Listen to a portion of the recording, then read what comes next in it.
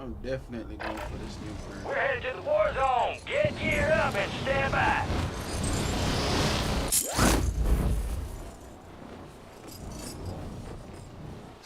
Enemies are dropping into the area. Watch the skies.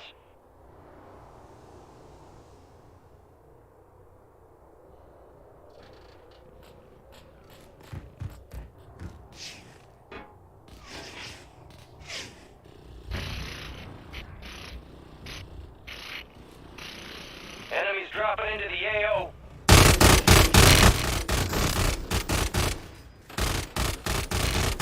Shit.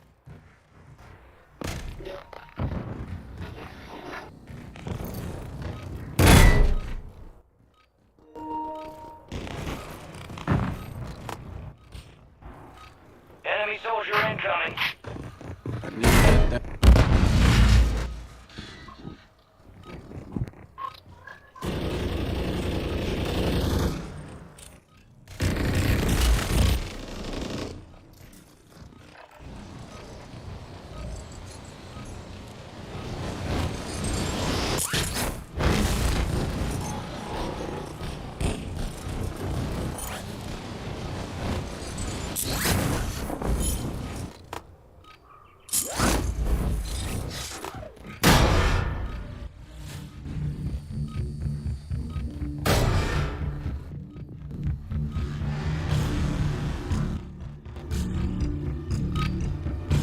Prep time's over. Now you deploy to the war zone.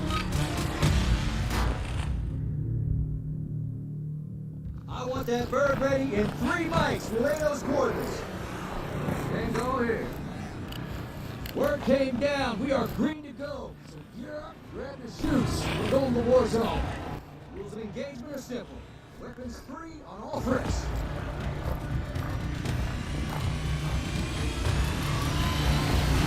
I'll see you on the other side.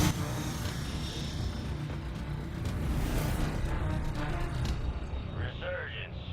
Survive the timer to secure redeployment. Earn points to speed up the countdown.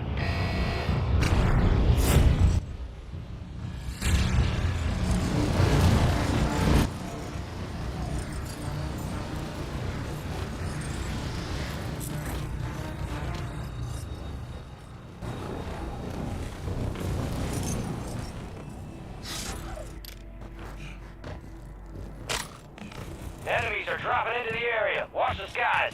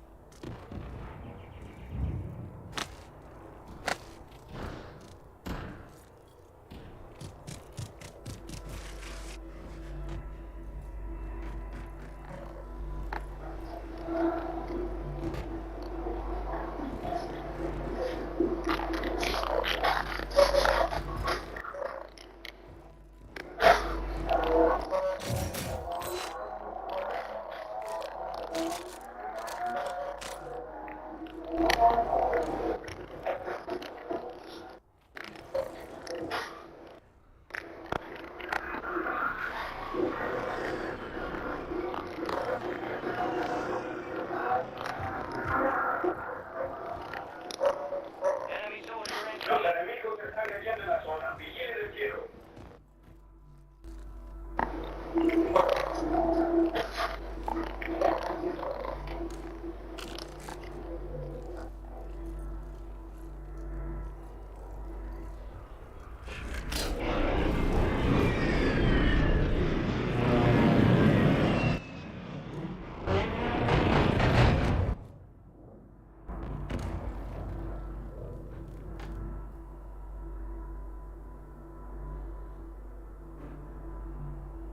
advised, enemies deployed a buy station.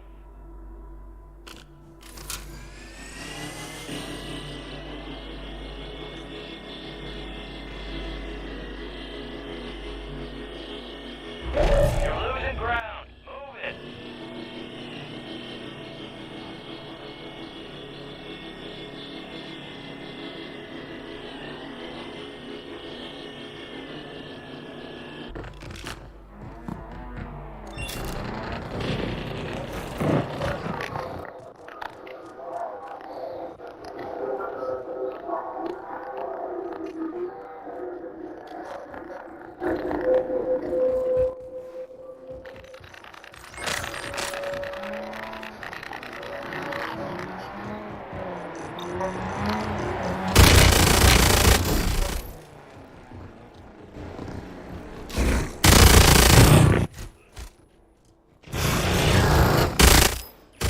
Drop inbound.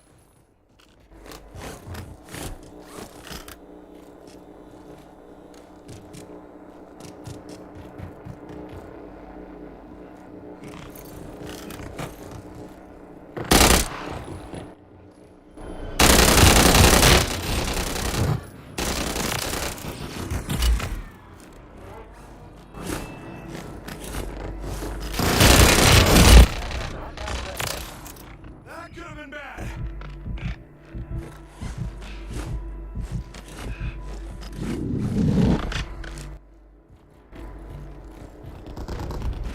Good kill. Marking the rest of that squad on your tac map. Go get hunting.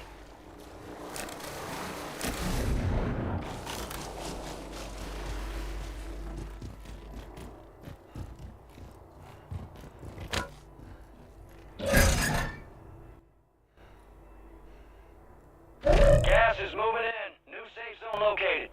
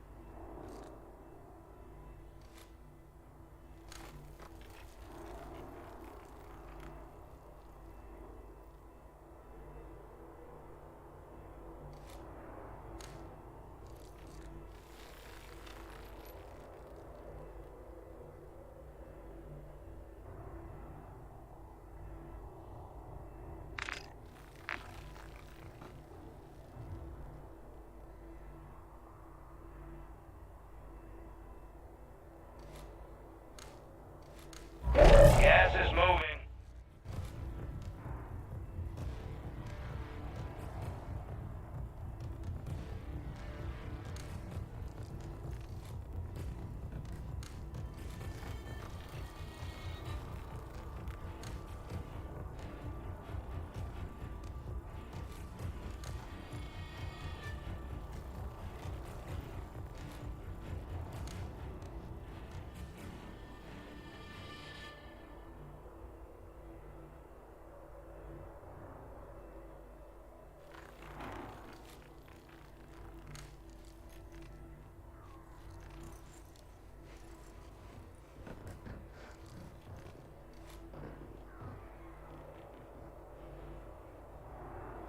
There are 24 enemies active. Kill them all.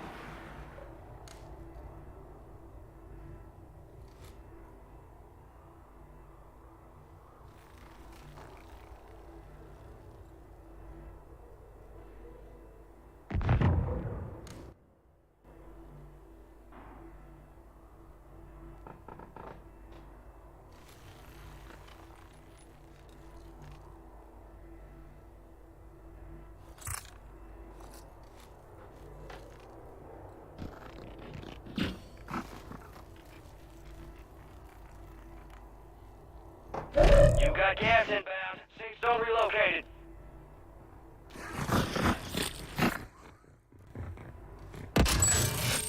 Fire sale active. Buy station prices have been reduced.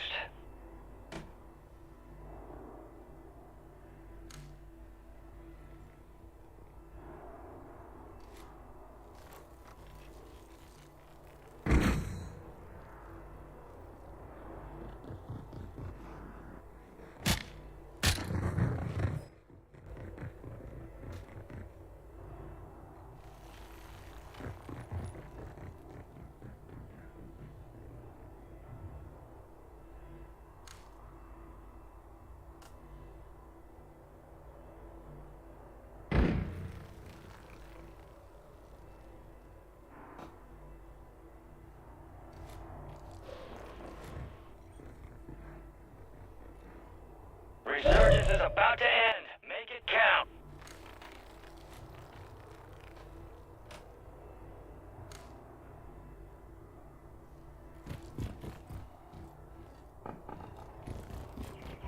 Gas is closing in.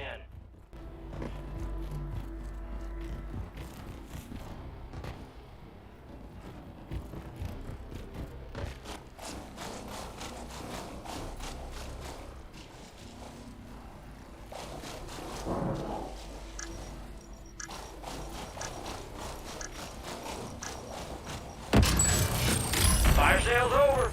Adjusting prices.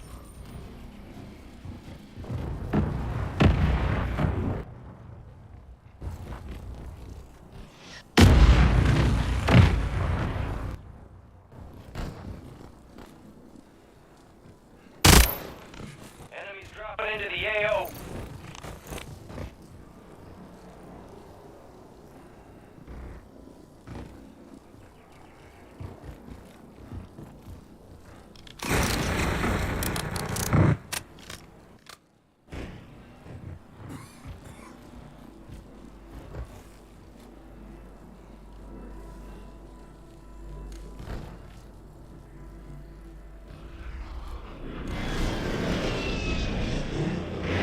Resurgence has closed. No more second chances.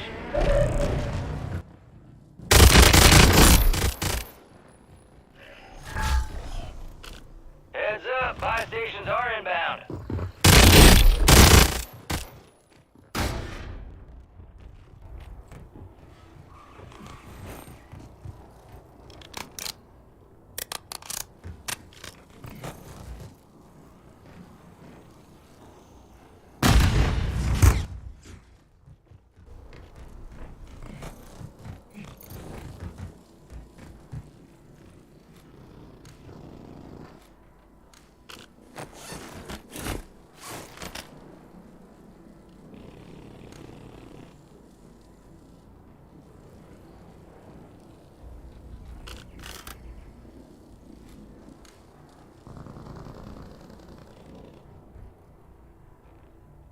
Gas is inbound. You're in the top 10. Keep knocking them out.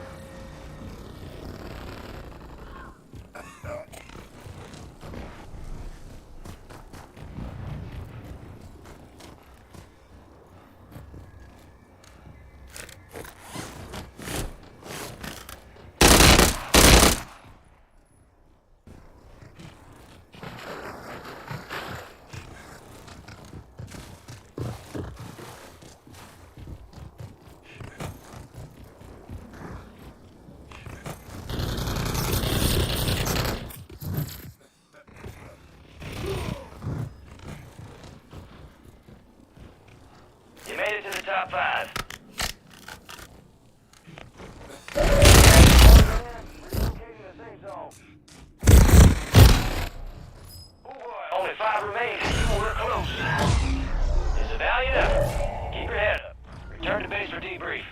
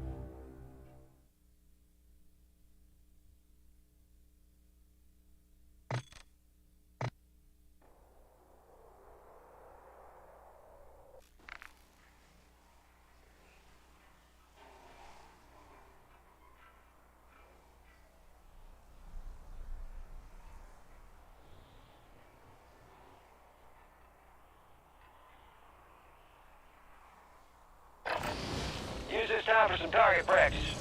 Real things coming soon.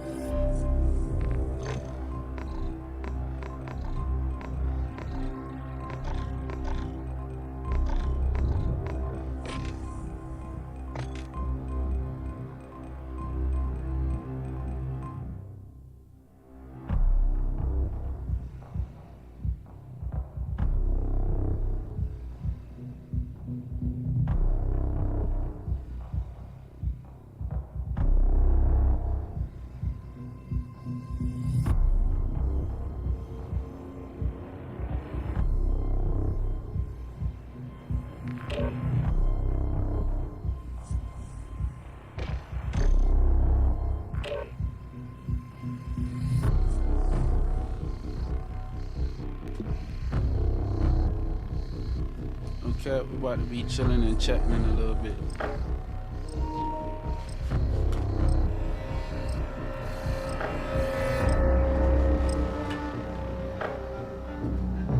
Yeah.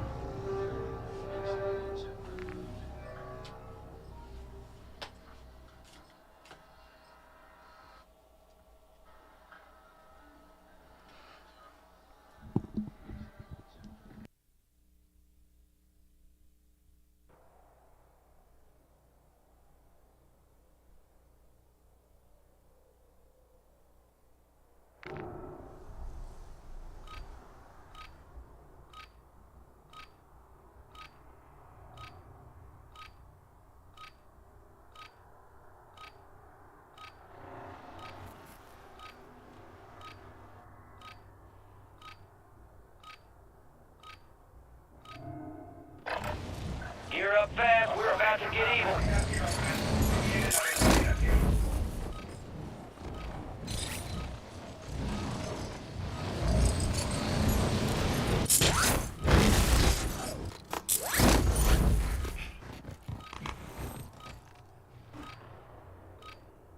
Enemy soldier incoming.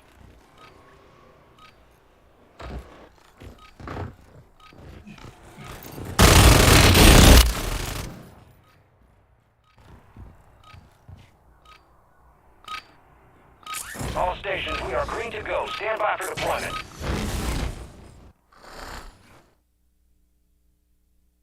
Let's get that bird spinning. Finish up. We're airborne in 3.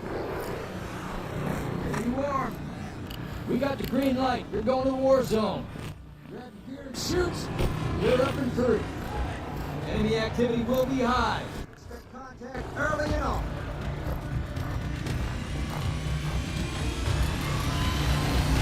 I'll see you on the other side.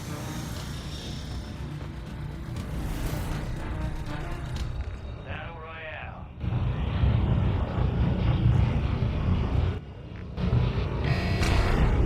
Gas is approaching on your position. Move to the safe zone.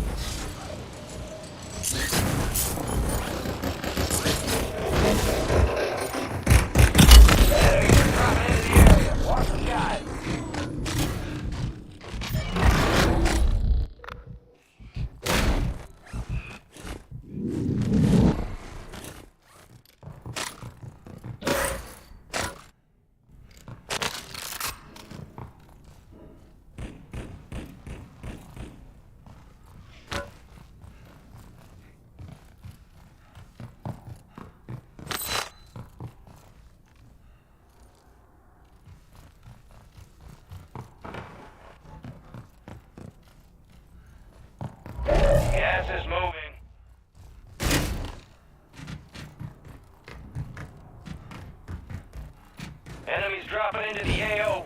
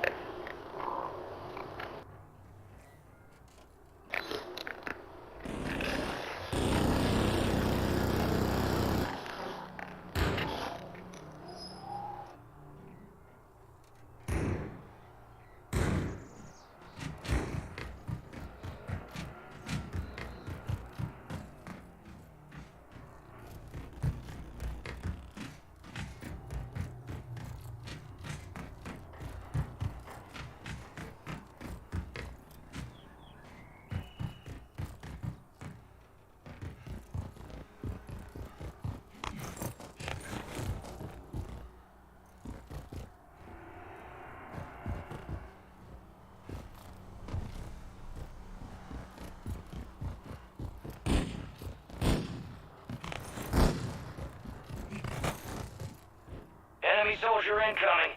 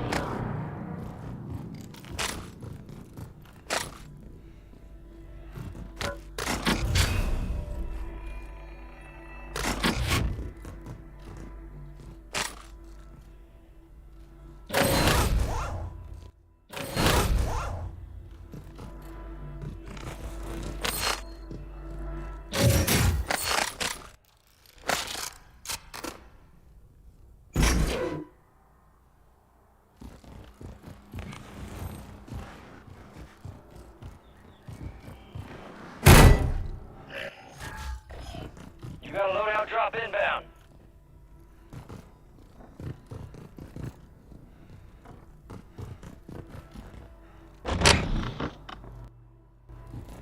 Gas is closing in. Relocating the safe zone.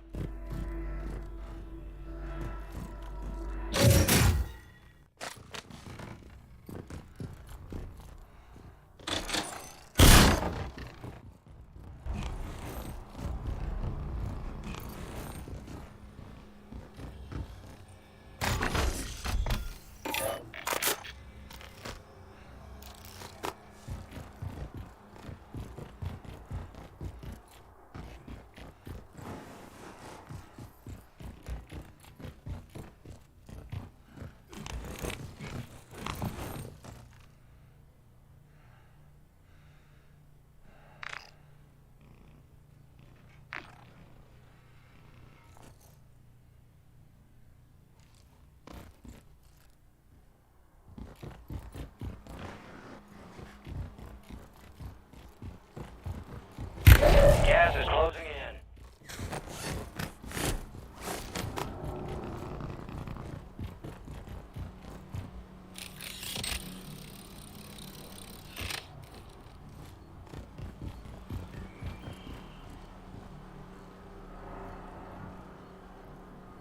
Enemies are dropping into the area. Watch the skies.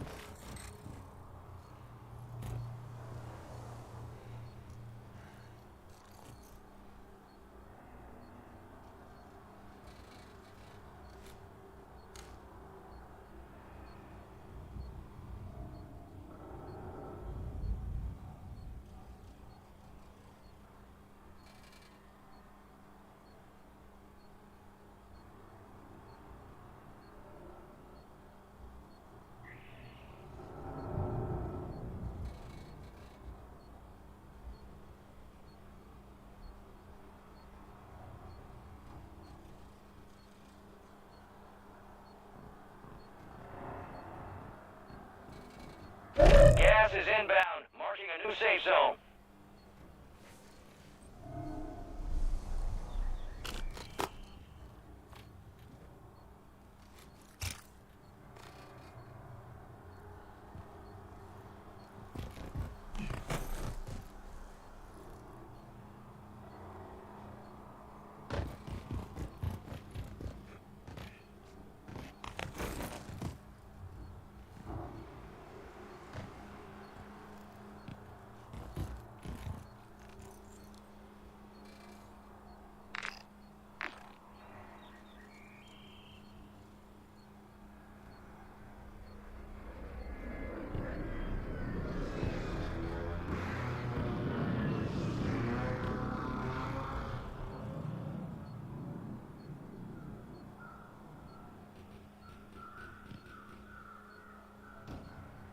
Gas is inbound.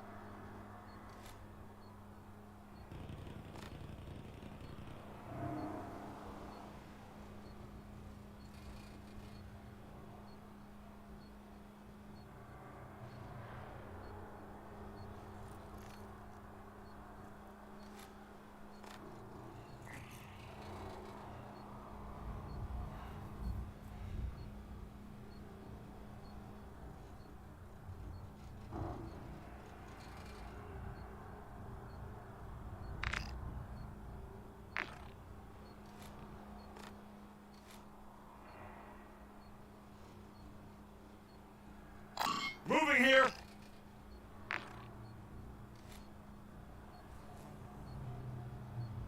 Moving here!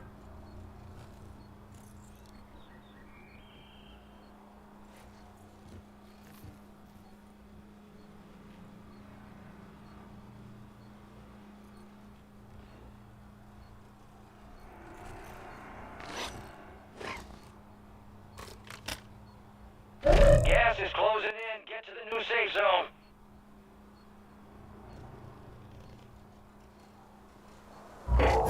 Supply crates are restocked. Advise you load up now.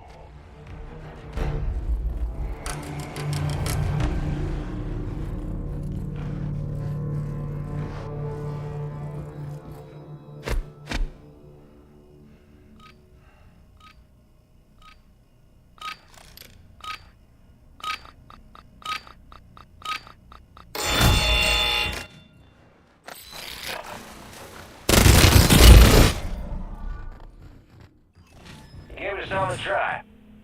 Time to head back to base. They hit us hard that time. Let's regroup and get back out there, yep?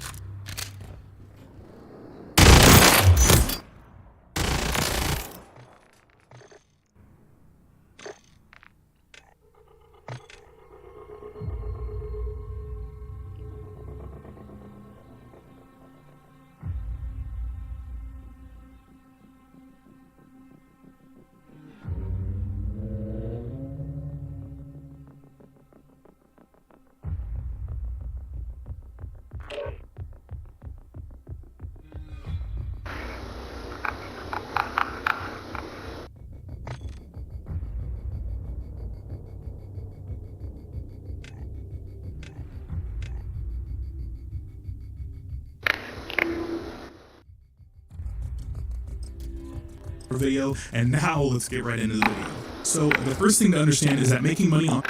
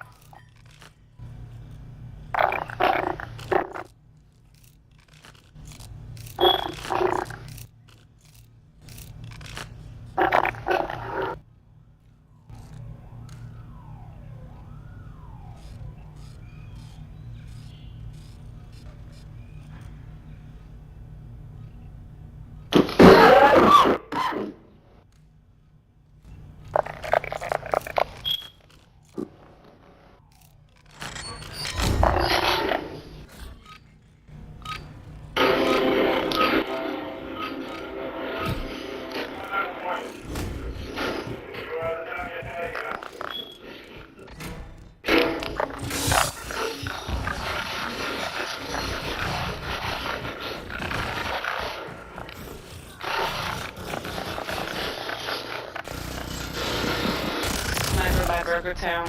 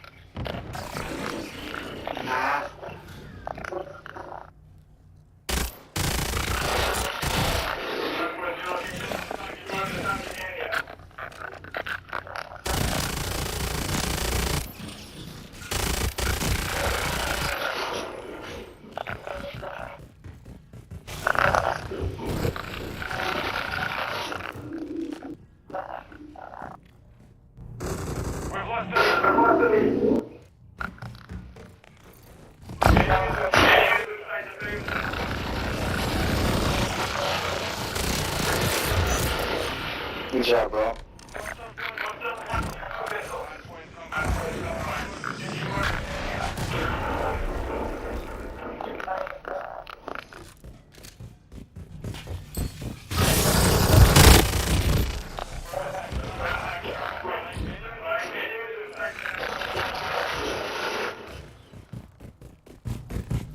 Rotate, rotate.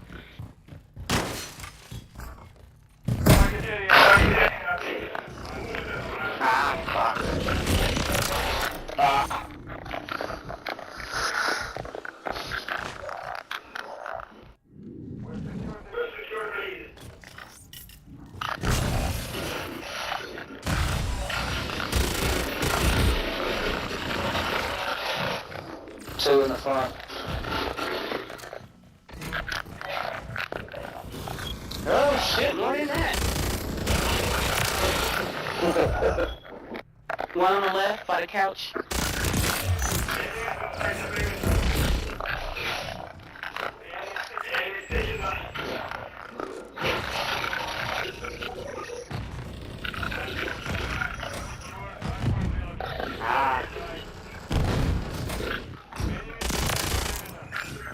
Moving down.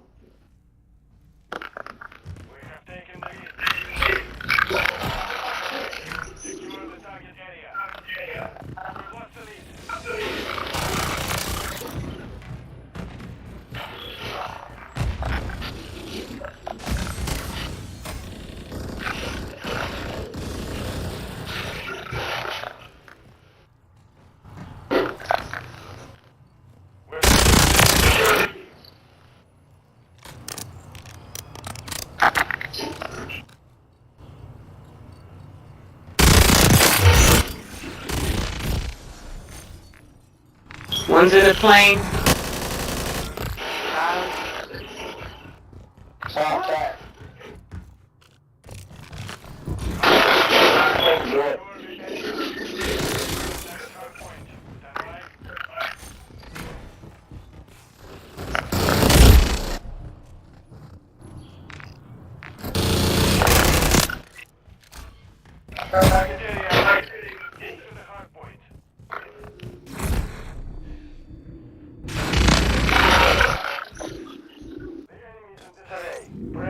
You got that one?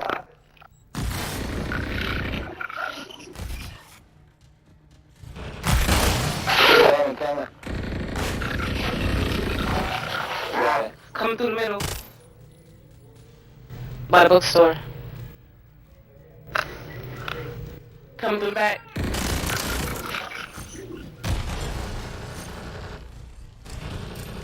You got a guy? Got him.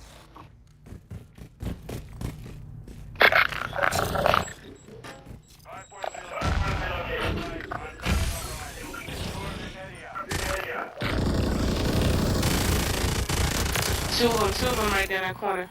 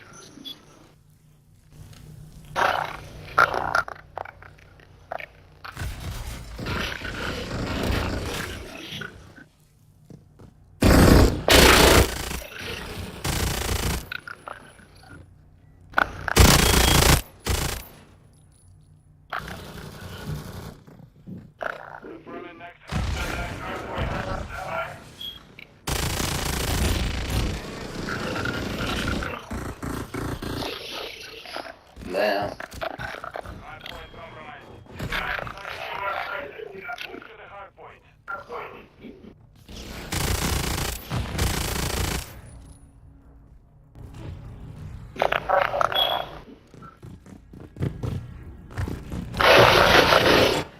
Oh, bullshit. Got one in the plane.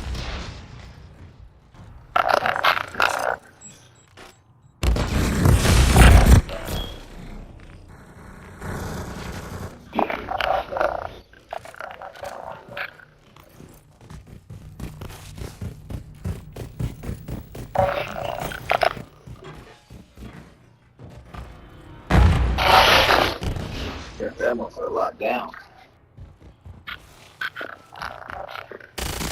So really just me 9. Stand by.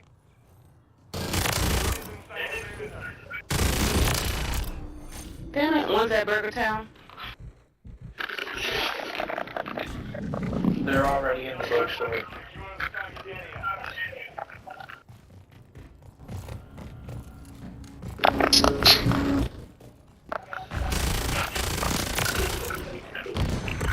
Oh shit, I'm shooting the wrong person. Oh, what's that good name?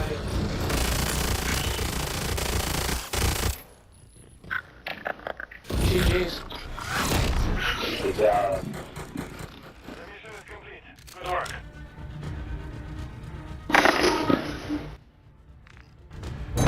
No doubt.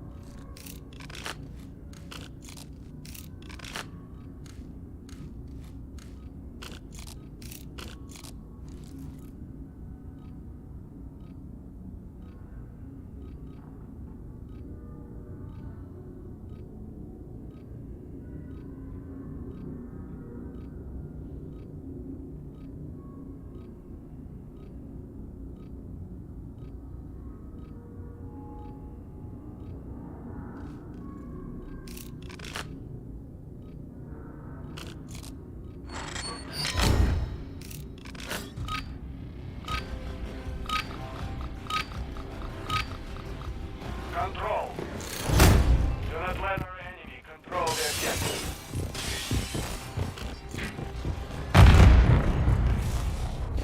They're taking A. Taking contact at Bravo.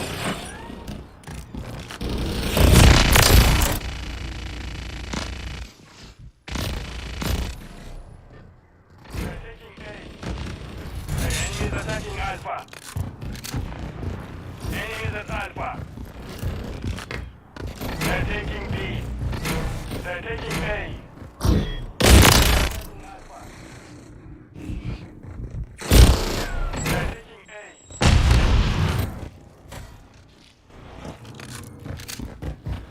They're taking A.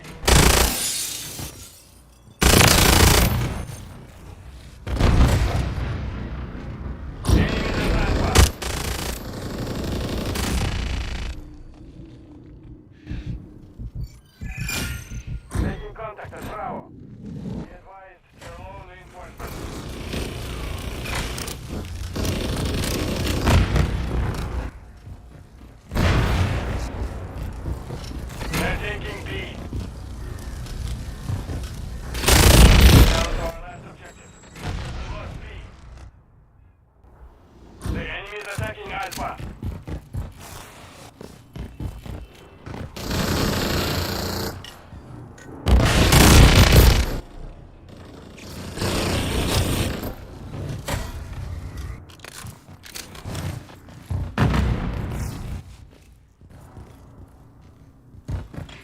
Enemies at Alpha. They're taking A.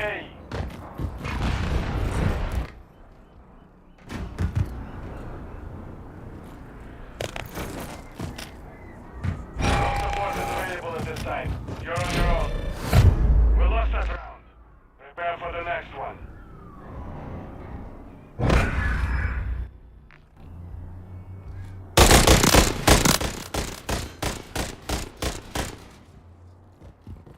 Switching sides. Control.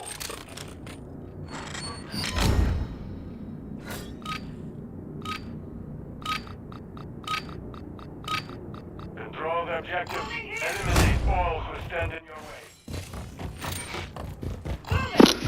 This would be crazy.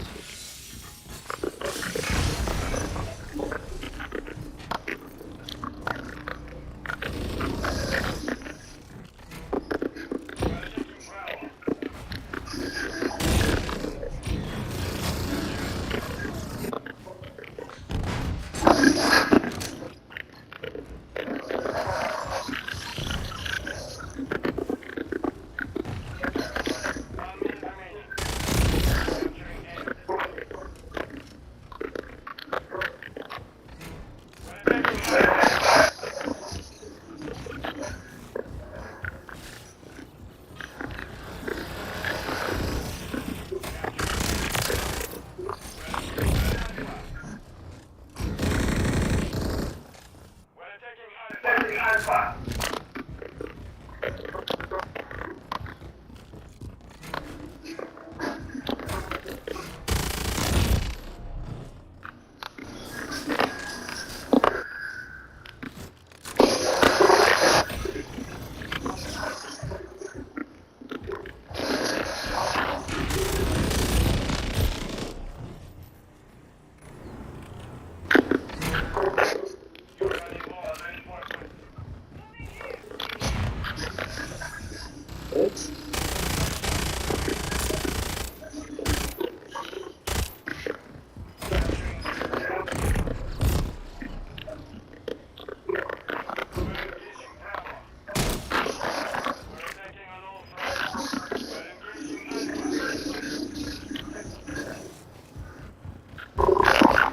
Just change that number and tell it right now.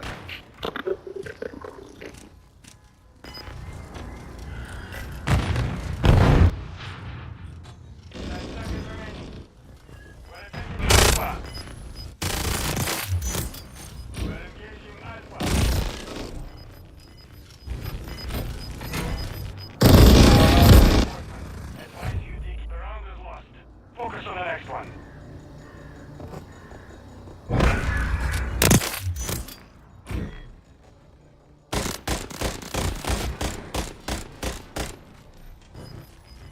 Switching sides. Control.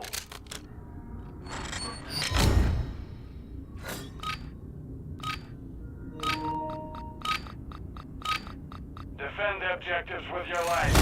Understood?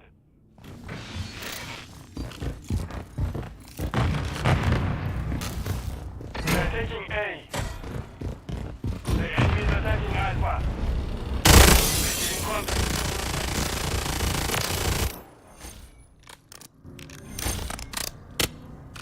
Enemies at Bravo.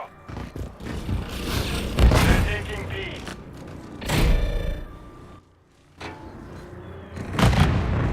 Enemies at Alpha.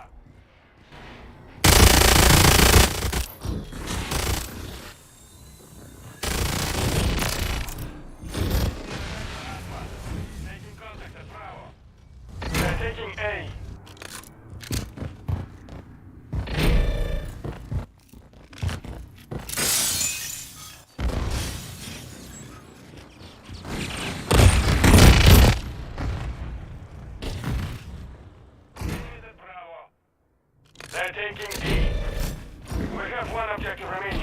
Keep it secure.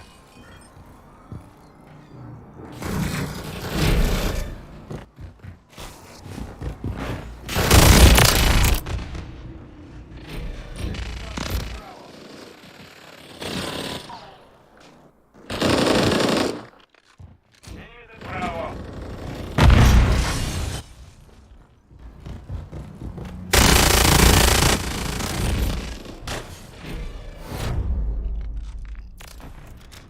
Mission failed.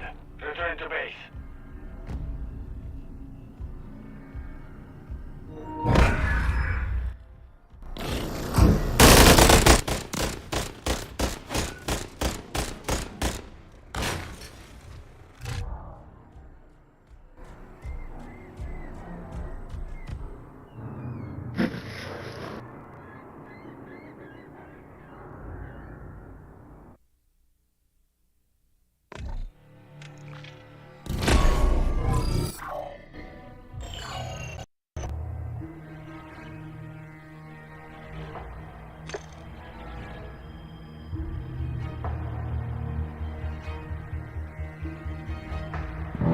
The highest art is beautiful, breathtaking, timeless, and moving. Experience art with 5,000 years of history, inspired by the divine. Experience Shenyun.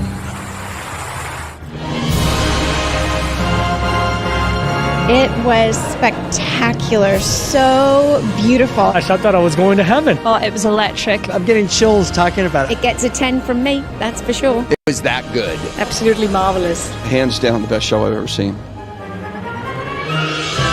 It's emotional, it's captivating, it's visual. Every single bit of your senses is engaged. Oh my gosh, it was a riot. I didn't expect to laugh so much and also be touched so much. I was literally looking for something which was magical, uplifting, and it was way more. You know what this song is about?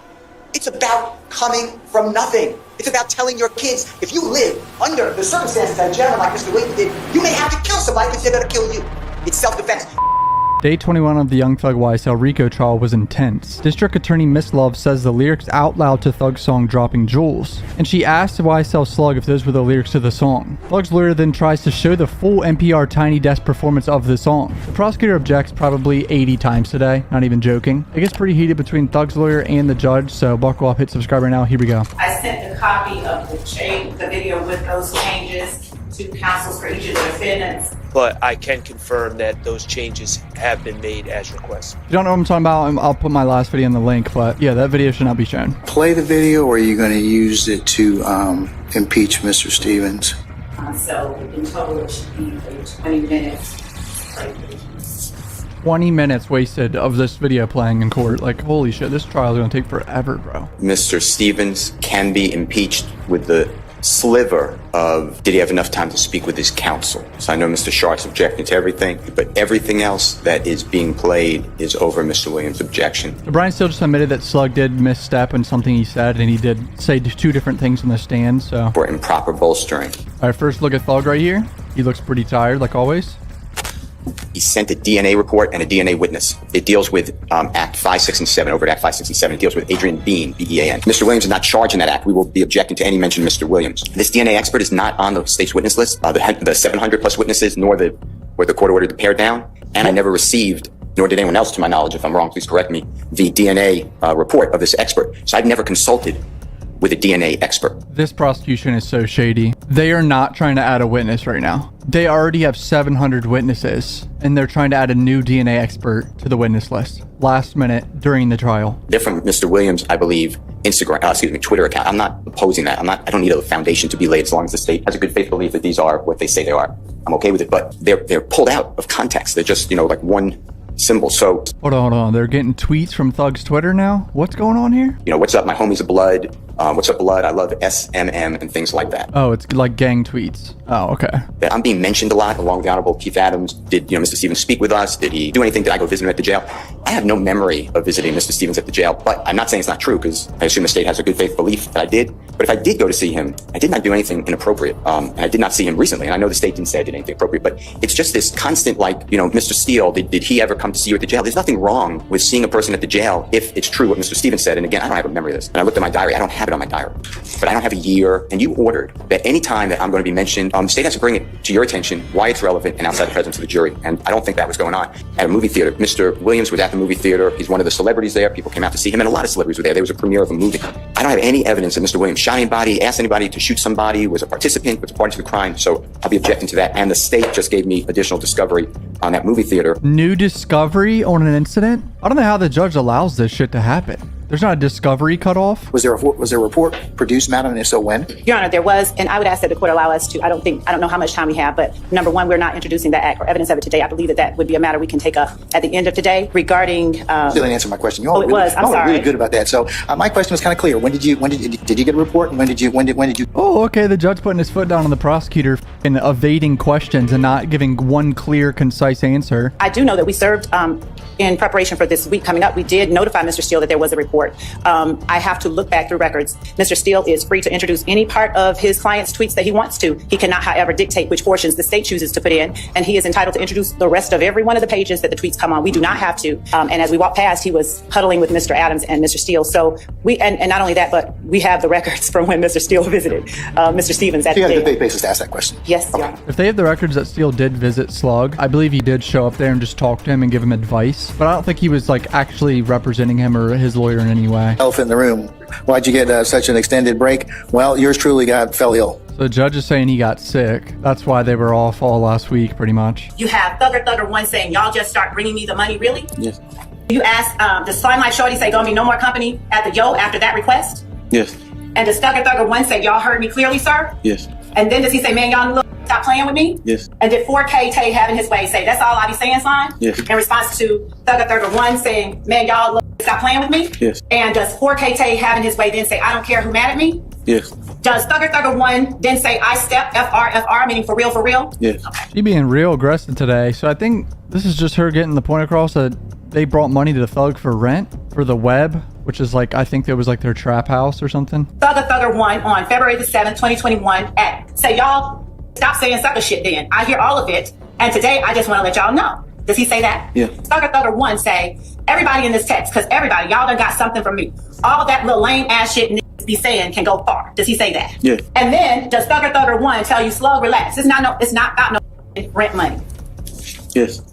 Just be saying little lame shit behind that and begging when we meet. And does Thugger 1 then say, on like that sucker shit, getting too crazy thinking they can say that to me on a text. I'm a gangster for sure. Does Thugger 1 on February the 7th, 2021 at 1:12:21 UTC say that in response to 4K Tay having his way? Yes. All right. And does Thugger 1 then say, yo, lame AF? Does that mean S? Yes. Okay. And stop asking me for shit because I ain't lame and I can keep all mine. Does he say that? Yeah. Does Thugger 1 then say, I'm talking about all y'all, not just you? Yes. Does he then, in capital letters, write everybody? Yeah. And then does he then say, you know, you can come to the studio whenever you fucking want, so why would you ever say that? Yeah. Sounds like a nice group of young men arguing in text message. Friends argue, right? She emphasized when someone said gang at the end right there, but people call each other gang and they're just friends. Like that doesn't necessarily mean they're actually a gang, but there is proof that some of them did commit crimes. So this is just like, I still think this is just bullshit. This isn't like the real evidence they should be showing. Did you tell the jury that the defendant Williams wrote a song called Dropping Jewels? Yes. Oh, now she's switching over to Dropping Jewels lyrics. I'm trying to imagine what the jury thinks of that conversation. Like they definitely see them talking like they're gang members and asking for rent money. But it's no one really admitting to any crimes. This is gonna be really confusing for the jury, dude. Did you tell the jury that Dropping Jewels was about defendant Williams being truly humble under God? Yes. All right. Name a part in the song where he was referring to God, and I said the first line in the song, to show me why I'm living, why I'm remaining here. Is the line, I was smoking Scotty, but not Pippin. I taught my son how to stack that shit to the ceiling. Also a part of Dropping Jewels? Yes. It's drop a body and you wouldn't have to pay for lunch. I told my dog I'm riding, whether he right or wrong. I done got big, they record my life through a drone. I told my bitch to stay behind me, I'm in my zone. She like, how the you ain't... It's time to make money moves. Switch to Shopify and get up to $5,000 in cash rebates on your first 6 months of sales. And with the world's best converting checkout, the sales will be rolling in. So make the switch to Shopify today.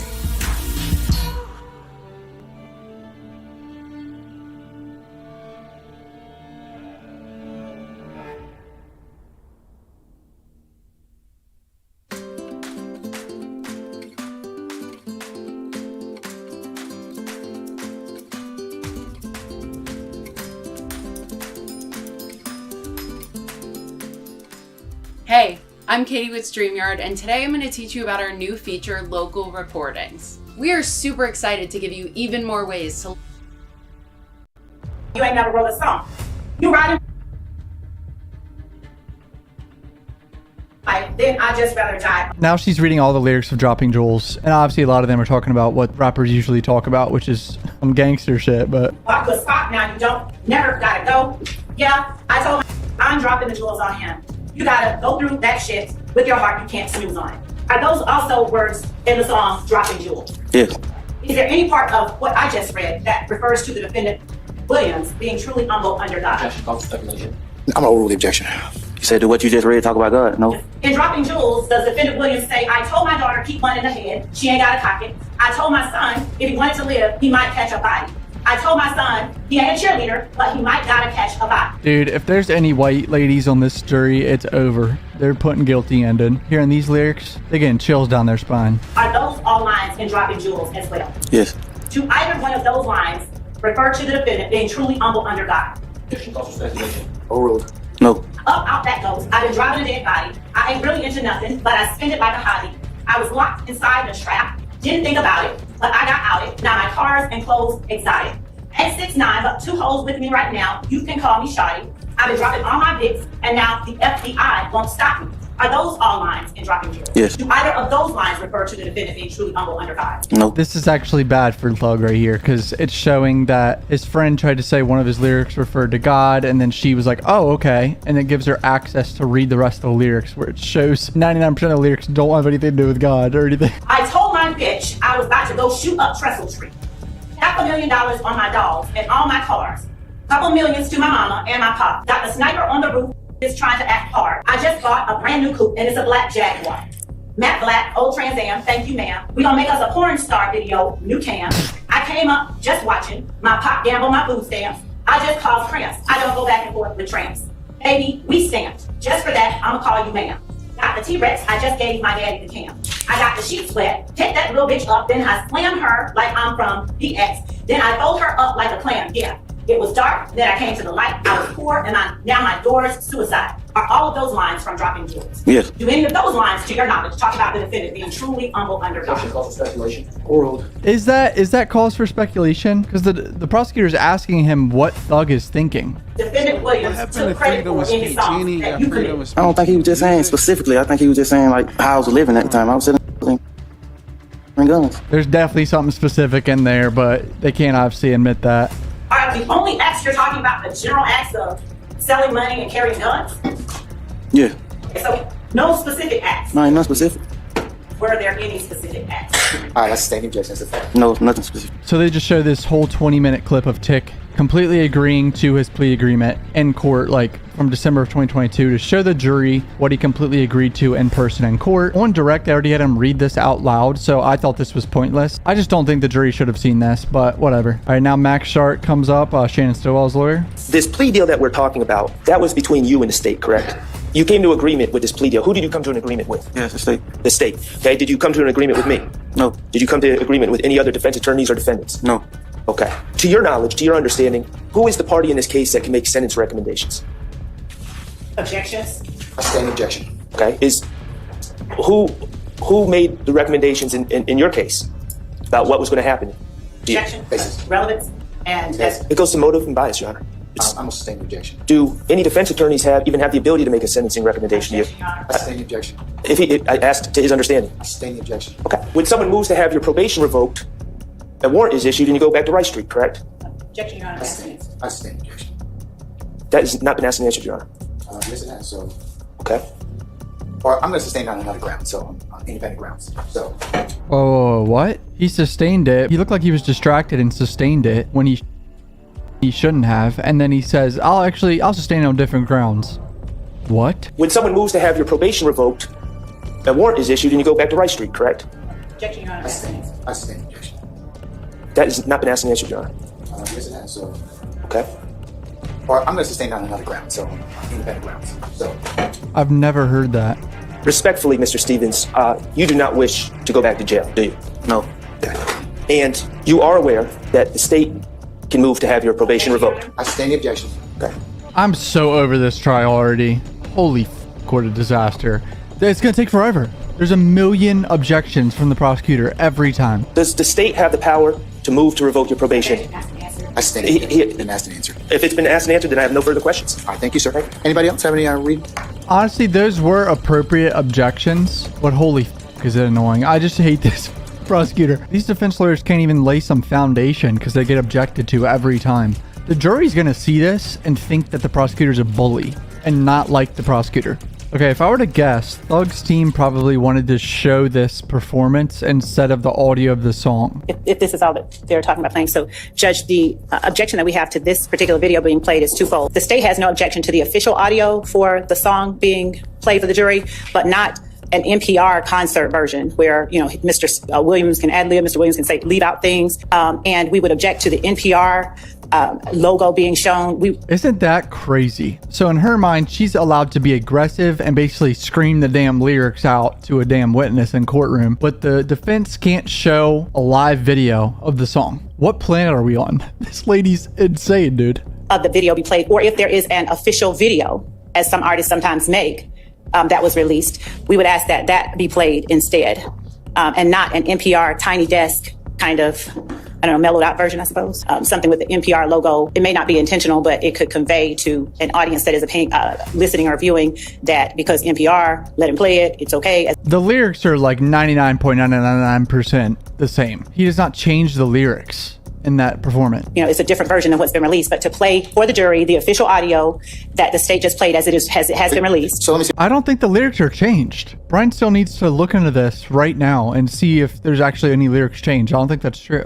Is your objection based on the rule of completeness and the official audio would be the complete version of the song? In part, yes, certainly. And is there another basis for your objection?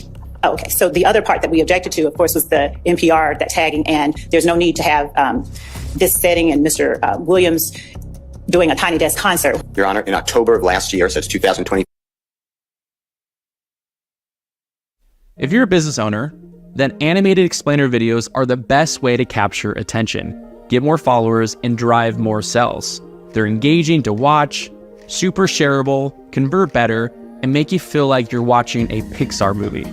Which is why they're used by massive brands like Google, Amazon, and Facebook. The problem is they can cost up to $25,000 for just one video, or require a fancy animation degree or complicated software to create one yourself. But what if there was a way anyone could create Pixar-level videos in just 10 minutes? Introducing Create Studio 3.0, the easiest way to make animated videos that lets anyone create professional 3D explainer videos in just a few clicks.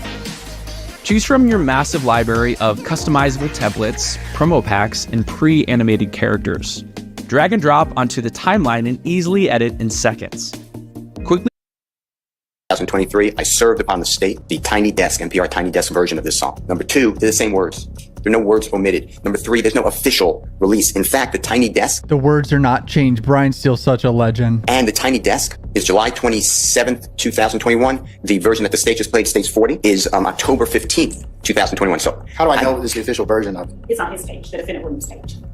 Your Honor, this is my time. I have a man on cross-examination, and I'd like to play this. And then if the state wants, but their objection is to the completeness and I guess the accuracy of this particular video, which would be defendant Williams 38. The only thing that is not complete is he's not gonna side with the defense. When Miss Love read certain logos and lyrics I am playing the complete song. What Mr. Williams said on NPR is Tiny Desk, which is Mr. Williams number 38, is going to be identical to the lyrics in October 15th, 2021. So I, at some point, get to choose. You choose in the case. You're right. You do get to present whatever case that from what position you're presenting it from. But I'm playing what Jeffrey Williams said out of his own mouth live before this jury. They can see it, and it's more audible. You can hear it better. So that's what I choose to play, and I'd like to play it, and I intend to play it unless, of course, I would obey you always. But that's what I'd like to do. I agree with the state. You should remove those markings. If you Ms. Love, I'm going to overrule your objection. I'm going to let him play it. Wow. The judge is going to let him play it. You made your point, sir. I'll over your objection. Please remove it. Okay, so we're going to go ahead and do that over lunch. So she has her panties in a bunch over the NPR logo. So I guess they're just trying to not show the jury that he was on that show, but... Video snippet. Tiny Desk generally plays snippets of songs because it's a 30-minute segment where they play many different songs. The version that Mr. Steele is asking the court to play, I'm assuming for the rule of completeness, is not the complete version. The version that is the complete version is the version that is on the defendant, Jeffrey Williams's YouTube site. This might not be something I play right now. It'd be played right now because both of you have thrown around the word official. You don't know what official is, and unless you all can agree upon it, and the reason I say this, counsel, it affects the rule of completeness. So there's either got to be an official release, which has all the song. You are being, and I'm not saying it's intentional, you are being misled across the aisle from where I sit. The words are identical. You keep being told something that's not accurate. So I will be playing like you ordered, unless you changed your order. I will be playing. I haven't ordered. I haven't ruled yet. You overruled the state's objection, and you said that I could play what I want to play. And then Ms. Love just... But they're telling me that that's not the original version. The Tiny Desk. Ask the question. What is omitted? The answer will be nothing. Is anything omitted, Ms. Love? Is there anything omitted from the Tiny Desk version versus the YouTube version? Your Honor, if the court looks at the time alone, the court can see that. But the point that we're making is that ask that the court listen to both of them. And I can't really, and I'll be honest with you, I can't really tell other than... Then the court allow us over the lunch break to compare the two. So sure. There is an official version. Absolutely. Once seeks to introduce his client's words, and that is absolutely... Client's words in terms of what? An interview that Jeffrey Williams did. Oh, this is an interview that Thug did. At some point when Thug was trying to be called Jeffrey instead of Young Thug because he knew that Young Thug was like a gangster name and it could hurt his image. He even says that in an interview. So Brian Steele wanted to show that to the jury, but she's obviously not going to allow that. The defendant, Jeffrey Williams, can take the stand and talk about what was in his head, but he cannot introduce it himself. Yeah, she wants him to take the stand so she can cross-examine his ass. They ain't never going to do that. This is not a self-serving statement. This is a statement from 8 years ago. And it goes exactly to the topic that the prosecution asked a number of questions. I don't know how many, maybe 10, but I don't know how many, about Mr. Williams. Where in his songs does he say, God, truly humble under God? Mr. Stevens understood that to be humble. Mr. Stevens understood that to be God. He explains, I want to be Jeffrey. Young Thug is a brand, but it sells millions, it makes millions of dollars. I want to be humble. I want to be harmless. Everybody now, because of my brand, comes at me and I have to go hard at them because that's what I portray. But I don't want it to be like that, and I don't want my children to be like that. That is all encapsulated. What Ms. Love did is what courts have told me, what you told me actually during this trial. I may have opened the door. I may open the door. I could be opening the door. Ms. Love opened the door. She now leaves the jury with the impression that this was made up, that this is not about being humble, that Mr. Williams is not about anything except a gangster. And he gives an interview well before this. The state cannot sit here and say the jurors get the truth and then hide the jurors in secrecy. She should not have invited those questions at all. But she did, she being the Honorable Ms. Love. But I'm just going to show the relevant part at 3 minutes. It starts at 9, that the impeachment of the state on redirect was erroneous. And that this witness has knowledge that it's erroneous. He keeps saying it's got to be that witness's statement. It's got to be that witness's statement. They're asking about Mr. Williams' statement. That's all. But what you're trying to introduce is what's the better part of a prior consistent statement. No, I'm not trying to do that. She said, when did Mr. Williams ever say truly humble under God in any song? Then it got into a conversation about God. That's how you got into the song that we've been talking about. Dropping jewels. Exactly. That's the whole way that God got introduced into this case. So he's saying Miss Love opened the door for him to be able to put this video in. Judge ain't gonna do it. Ain't no way. Miss Love then, today, continued that. And she said, name any song, anything, where Mr. Williams talks about truly humble under God, humble God. And she put the gentleman on the spot. And he said, I know what he's saying. And Miss Love then started to read the words out of context and not complete of the song Dropping Jewels. So I want to show that that man is not lying about this, that Mr. Williams has said to everybody, and I've served it on the state. This is a big deal to me, and that's why I would like to bring it in. And I don't believe that the state can hide behind 801D2A when they open the door. They shouldn't have asked these questions. The evidence is there, and it's not a statement that goes to innocence. It has nothing to do with innocence. It goes to show What the state is going to do if you don't allow something like this is, if we were at a closing argument, they would say, that whole thing is made up. There's nothing about being humble. There's nothing about God. Dropping jewels, and sure, one part is interpreted as God, but he never says God. That's exactly the opposite of the truth. And she was asking Mr. Stevens for the words of Mr. Williams. Those words are clear. So I asked the court to admit them. Said they are going to be able to get it in. And so what Mr. Steele did was ask Frontavious Stevens on cross-examination about various aspects of the defendant being, I guess, truly humble under God. What Mr. Stevens did was talk about what he knows the defendant has rapped about. And when I asked him, because he's a founder of YSL, okay, well, how many songs has he written about God? And then Mr. Stevens starts to talk about this. The reason we don't object to the audio of Dropping Jewels being played is because the only thing that Mr. Stevens can talk about, because he's the one opining that this is about God. We don't believe it's about God at all. But the only thing he can talk about is what he heard. He responded that Dropping Jewels is about God. Tell me what part. Is this about God? Is this about God? To suggest somehow that the judge scratching his head. I really dislike her giggling and laughing in a condescending manner, to be honest, but further brought other facts that we would like to bring to the court. Can I rule on something first? Can I get just a little bit of I'm so sorry. time just to kind of consider what you told me so far? Yes. So the judge just said that interview is self-serving hearsay. Prosecution introduced lyrics out of context on redirect under the rule of completeness and under truthfulness to this jury. We'd like to do what you already ruled and play the song. And I don't even understand how that's not even close. I mean, we're talking about, you're saying, okay, it's snowing, and we're talking about, well, let's go, so since it's snowing, let's get our pails and shovels to dig up the sand. I mean, this is crazy, their argument. So I didn't bring this up. Okay. No intention of playing it. Mr. Steele, I do understand. I really do. But it's play the song. But you can't at this point in time. Yes, I can. It was brought up with this. Okay, but you know what? It's still inadmissible at this point. It's not admissible at this point. I would agree with the state. At some point, the confrontation clause has to speak in this courtroom. The state of Georgia has words made by Mr. Williams. I want to put those words in proper. Okay, but you won't be able to do it through him. It's objectionable. Right person. It's objectionable at this point in time. I'm not saying that it's not. Like I told you before, it's not that it may not be objectionable at this point, but if evidence comes in for different reasons, Mr. Steele, at this point in time, it's just not coming in. I'm not saying that it won't come in at some point in time. This court is handcuffing. Let me show you how we do stuff around here. Actually, my department uses Monday.com, so I'm good. A work management tool? No, that's not.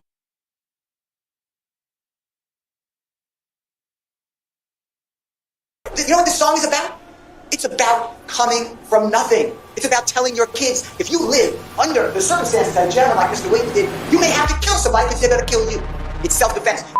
Day 21 of the Young Thug YSL RICO trial was intense. District Attorney Miss Love says the lyrics out loud to Thug's song Dropping Jewels, and she asked YSL Slug if those were the lyrics to the song. Thug's lawyer then tries to show the full NPR Tiny Desk performance of the song. The prosecutor objects probably 80 times today, not even joking. It gets pretty heated between Thug's lawyer and the judge, so buckle up, hit subscribe right now, here we go. I sent a copy of the video with those changes to counsels for each of the defendants. But I can confirm that those changes have been made as requested. If you don't know what I'm talking about, I'll put my last video in the link, but yeah, that video should not be shown. Play the video, or are you going to use it to impeach Mr. Stevens?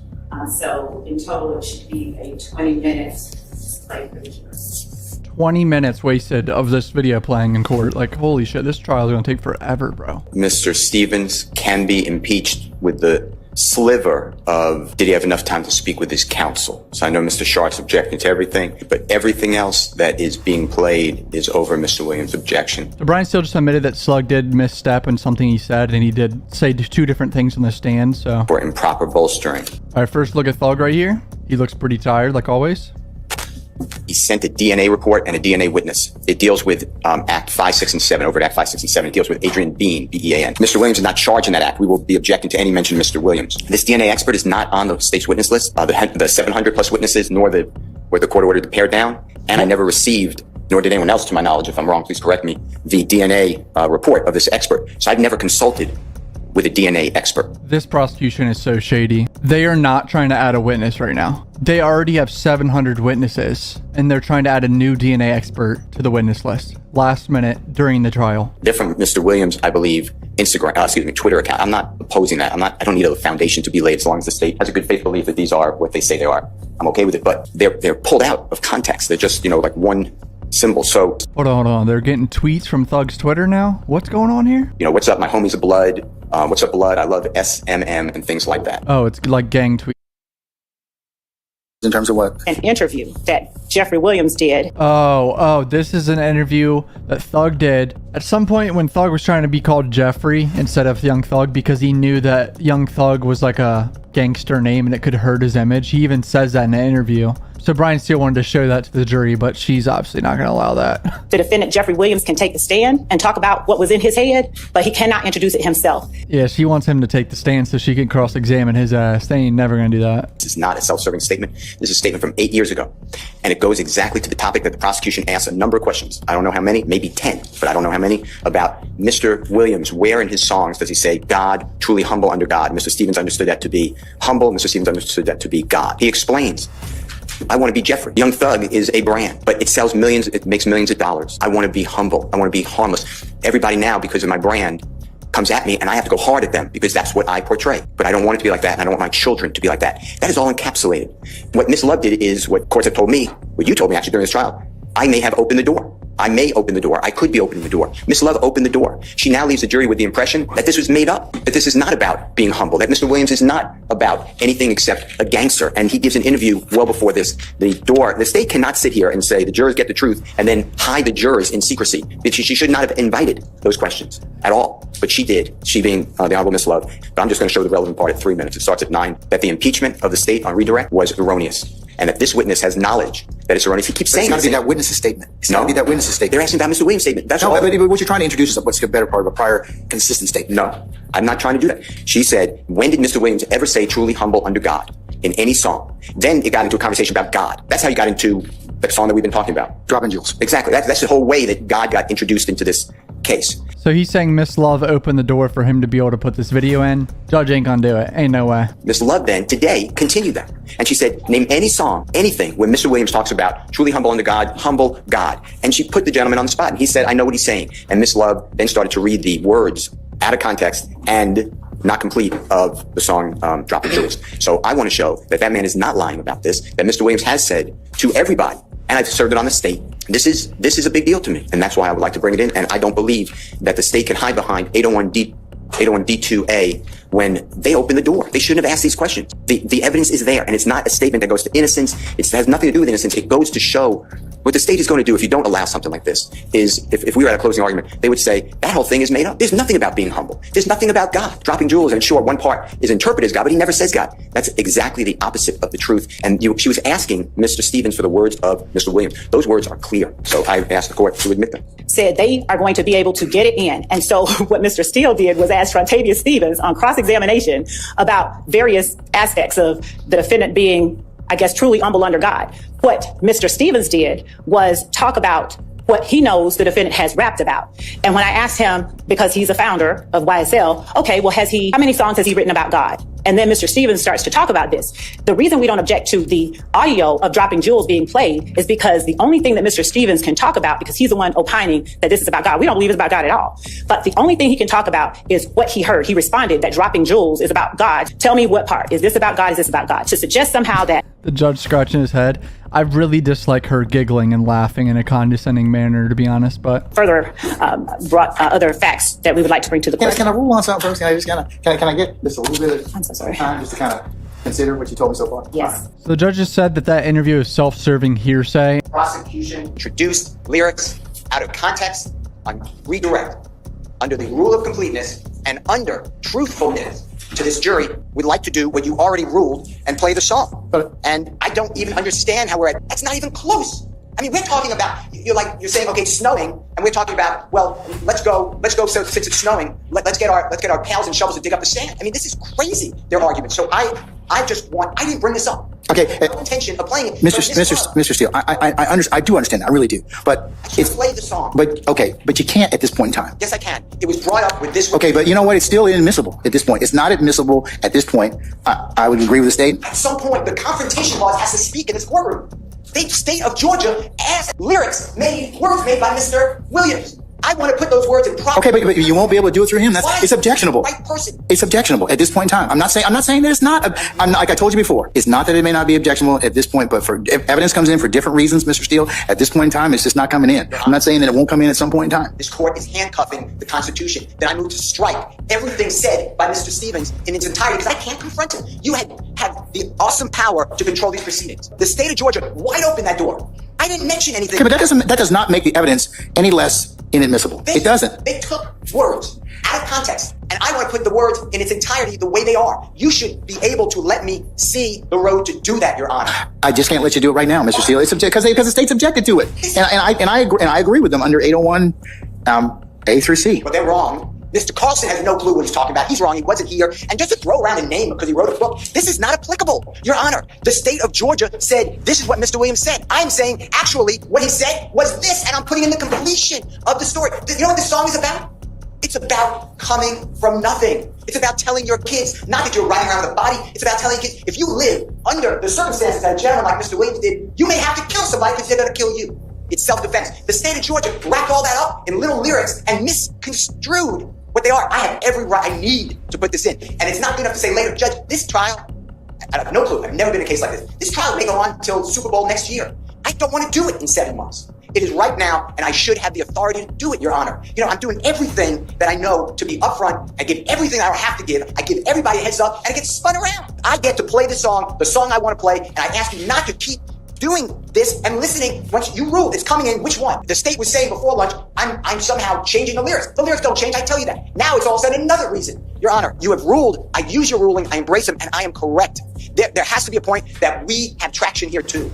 It is a two-way street. But remember, Mr. Steele, I can always, one of the things about being a trial judge is you can reverse your rulings. And also, here's the other thing as well. You all as a group, kind of release or give me snapshots at any given point in time, and I make a ruling on it. Then more comes out, and I sometimes at that point when I get a full picture of everything, because remember, this is part of what challenge I told you about earlier. When it unfolds this way, I don't get to make the best ruling I can at the first time. So I do have a mechanism of kind of reconsidering. I want to get it right just like anybody else does. Your Honor, I learned about it today. Dropping jewels was mentioned on redirect. I brought it to the court's attention and the DA's attention before that. Your Honor. And that's why I'm not fussing anybody about it. I'm not, Mr. Steele. I need to put it into perspective. Not now. Oh, Judge, please take a minute break and reconsider, because this is important. Everything's important, Mr. Steele. Everything.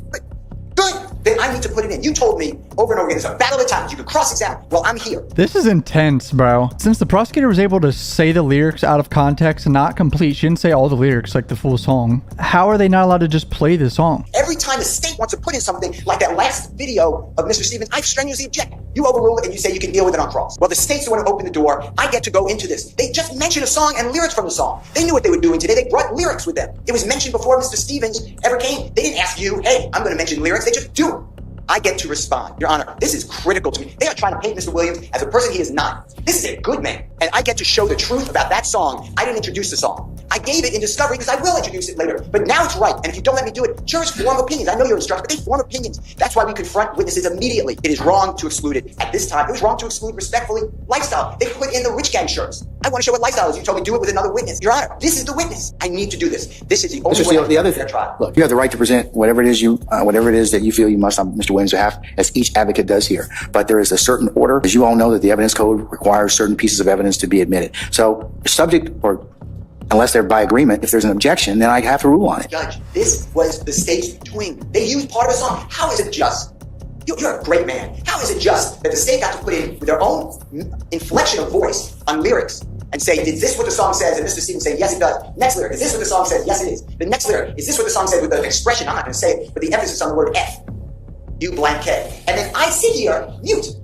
That's just, they did this. And I get to put it in perspective. Okay, but I need to do it now. And it's right now. He's right. How are they able to shout the lyrics and put emphasis on cuss words and shit in front of the jury, but he can't just play the song? Because it's a rule of completeness. The witness knows the song. He knew it from his memory. Miss Love was saying, you know the song, and here's the song. Here are the lyrics. I want to put in the actual song, the way I want to put it in the video, and then we're done. But Judge, to exclude it, it makes it look like I'm conceding, and I'm not. And I would not. And to hide behind a hearsay statement when you open the door on that specific state, the state is saying, Mr. Williams said this, 1, 2, 3, I think it was 4 different lyrics. Why can't I say, but Mr. Williams put in context, and that is what the song's about. The state cannot now tell the court, let's keep it away. It is wrong. Your Honor, I'm not begging. I am respectfully requesting this honorable court to do what you already ruled, and you do have all the information. It was the state's doing. It's not like I'm just standing up and saying, I want to play every one of Mr. Williams' songs. I picked the song because the state picked the song. I picked the words because the state picked only a portion of the words.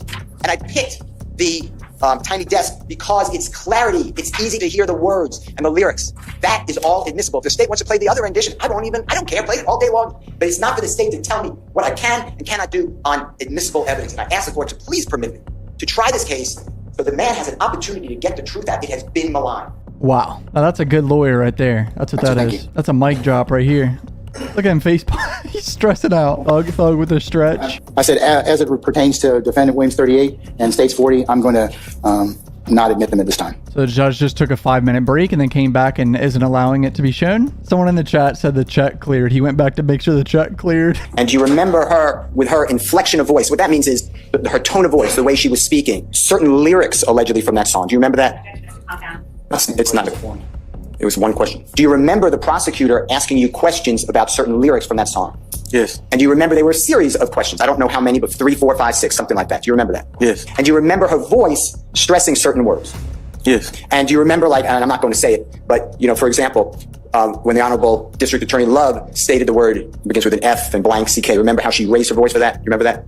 Yes. You clearly know the song Dropping Jewels, right? Yes. You've heard that song multiple times, right? Yes. Dropping Jewels, the name of the song. Tell the ladies and gentlemen jury, what does the expression dropping jewels mean? Objection, speculation. If- It relates to the defense song. I'll sustain the objection. If you can lay a foundation, sir. Have you heard the expression dropping jewels before? Yes. Do you know what it means? Yes. Can you please tell the ladies and gentlemen jury what the phrase dropping jewels mean? They may not Objection, know. if it does not apply to the defendant's song, it has no relevance. It was- If it does apply to the defendant's song, Okay, okay, all right. Let me rule on the objection. I'm overrule the objection. If you can answer, do you know what dropping jewels means? Yeah. All right. Teaching someone like wisdom or knowledge. And in those lyrics, you were asked about, we're going to go through a few of them, or all of them if we can. You were asked about a lyric, something to the effect of, and I'm not saying the prosecutor said it correctly, but something to the effect of, I told my son if he wanted to live, he might catch a body. Do you remember that, the lyric in the song that you were asked about? Basis. as to mischaracterization of what I said, and mischaracterization as to the lyric itself. All right, I'm overrule the objection. Yeah, shut the f up. He's reading the same lyrics you read. What? I'm actually mind blown. She just stood up and objected to that. It's the same lyrics that she read an hour and a half ago. Is that a lyric in the song? Yes. Okay. From where Jeffrey came from, was there times that people had to defend themselves? Objection, Your Honor, speculation. I sustain the objection. Where you came from, were there times that people had to defend themselves? Objection, speculation. Well, I sustain this irrelevance. If somebody wants to live and they catch a body, well, what does catch a body potentially mean? I know it can have different versions, but what does potentially catch a body mean? To, like, kill somebody? Okay. So if somebody wants to live and they have to kill somebody, you ever hear self-defense? Objection, Your Honor. I sustain the question. So he's really trying to get the point across that dropping jewels is talking about self-defense and not just outright killing people. That ghost, I've been driving a dead body. Is that a lyric in the song? Yes. Okay. Tell the ladies and gentlemen, jury, what a ghost is. Objection, speculation. If you know. I sustain the question. You can rephrase, sir. If you know, is a ghost a Rolls Royce Objection, vehicle? Your Honor, speculation as to what ghost means in this song. I asked. Well, let's just ask him the question. Does Rolls Royce make? Do you know what a Rolls Royce is? Yes. Is it a vehicle? Yes. Does Rolls Royce make a vehicle known as a ghost? If you're driving a ghost, are you driving a dead body? Objection, Your Honor. Basis. I sustain the question as to that. Is a ghost somebody who already died? Objection, Your Honor. Relevance. I sustain the question. Is that the lyric in the song that you were asked about? Is that the line? Clarification. I'll rule that objection. Is that the line you were asked about? Yes. Okay. Does it have anything to do with killing anybody? Objection, Your Honor. Speculation. I sustain the question. Who was it? I was locked inside the trap, didn't think about it, but I got out of it. Yes. Okay. And is that getting out of a neighborhood, a bad neighborhood? Speculation, and I object to any questions regarding what Jeffrey Williams means in these lyrics that the witness is reading. I sustain the answer to the question posed right now. From what the prosecutor asked you, I was locked inside the trap, didn't think about it, but I got out of it. Is that getting out of the neighborhood? Objection, Your Honor. That's the answer. I sustain the question. Do you remember the lyric? I just came up watching my pops gamble my food stamps. Is that a lyric in that song? Yes. So what she did is just simply read the lyrics and ask him if that was the lyric, but Steele is trying to explain the lyrics in front of the jury, which is hard because it could all be speculation on what Thug was thinking in the lyrics. When she was just reading them out loud with like no context and didn't explain them, just asking them if they were actually the lyrics of the song. Mr. Stevens, it's about teaching, Objection, right? Your Honor. You already said that's what it means, As to the song. I'm overrule the objection. correct? Yes. I couldn't hear you. Yes. And Mr. Williams talks about his son and daughter in that song, right? Yes. And he wants them to know what a struggle it is, right? Objection, speculation. I sustain the objection. That's what the song is about to you, I sustain the isn't objection. it? The state asked all about this. Hold on. I'm overrule the objection. Let me get the question out first. To you, The song Dropping Jewels, it is teaching children to go a better way, right? Teaching about the real life, right? Warning them. To me, he's talking to his kids, and he's talking to other people too, teaching, saying the things, the life coping skills, I don't know. And that's the gentleman who you already talked about on that date, revealed that he had a surgically implanted pink diamond in his forehead. Is that fair to say? Yeah. And that gentleman's a performer, right? Yes. And then Jeffrey, YSL Rule the World Kid 24M on an N's head. You see that? Yes. And then you said came from nothing for something, right? Yes. Photograph of Mr. Little Uzi Vert having the pink diamond in his face, right? Yes. All right. Now. So this is the overt act that they got completely wrong, where they say it's YSL Rule the World Kid 24M on an N-word head. Y'all just start bringing me the money. Man, y'all N-word stop playing with me and overt act and further into the conspiracy. So this 24M on an N-word head is completely out of context, and the state got it completely wrong. 24M on an N's head. See all that? Yes. And then the next line doesn't have any type of comma. Is there a question though, Mr. Steele? Yes. Okay. Right. What's the Hold question? on, yeah. They wrote it down on this overt act like it was one sentence together. That was not together. Wow. How are they allowed to do that? You see how it just continues in the indictment? Y'all just start bringing me the money? Yes. All right. It's approximately 95 pages of text between the two quotes, right? Yes. Okay. So this is a totally different day also. If you remember, and if you don't remember, we could go back to it. On Mr. Williams number 2, this is on February 4th of 2021, right? That's not until February 7th, about 100 pages later in the text messages, right? Or the chat messages, right? Yeah. So it's a 100-day difference, and they somehow put it in one sentence and tried to make it look like it was all in the same sentence. No, they were completely different statements 100 days apart. To you earlier today, remember that? Objection as to the compound nature of skipping around. It's not a compound question. Our thing is The chats that Mr. Williams is referring to that you were a part of in Mr. Williams number 7 and the number 4, and the jurors will have this. Objection. It's in I evidence. sustain the question. This is in evidence. She's probably objected over 100 times today. No over-exaggeration. Where in this chat or in anything in Mr. Williams number 2 is there anything criminal dealing with Mr. Williams? I sustain the question. Where is there anything that furthers the interest of a RICO conspiracy in I honesty? sustain the question, Mr. Steele. Let's move on. Now, is whether Jeffrey ever gave any interviews, public interviews about the meaning of As to bitches. trying to get in self-serving. I'm not asking about a statement. Let him finish the question before I can. Yeah, like damn. She objects before he even finishes the question. Legit, probably 20 times today. Did Miss Love ask you anything about Mr. Williams giving an interview or interviews in 2016, let's say, 8 years ago, about being humble and what it means that he doesn't want to be known as Young Thug? Did she ever ask you those questions? Objection compound. I sustain this to form. Why don't you rephrase? Okay. Did the prosecutor ask you any questions about Mr. Williams' statement, public statements about being humble? Objection, Your Honor. As to Basic. percentage. I sustain this. I'm not asking a statement. I'm asking what Miss Love asked. I sustain the question, no. Form of the question. The judge doesn't want you to say what Mr. Williams said. Don't say what he said. Do you know of public interviews of Mr. Williams given concerning the topic of being humble? Objection.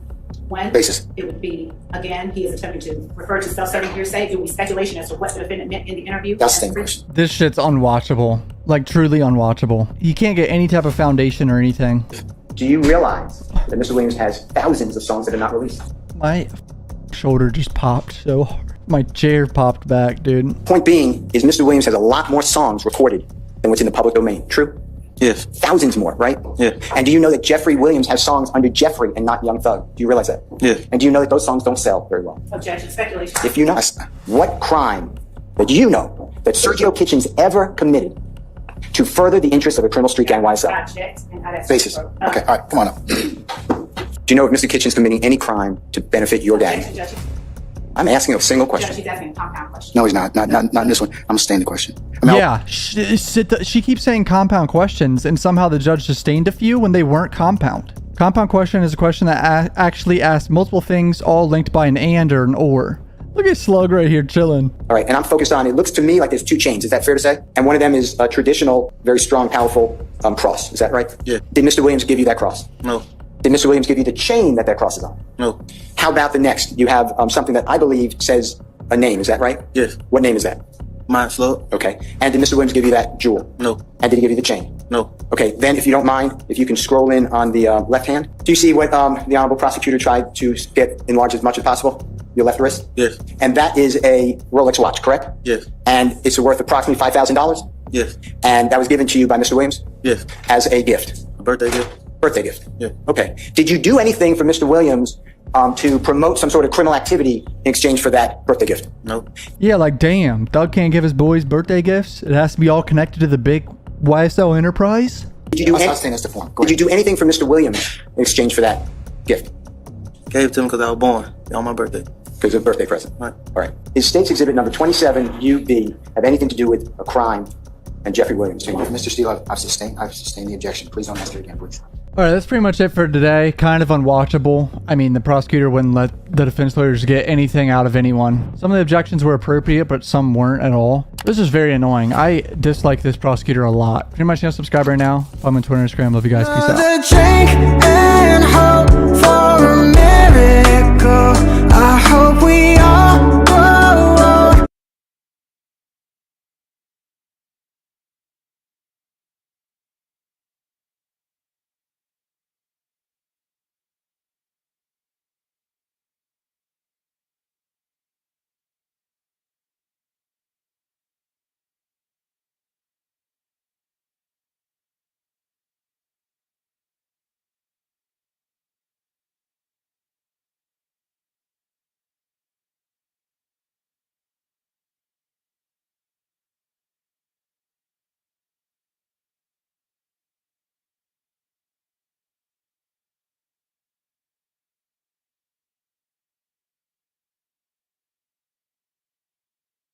Sis guy, he a visionary. Anything that suggested to you, a trained police officer, that there was any gang involvement in this case, right? Correct. I know what I said about yesterday, but they just got hit with that TKO today. Check this out, man. Found in the second car. Those are the items that Mr. Steele argued and asked the court to keep out, that they're not relevant to the charges either against the speeding ticket against Mr. Williams, or for that matter, this case. There's no connection to either one. And Your Honor indicated, and I don't have a copy of the order in front of me, but Your Honor indicated that you would keep those out. Those would be kept out unless the state were able to show some kind of connection between those items and Mr. Williams. So that was the court's position, that was the court's ruling, and so I'm a bit, I don't want to I was going to say flabbergasted. I'm a bit surprised that the state is actually intending to ask this officer about those items that the court has already indicated have no relevance to this case unless they make some kind of connection. They haven't made that connection, and we have not received any evidence to indicate that they will or can make that connection. So I'm asking you to enforce the ruling that you made previously. Well, may I respond, Your Honor? Okay, what's the nexus of those two? Because from the defense's position, I think we had this issue to begin with, is that clearly anything that was found in the stop of Mr. Williams or that first vehicle would be relevant. These guns and money and that are purported to be shown through 1X through 5X, what's the nexus of or relevance of their admissibility? So, Your Honor, to answer the court's question, and I wanted to be clear, this is Act 75 in the indictment, where it says on May 18th of 2018, defendant Jeffrey Williams, an associate of YSL, was the subject of a traffic stop for speeding. Involved in the stop were two vehicles, one being driven by Williams and another vehicle closely following Williams, containing 4 individuals who were armed with numerous weapons with high-capacity magazines, to include an AK-47 with a 30-round magazine, an overt act in furtherance of the conspiracy. And, Your Honor, I think this is very important, because when we were discussing whether the Arkillian Bennett Act could be admitted as an intrinsic. I'm sorry, I interrupt you. Which act is it? Act 75 in the indictment has lyrics from Jeffrey Williams. It says he has snipers behind him. And Officer Gant's testimony is that these two cars were rolling in tandem together, and there's statements made referencing the connection between them. And this is also roughly 6 months after Officer Fikes pulls over the Maybach vehicle that he's not complete testifying about. And it's the state's position, and can make an argument, and defense can argue otherwise, that the defendant's actions in the way that he operates or navigates has changed. Now that in this 2018 stop, the high capacity magazines, the 30-round extended clips, and the Kel-Tex, and everything else found in the car from Officer Gant and Officer Fikes is in this trail vehicle. And Mr. Williams asked if they need a ride, and it's the totality of how this evidence, firearms, all of the overt acts, none of them are looked at in isolation. And, Your Honor, the state, speaking of evidence, if the defense is saying that is this evidence relevant, it's certainly relevant to prove an overt act in this indictment. That the defense is saying that the nexus, there's no nexus. Like, for example, if you had 4 YSL members or gang members in the second vehicle, one of them was in there, and you were trying to show that either membership or the other things that you are trying to allege in the indictment, that would be appropriate.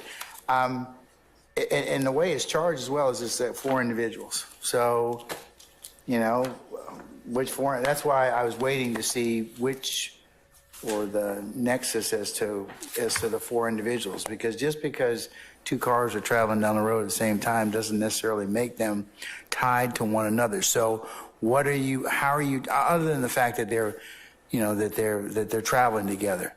There was no evidence or nothing, no statement saying, hey, other than Mr. Williams saying, what's going to happen to the other people? That's the only thing I heard in the motion. Mr. Williams inquiring about what was going to happen to the other people in the second vehicle. Your Honor, in the facts as Officer Gant and Officer Fikes just conducting this traffic stop, but what is the reason that this is very important, that this is an indicted overt act, is because it's all of the facts and circumstances, and that's why it's not just this traffic stop in isolation. It's not as if the state charged a defendant with possessing these guns in a different car. It's charged exactly how the testimony is going to come out, and of exactly what is in overt act 75. And so the totality of Instagram, social media, all of the other overt acts, the indicted acts, the association, the connection, this total case, the jury can choose, not choose, or make any inference they want, an argument of a nexus to, and if this was in furtherance of the RICO or if it was not. That's why I defer ruling on it, because the pictures here, I also have to as you know, balance 403. It's really, really prejudicial, and it's probative value outweigh it unless it's got some nexus. I mean, because these are pictures of automatic weapons and cash. So at this point in time, I don't see it. Not that I may not see it, but I don't think you've got it. You've got it at this point in time. There's been nothing else that connects, other than testimony I've heard that, hey, Mr. Williams asking about these people from the other vehicle, but there's been nothing else that I've heard thus far that would tie these particular weapons to Mr. Williams. It's the letter of the day. It's the letter. As of yet. So, understand, Your Honor, would the state be able to brief this honorable court specifically on this issue first thing tomorrow morning? We had a motion on this, okay? Yes, Your Honor. We had a motion. All right, I'm kind of inundated with law. I don't want to replow the ground again, Mr. Atkins. I'm waiting on the state to provide a nexus. That's what you all said you were going to do. So at this point in time, until you can provide a nexus, I'm not going to allow it. You can. Now, watching those clips, and then the judge saying what he was saying, y'all was thinking the same thing I was thinking before the judge even said it. Where's the connection? Soon as the judge said what everybody was saying, all right, well, who was the cats that was pulled over? They weren't even YSL members.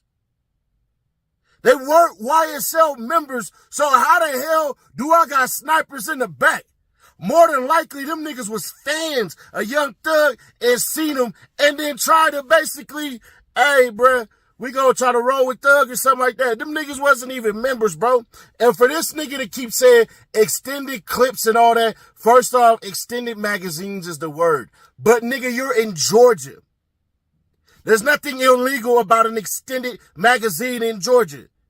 I know, because I've been to gun shows. Go to a gun show. Go to a goddamn gun shop.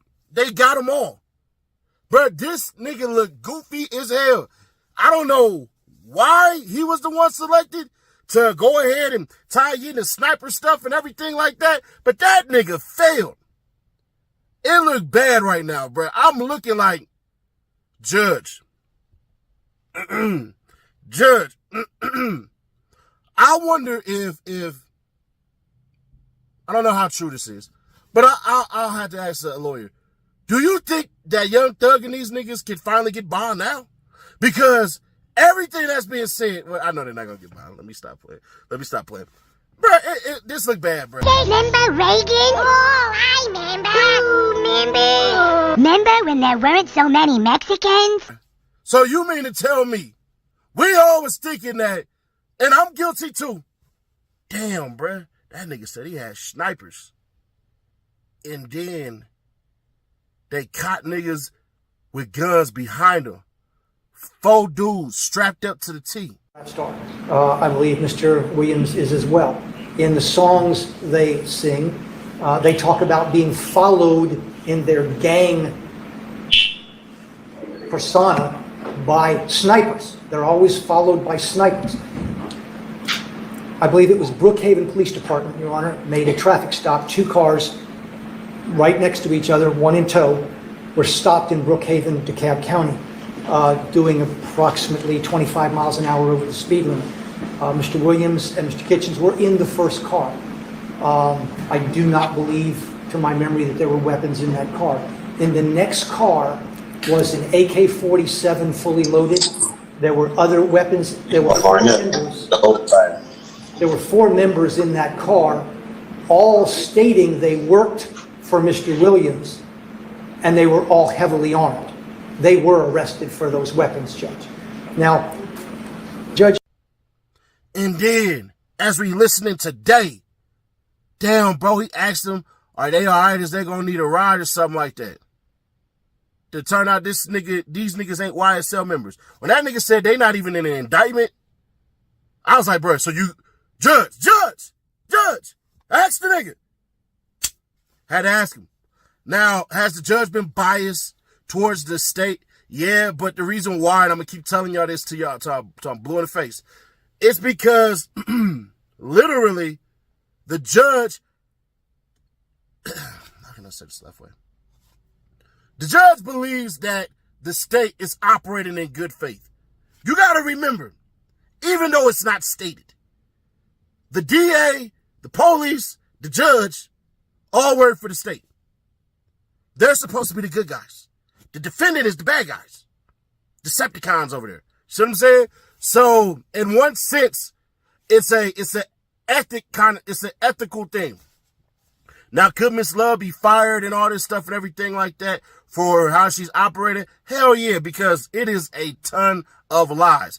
This bride is operating in so much obfuscation, you would think to yourself like, damn, cuz, this bitch don't tell the truth about nothing. I can imagine if she was in a relationship, and I have no idea about this, this is just speculation based off her actions, that nigga, she the one that cheats in relationships, and then somehow convinces you that you cheated, and you ain't did nothing. Well, you know, I found a text message that says, hey, how are you doing? And that was at 8 in the morning. And then also, you had calls the night before, like, hey, I'm going to check up on you.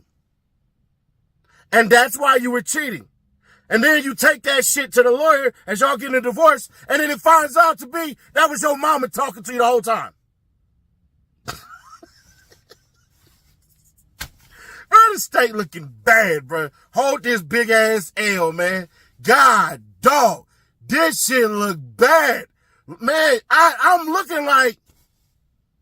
The reason that bad things happen to you is because you're a dumbass.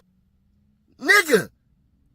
What? First, lie or something, bro. This nigga said, well, we're going to get the cops to talk about it, and then the cops can bring it in, and then we're going to show all this, because it was all about showing pictures, which would have been a whole bunch of guns and all that, which would have definitely prejudiced the goddamn jury, because as soon as they try to introduce that stupid-ass lyrics about, I got snipers, first thought there was no sniper rifles ever recovered. The hell are you talking about? But that's all that is, bro. It looked bad, man. But share to keep y'all people aware, subscribe, turn on bell, stay notified. Yesterday, I put the wrong clip in. There was another half of the clip that did not get released. So, I know exactly what the hell I'm talking about. Y'all don't. Kiss my ass if you don't like me. Unsubscribe and all that shit. But if you're still rocking with me, man, it's cool, it's cool, it's cool. It's always cool. But I'll catch y'all on the next one, man. Day 22. What it do? What's really hood when I'm through the hood? Nothing be said, we got it overstood. The team fed, yeah, it's really good. Put that on everything, bro, you're never good. What's really hood when I'm through the hood? Nothing be said, we got it overstood.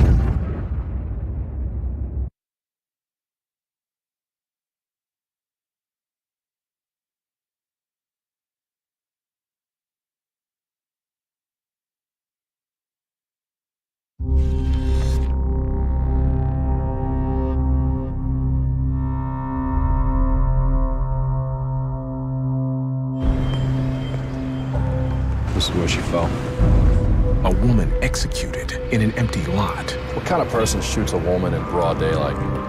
He's like banking on the fact that people are afraid to talk, afraid to come forward. A teenager who may have killed before.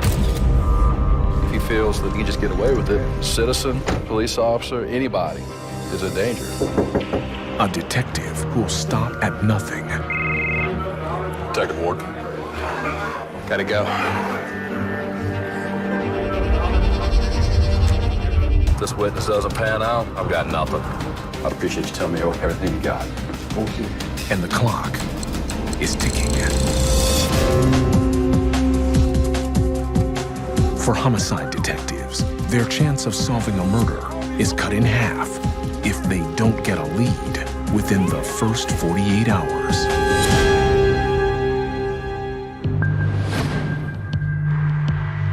New Orleans, 2:23 p.m. As storm clouds loom overhead. In the Central City neighborhood, an all too familiar sound rings out. I heard gunshots and a young lady looked like she's on the ground. Police and EMS respond and find a woman shot multiple times, but still breathing.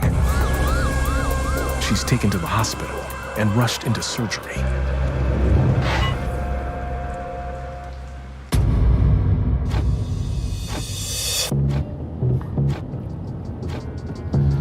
I do not like working in the rain.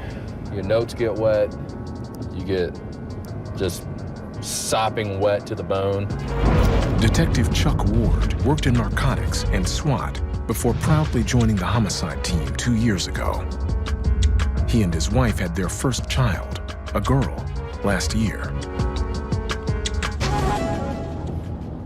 Well, me and my partner were out there running on some leads on his case. Command desk comes over the line saying that there's an aggravated battery by shooting. Looks like the victim might die.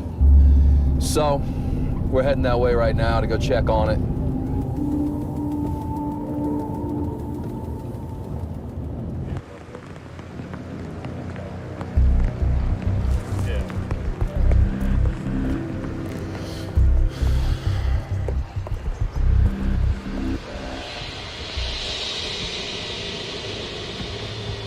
This is where she fell.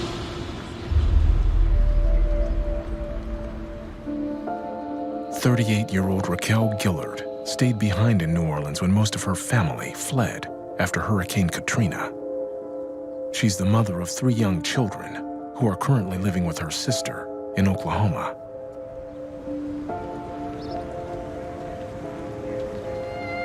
What kind of person shoots a woman in a field in broad daylight? Raquel was shot 4 times.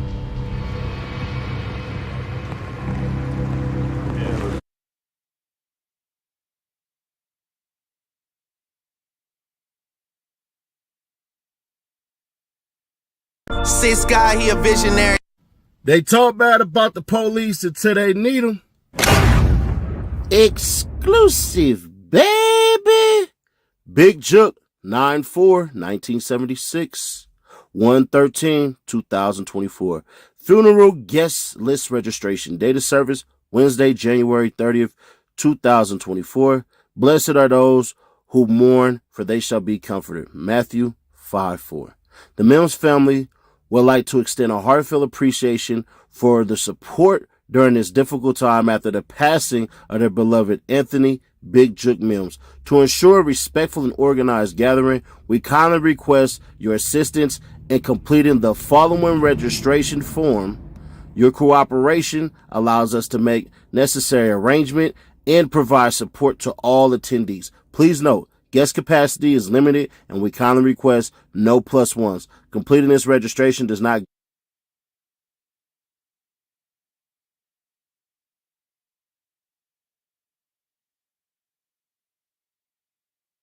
So the Trump Carroll judge was mentor to Eugene Lawyer, conflict of interest appeal expected. I'll read this to you, and then I'm going to show you a clip, which is kind of weird, on how this lady reacts and how Rachel Maddow celebrates, which I understand her being happy because, you know, Rachel Maddow is not the biggest fan of Trump, but the reaction is slightly concerning. So here's a relationship between her and the judge. Donald Trump's legal team is set to use a previously undisclosed conflict of interest as grounds for appealing a recent verdict that orders the former president to pay Eugene Carroll $83.3 million. Trump's attorney, Alina Habba, told the New York Post she was previously unaware that Manhattan's federal judge, Louis Kaplan, who presided over the case, worked with Robert Kaplan, Carroll's attorney, at the Paul Weiss, Rifkin, Wharton, and Gerson law firm in the early 90s. Habba says neither the judge nor Robert Kaplan revealed this professional history. It was never disclosed. It's insane and so incestuous, Habba said, asserting the non-disclosed counts as an ethics violation. Early in her career, Roberta worked as an associate at the firm during the same period as Judge Kaplan, was a partner until his 1994 appointment to the federal bench by then President Bill Clinton. 15 facts that people don't know about Eugene Carroll. Number one, Bergdorf Goodman has no surveillance video of the alleged incident. That's one. Two, there are zero witnesses to alleged sexual attack. Three, Carroll first came forward conveniently with the allegations while promoting her book, What Do We Need Men For, in 2019. Four, Carroll was unable to remember when his alleged attack even occurred. She told her lawyer in 2023, this question, the when, the date, has been something I've been constantly trying to pin down. It's pretty strange to say that in 2023. The Donna Karan blazer dress she claims to have worn during the alleged incident was not even available at the time of her claims. Whoops. 6, she never came forward with these allegations over the years, despite constantly being open about sexuality, posting things that they were very sexual in nature on social media, many of which Trump has shared. 7, she said she was never raped, telling the New York Times podcast, The Daily, every woman gets to choose her word. Every woman gets to choose how she describes it. This is my way of saying it. This is my word. The word is my fight. My word is not the victim word. I have not been raped. She continues, I have something that has not been done to me. I fought. That's the thing. She named her cat Vagina. Wow. Out of all the names, you can name her cat. So did I. Her dog or her cat was named Vagina. The judge wouldn't allow us to put it in there out of all the things. It's kind of weird. You name your cat Vagina. Joe Tacopina, an attorney for Trump, pointed out in May 2023 that Carroll's entire story has an incredible similarities to 2012 episode of Law & Order, Special Victims Unit. In that episode titled Theater and Tricks, an individual talks about a rape fantasy in Bergdorf Goodman's the same department store where Carroll claims the incident took place. 10, speaking of shows, Carroll loved Trump's show, The Apprentice. I was a big fan of the show, very impressed by it, she said.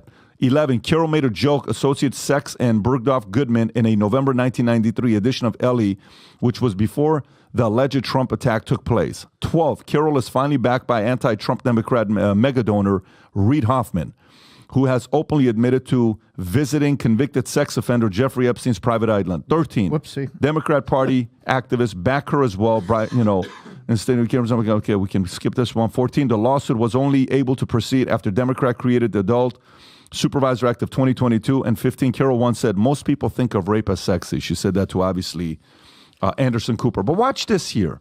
When Rachel Maddow asks the question, what are you going to do with the money? Little weird here. Watch this. You've talked about using some of Trump's money that you're about to get to help shore up women's rights. Do you know what that might be, what that might look like? Yes, Rachel. Yes. Tell me. I had such great ideas for all the good I'm going to do with this money. First thing, Rachel, you and I are going to go shopping. We're going to get completely new wardrobes, new shoes, motorcycle for Crowley, new fishing rod for Robbie. Look at the lawyers, how uncomfortable they are. It's yours, Rachel. Penthouse. Look at Rachel, you freaking France? chill. You want France? Look you at her. want to go fishing in France? No? Fake laugh. All right. Look at that. Yeah, That's a awkward. Looks like Blinken when Biden talks. Although if me fishing in France that's enough. could do something for women's rights, I would take the hit. You know, I would obviously. You can pause. That's a little weird, right? Tom, what are your thoughts on that? Well, guess what? I made a statement on this podcast 3 shows ago, Pat, and I said, no one is paying attention. The media has its day with the headline. Trump is not going to pay this. He's never going to pay this. This number 83 is not going to change hands. Here's what's going to happen. There are so many elements in here. And if you look deep enough, you're finding that the rationale for appeal in this case is legendary. The number of causes, legitimate causes for appeal, the excessiveness of the award, the conflict of interest between the judge not disclosing, oh yeah, we were at the same law firm and actually I had responsibility to kind of mentor her. Whoops, sorry, I didn't bring that up. All of these are legitimate causes to come forth under appeal to do one of 3 things: demute the verdict, dismiss the verdict, or actually remand it for retrial, and to basically put them in a position where they have to work this again. Now, that's the lowest probability possible, but what we're looking at here is all the appellate things. Usually what happens, you're going to go to appeal, and this thing's going to get reduced mightily, and there will be some agreement. She doesn't have a nickel, and she's not getting a nickel, and I hope she's got a savings account. I hope Reid Hoffman has given her more money, because she's got to fund the appeal process, and the appeal process is going to be legendary in this case. This is huge. The Dems and the liberals seem to think that you can try a case in the media and get a headline out of it, and that's where you finish it. No, there's a due process and the appellate process, and it's about to get long. But the goal, great point, Tom, the goal of what all this is, with what they're doing in Georgia, with all these cases with Headlines. Trump, it's freaking headlines, and the average person, Tom, isn't doing what we're doing. They're not doing what you're doing, Tom, where you're up at night doing all this research. All they know right now is he raped her, he in a room, and he has to pay $83 million, which he's not going to pay any of it. But listen to the conflict of interest, okay? The judge, remember the picture of that crazy judge that you guys showed? He was a mentor for the attorney, the one that you just saw, Carol, Roberta Kaplan, which has no relation to the judge. In the 90s, he worked with Carol's attorney, but they never disclosed it. That guy. That's called a conflict of interest. It shouldn't even be able to go this far. That's going to have this whole case thrown out. And then you see that video. Undisclosed is the issue. Undisclosed. You have to show it. And then, like, guys, think about it. And I looked this up too.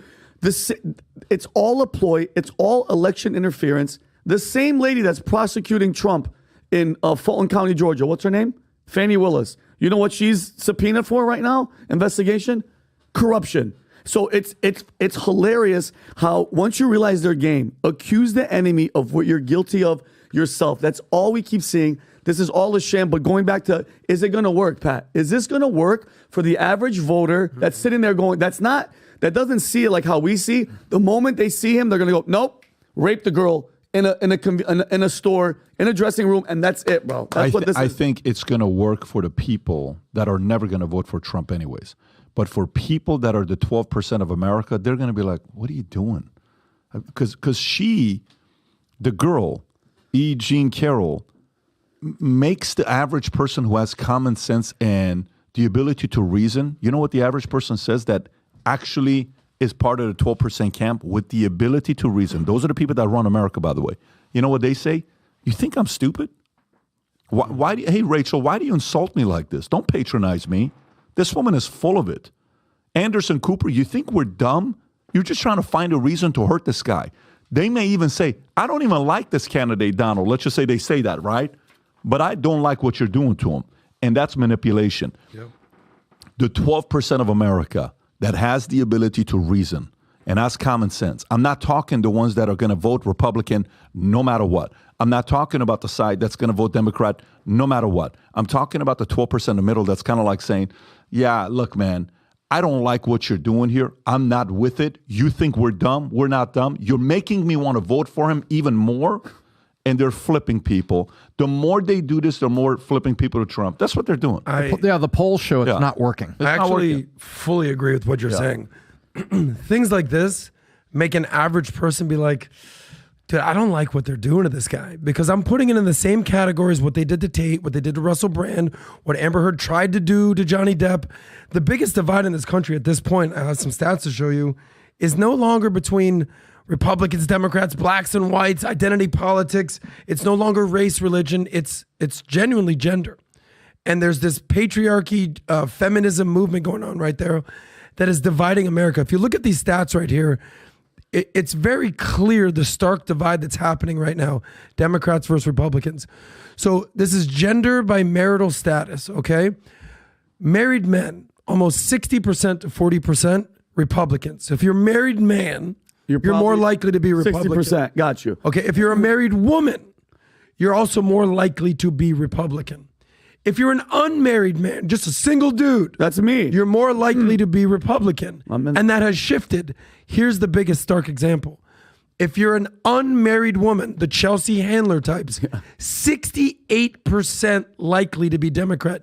So this deep divide that we're talking about right now, and it's sort of like the best image of it is 4 women on camera on MSNBC laughing at Trump being accused of these crimes. Yep.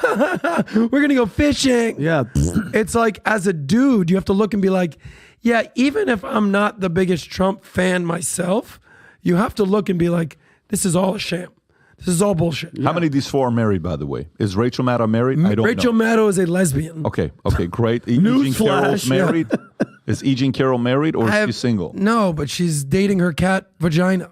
Okay, those 2 girls right there, are they married, the lawyers? I have no clue. They're just getting, you look at the ring finger. She doesn't have a ring finger, the lady to the left, right? So these are women. So these are part of the statistics. These are women who hate men. Their whole agenda is to bring down the patriarchy. Rob, can you play the clip to see if the lady on the right is married? Just turn off the audio because we don't want to hear the voice. I want to hear the hands moving. Single women, 70%. See if there's anything with that hand on the right moving. No, the lawyer's locked in. I don't even know if those are, okay, that one finger moved. But, when I saw the movie Barbie, and I didn't see it because I like Barbie, I wanted to see from a cultural phenomenon what was happening right there. Tell the they truth. mentioned, You really it's awesome. I'm a big Margot Robbie fan ever since Wolf of Wall Street. What else? But they mentioned the word patriarchy 12 times. Patriarchy. We got to bring down the patriarchy. Go back. Did she left? Nope. Pause. Is that a ring? I don't know. That's a booger, though. That's definitely a snot. All right, it's not rock. But the point is, the starkest divide that we're seeing in the country right now is between men and women, and they want to basically deepen this divide. And Trump, is there any more clear example of the patriarchy than the billionaire Playboy model dating president of the United States? But it goes deep to me. But it's the people like her. Like, that's the problem. It's the Rachel Maddow. Besides her, besides the lawyer, besides the mainstream media, Rachel Maddow, along with Joy Reid, your favorite hairstyle having girl, it's just the amount of like soullessness that they have, that they could do this and laugh and berate and hope. Like, because I just sent Rob a clip of Rachel Maddow is one of those people, Patrick, that just is completely full of crap, and then they flip. They flip everything. We don't have to show right now, but I sent him a clip of her completely lying over and over and over, and then she flips at the end talking about Trump and stuff. It's the same thing with Joy Reid. They're all the same. Can we show this, Matt? Play this. Look how much full of shit she is. This is her in 2007. The bottom line of this dossier, the bottom line allegation, the point of it is that the Trump campaign didn't just benefit from Russia interfering in our presidential campaign. The point of this is they colluded. They helped. They were in on it. This is kind of a real story. The connections between the Trump servers and the Alpha Bank servers were real.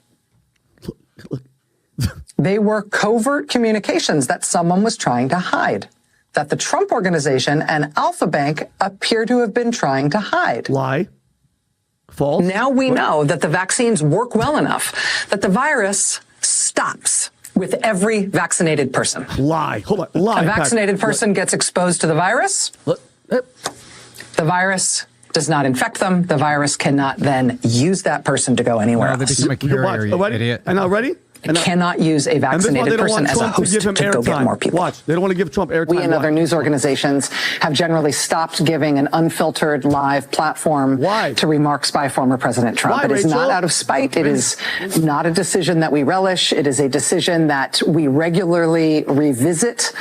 And honestly, earnestly, it is not an easy decision. By the way, you can pause it but- right there. You know what never lies? Here's what never lies. Results don't lie. How's MSNBC doing? Honestly, Tom, how is MSNBC doing?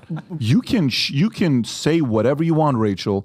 There's this thing that they call data, stats, numbers. Does it favor you with that smug look on your face? If it does, you're right. It doesn't. Your numbers suck. It's so bad that to make it nice, didn't she go down, Rob, to only doing her show once a week instead of 5 days a week? Isn't that what happened to her? She went down to doing once a week? I thought they almost got rid of her. I think they only do it once a week or once a month instead of the regularly 5 days a week. You see, but mind you, though, now that MSNBC was in the face of data, in the face of ratings, in the face of ad revenue, in the face of when they don't have an election year or a war, the news organizations financially suffer if you don't have an election, a war, or a massive presidential controversy. So they were looking for money, and they're looking in the couch cushions to see if there's a couple coins in there.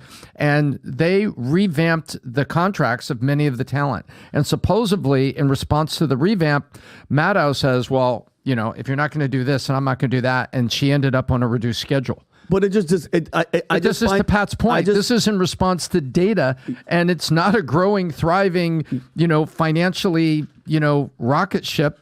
They're responding to real data and real dollars that they don't have. But it just bothers me as a human being. You know, she can't be stupid, bro.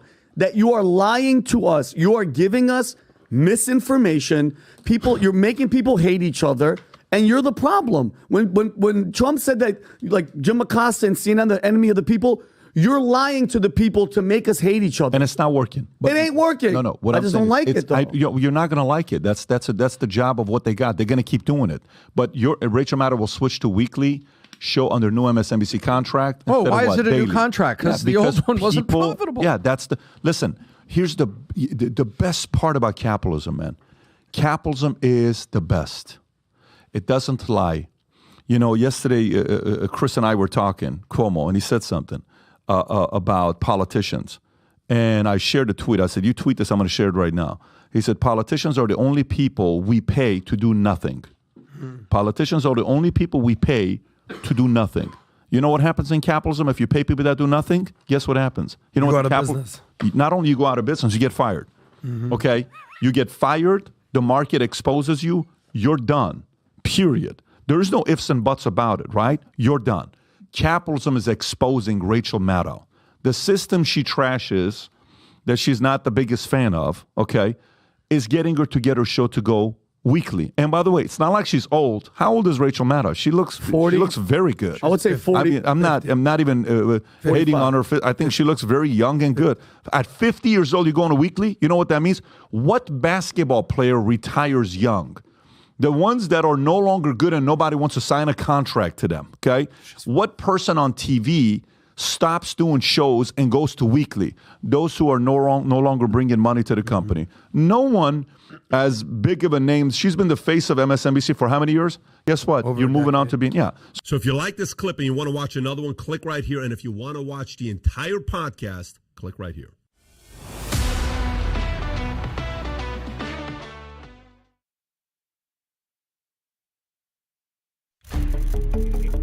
On the morning of August 2nd, 2016, Bitcoin investors woke up to news of a shocking digital heist. Breaking overnight, nearly 100,000 Bitcoins have been stolen from exchange platform Bitfinex.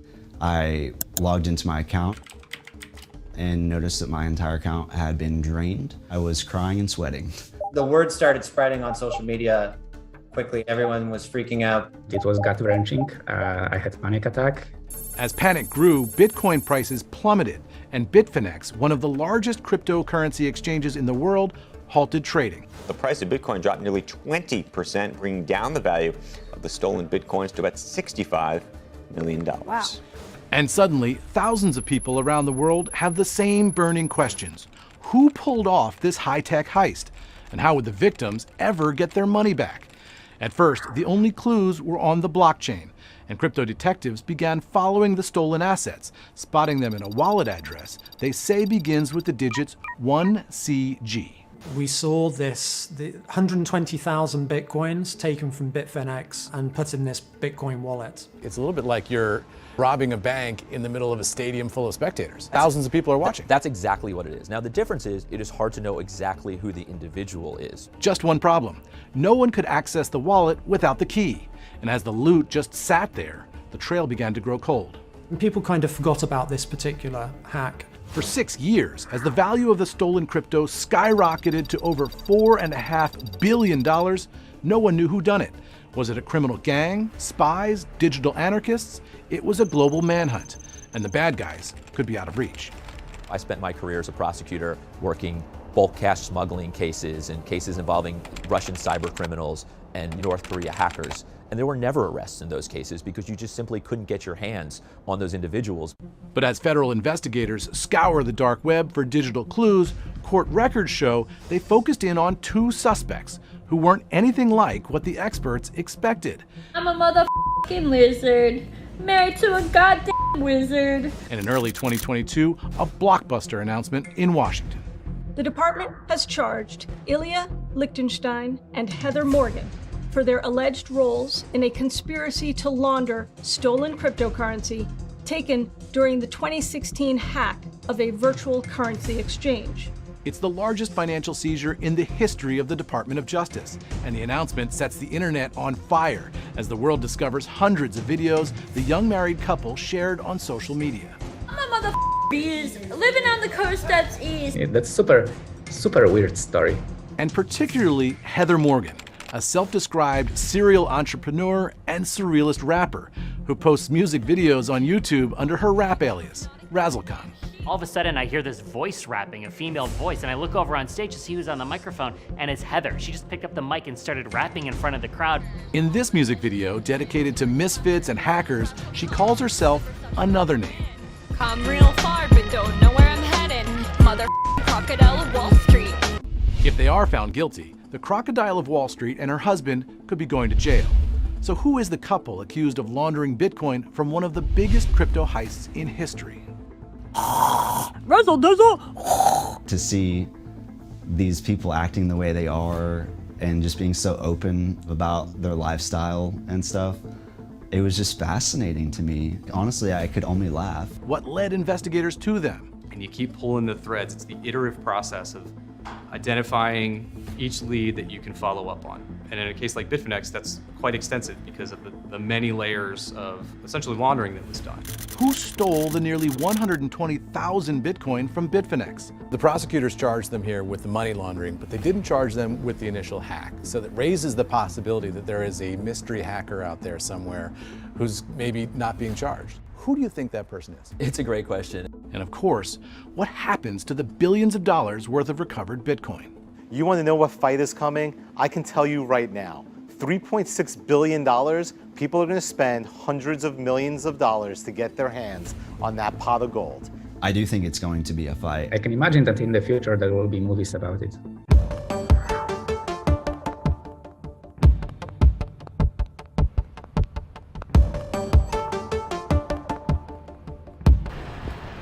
Matt Price is a former federal agent for the IRS. A lot of people don't even realize the IRS has special agents that carry guns and are law enforcement officers just like FBI or DEA agents. And because of that, as an IRS agent, we use the same tools. That's physical surveillance, that's walking the streets of Manhattan following someone around, online undercover operations, as well as using undercover agents for meetings and things like that. It was those gun-toting IRS agents who led the Bitfinex investigation. Matt cannot talk about the details of this case specifically, but he can explain how investigations work. Bitfinex in particular, because of the complexity of it, at some point you kind of almost have to wait for the next transaction. Most federal financial investigations are quite time consuming. You are requesting and obtaining records from numerous sources. It's banks, exchanges, email service providers. But when you have that kind of light bulb moment, you're like, I got them. That's when it goes into overdrive. In this case, that light bulb moment led the feds to a surprising location for a huge cyber crime. There are certainly nation-state actors out there that engage in this, but given the size and the brazenness, that is a thought. But the trail didn't lead to a nation-state spy. Instead, investigators say the evidence pointed to an apartment in this high-rise on Wall Street.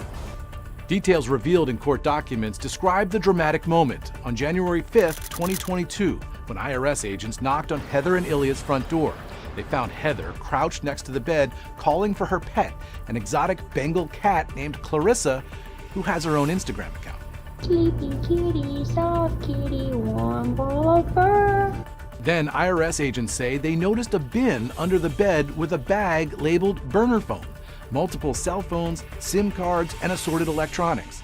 They also found hollowed out books in Ilya's office, a file labeled passport ideas with links to darknet vendors, and about $40,000 in cash. All of it gave the feds the evidence they needed. This is the largest seizure of cryptocurrency ever by U.S. law enforcement. As news of the arrests broke, the Department of Justice announcing just within the past couple of minutes the arrest of 2 individuals in Manhattan this morning.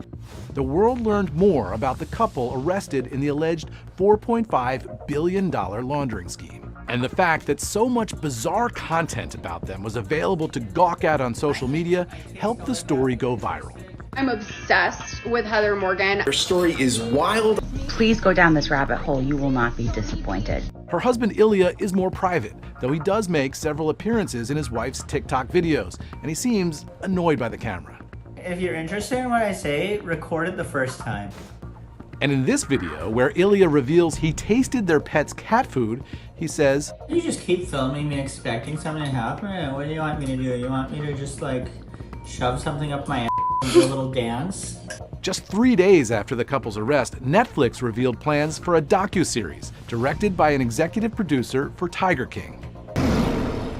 Like a crypto version of Joe Exotic, videos of Heather on social media give us a peek into the private life of a mystery woman accused of a multi-billion-dollar crime. I made this really dope orange balaclava, which is inspired by Joe Exotic. On TikTok, she posts videos showing off art projects where her medium was taxidermy. It's a camel skull, pretty dope, right? And shows off quirky talents like using chopsticks to eat with her toes. People also discovered Razzlecon, Heather's alter ego, a satirical rapper serving up rhymes and videos she describes as something between an acid trip and a delightful nightmare that combines her fearless entrepreneurial spirit and hacker mindset. Fish your password, all your funds transferred. In court documents, prosecutors say those rap lyrics show her technical proclivities, and note spearphishing is a term that refers to a hacking technique to gain access to a user's password and then transferring all of the user's funds out of the account. Even so, their friends were surprised to hear of the couple's arrest. I heard the news the afternoon the story broke. I was a bit of shock, honestly. I just kind of sat there dumbfounded all afternoon, just trying to completely understand what on earth was going on. Matt Hayes met Heather a few years ago at the Greenwich Village Comedy Club in New York. A friend of mine connected me to Heather back in 2017. Heather was doing a cold email comedy roast. We're taking business cold emails from her company sales folks. We were roasting them. Honest reactions to emails, that's what we want. I was the comedian, host, MC of it. It was also his first time meeting Ilya, who went by the nickname Dutch. Dutch, make some noise for Dutch, everybody. He's getting a unicorn. You could tell that Dutch really supported her. She really supported him. He sat in the front row right there and even did not mind heckling me in any way, shape, or form. You could tell that even his personality and sense of humor was very different, the way he would heckle me. At the time, Heather was the CEO of a company she started called Salesfolk that writes outbound sales email templates. I could tell that she was a good business person. She had a couple employees at the time.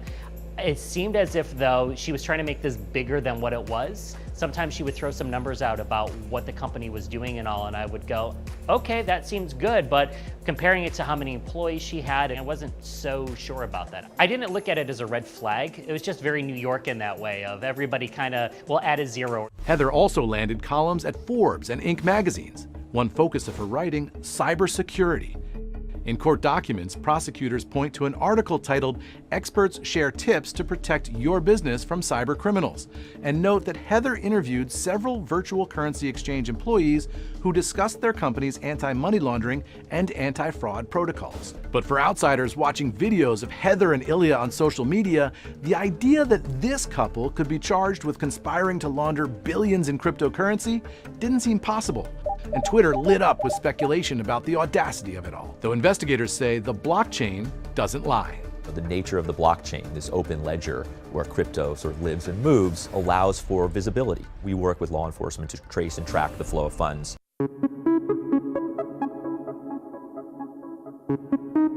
You might expect someone who calls herself the Crocodile of Wall Street, who IRS investigators say has access to billions in stolen Bitcoin, to be living lavishly in Manhattan. By New York standards, they were living a great life, but it was almost like an everyday New Yorker life. They had a nice apartment. It was a little bit bigger than what you normally would see when you go visit your New York City friends. Photos of Heather and Ilya's apartment on Zillow show a spacious two-bedroom with a modern kitchen and marble bathrooms. Videos inside the apartment reveal Heather's passion for decorating with taxidermy like crocodile heads, antelope skulls, and even zebra skin hanging on the wall. The apartment rents for an estimated $6,500 a month. Expensive, but not outrageous in the pricey Big Apple. When we would go out, she always would pay the bill. Heather and Dutch would definitely splurge on travel, but they were still kind of very proud to be almost a man of the people. They weren't too lavish. How much was this? I'd be shocked if this is more than $4. $7! My.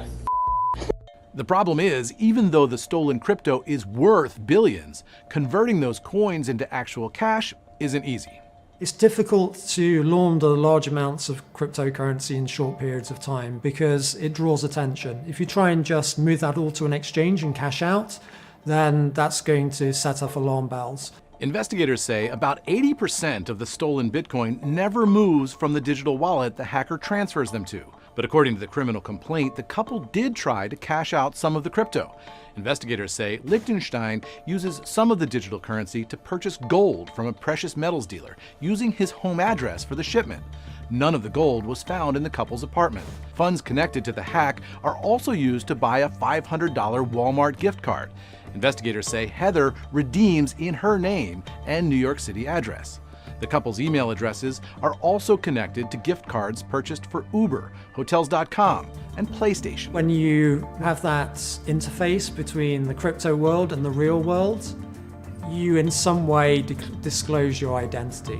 If you're buying a gift card with crypto, you generally need to give your address to whichever retailer the gift card is from. So how do Heather and Ilya end up here, living just like everyday New Yorkers, right up until the feds come knocking at their door? Can I come too? Ilya grew up in Glenview, Illinois. He moves there with his parents from Russia, a citizen of both countries. I mean, in many ways, it's just like a pretty average suburb of Chicago. He meets Charles Austin in coding class in high school. In terms of extracurriculars, I think he mostly just took all like the coding classes that were offered at the school. We're definitely various types of nerds, I guess. In the classic jock versus nerd thing, we're obviously nerds, right? We're not football quarterbacks here. I would wager that he never had a girlfriend in high school is my feeling. And like, I only had a girlfriend in like senior year, you know what I mean? Like, we were not like cool overall. If you had asked me about him the day before this story broke, I would have said, like, oh yeah, I remember that guy. Like, he's super nice. He was like quiet and somewhat awkward, but if you actually talk to him, he's super funny and nice. After graduation, Charles never sees Ilya again. So Ilya went to University of Wisconsin-Madison, which is a fairly common school to go to from Glenbrook South. I don't think it gives you a huge amount of insight into his direction in life because it's not a crazy place to go. I think it's more interesting that he ended up in the Bay Area after that, where that speaks to some amount of direction. That's where Ilya will eventually meet his future wife. Heather grew up in Tehama, California, a small agricultural town only 400 people call home. I am from the smallest city in California, originally, believe it or not. In this YouTube video, Heather talks about her family's humble background. My parents didn't have a lot of money. They both worked for the government. My dad was a biologist for the government, and my mom was a high school librarian. And I've also been totally broke and homeless multiple times. For college, Heather attends UC Davis near Sacramento, studying international relations and economics. Professor Travis Libert remembers meeting her on campus. The first time I met her, it was in the context of a guest lecture I gave to a big undergraduate class. She did introduce herself, but so did many other students. And it was about a year and a half later that she followed up by email, and we began to correspond at that point. Heather graduates during the summer of 2011 and moves to Hong Kong for work. She was living and working in Hong Kong. She was applying for a master's program at American University of Cairo. 6 months later, in January of 2012, Heather reaches out to the professor to pitch herself as a research assistant. It was sort of coincidental that just a little bit before she sent me an email, I had agreed to write a chapter in a book that was focused on food insecurity and socio-political instability. At that point, just in the wake of the Arab Springs. He hires Heather to help with data collection and analysis, but within a month, he offers her a bigger role. She sort of proved herself in those early stages enough that I invited her to join me as a co-author on the paper. She had a very quick mind. She was a fast learner. There was probably a period of about 8 or 9 months that we were working pretty intensively together, all by Skype. She was in Hong Kong at the beginning of that period, and then had picked up and moved to Cairo. Mostly they talk about economics, but the professor gets a glimpse into Heather's personal life. She was very fond of belly dancing. I know that because when she got to Egypt, she was really thrilled that there was quite a lively belly dancing culture. What he couldn't see coming was that his co-author would later become a rapper, accused of laundering funds from one of the biggest crypto heists in history. I can't say that there were sort of glimmers of this in our interaction, but the one thing that does stand out is that her signature block had evolved over that brief period. Under her name was economist, entrepreneur, hustler. Heather leaves Cairo in 2013 after just one semester at school, never finishing her master's. Instead, she heads to Silicon Valley, where her aspirations shift from studying economics to becoming an entrepreneur. When she lands a job at a Middle Eastern gaming startup called Tamatem, which will give her a front row seat to some of the biggest names in tech, through an early-stage global business accelerator program called 500 Startups. The connections Heather makes here will change the course of her life forever. So with Heather, being in that space itself gives a lot of credibility that you are part of this group. Silicon Valley itself is competitive. And within that, here's a bunch of 30, 40 companies who are crazy enough to lock themselves in an office for 18 hours for 4 months at a stretch to build something unique. Startup founder Talvinder Singh recalls meeting Heather at orientation in early April of 2013. So they were founders, and then they were employees of the companies who were also involved. So Heather was the employee of a company called Tamatem. Of course, she has a personality that ensures that she will get noticed. And suddenly, a small town girl is breathing rarefied air. Every week there will be at least 2 sessions with some of the top brains from the Bay Area. Airbnb founders, that would include Dropbox founders. During these intimate fireside chats, the budding entrepreneurs learn what it takes to succeed in Silicon Valley from their idols. You know, when you get exposed to such people and you hear their stories of how they hit a wall after wall after wall after wall and they made it work, you start believing that you can always convert a no to yes. You can always figure out a way to make something work for you. In this intense environment, founders work 16 to 18 hours a day under one roof, and Heather wasn't exactly like any of the other founders. There's something odd about her, and she owned it. It's like, you know, I'm weird and I know it. I'm not ashamed of it. Heather shows off her unique personality while filming an internal company video. 500 Startups' quirky ritual was to create a music video. We did a parody of Thrift Shop. That was a very popular song, very cringy. I remember I have some footage of us going in a ugly ass van going to the thrift shop, picking up stuff. For their parody of Macklemore's hit Thrift Shop, founders dress up in wacky clothes like thrifted fur coats. But out of nowhere, Heather decides to take her clothes off, stripping down in front of everyone. Without any plan or provocation, she decided to strip to her undergarments. Nobody else was doing that, even remotely close to it. So it was pretty odd. Maybe we got the first view of Razal Khan. And Heather makes other choices that raise eyebrows. I think she had that, completely raw passion to achieve more at perhaps all costs. People who are ambitious, people who are opportunistic, they jump from opportunity to opportunity and they go to the next level as fast as possible. Just 3 months into the program, she grabs an opportunity to work with another company from Brazil called Pin My Pet and marries one of the founders. During the last 3-4 weeks, the news came out that Heather is now married and she's in Brazil. After a whirlwind marriage and a breakup in Brazil, Heather comes back to the Bay Area and starts her digital marketing company, Salesfolk. She also meets her next husband, Dutch Ilya Lichtenstein. In a tweet from June 2013, Heather writes about listening to Ilya speak at 500 startups. At the time, Ilya is running a company he co-founded called MixRank. MixRank is a spy tool for display ads. It lets you spy on your competitors' ads and see what's working for them and learn from that. MixRank receives investments from Y Combinator, 500 startups, and even Mark Cuban. Less than a year later, Heather tweets that she's traveling to Hong Kong with Ilya, and he becomes an advisor to Salesfolk. Heather was going through a really rough time, through a divorce, making some life changes, and Dutch really was by her side. That's formed into friendship early on and then eventually became a relationship. Then, in January of 2015, court documents show Ilya opens an account at an unnamed virtual currency exchange simply listed as VCE5.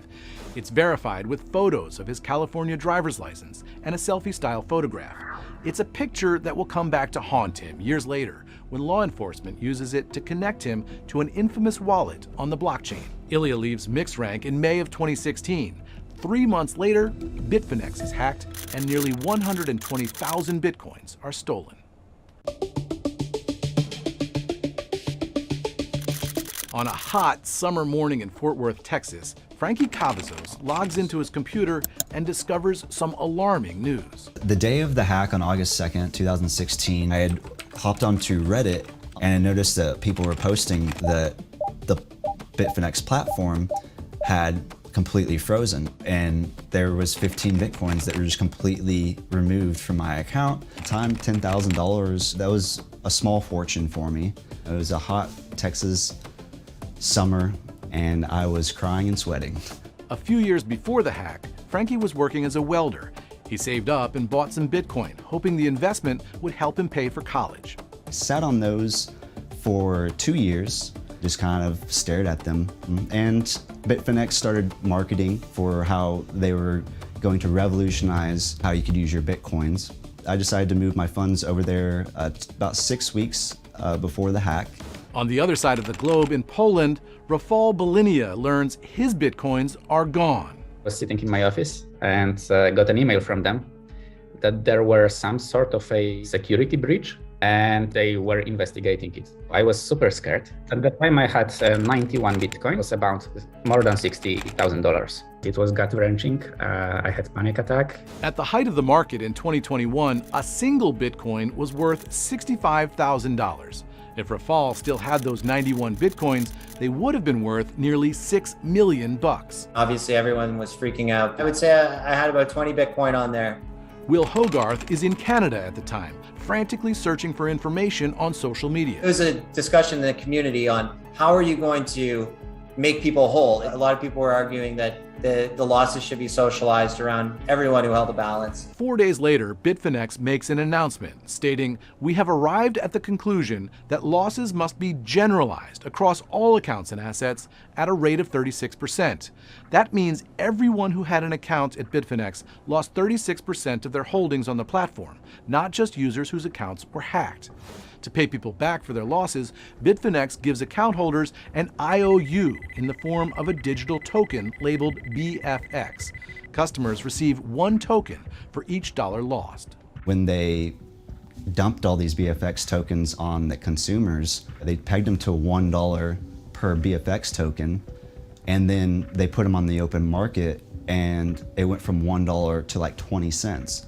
So they were essentially allowed to basically FOMO everyone out of their debt. I sold those tokens as fast as possible, immediately when they became available, and I was only able to get like 25% of their value. There was no point in time that they refunded me, not in dollar terms and not in Bitcoin terms. Then in September, Bitfinex gives BFX token holders the option to convert their IOUs into equity shares of iFinex, the corporate entity behind Bitfinex, through a so-called recovery rights token. If the company receives the recovered Bitcoin back, those token holders will each be paid $1. We were pissed. They're taking all the risk in terms of, okay, here's this token, here's debt that we're going to issue to you, and don't worry, we'll pay it back as long as everything works out. From a customer standpoint, like that's pretty frustrating because, you know, I didn't agree to take on insecure debt from Bitfinex. I just was trying to trade Bitcoin on their platform. Bitfinex declined CNBC's request for an interview, but said in a statement, "We have been very clear about the BFX tokens and recovery rights tokens that were issued to compensate customers harmed by the security breach, and we have met and will continue to meet all of our obligations. We are very proud of the proactive steps we have taken to compensate our customers, even though it was not known whether the stolen Bitcoin would ever be recovered." Meanwhile, blockchain investigators are tracking the stolen Bitcoins. Finding them on the blockchain is pretty easy.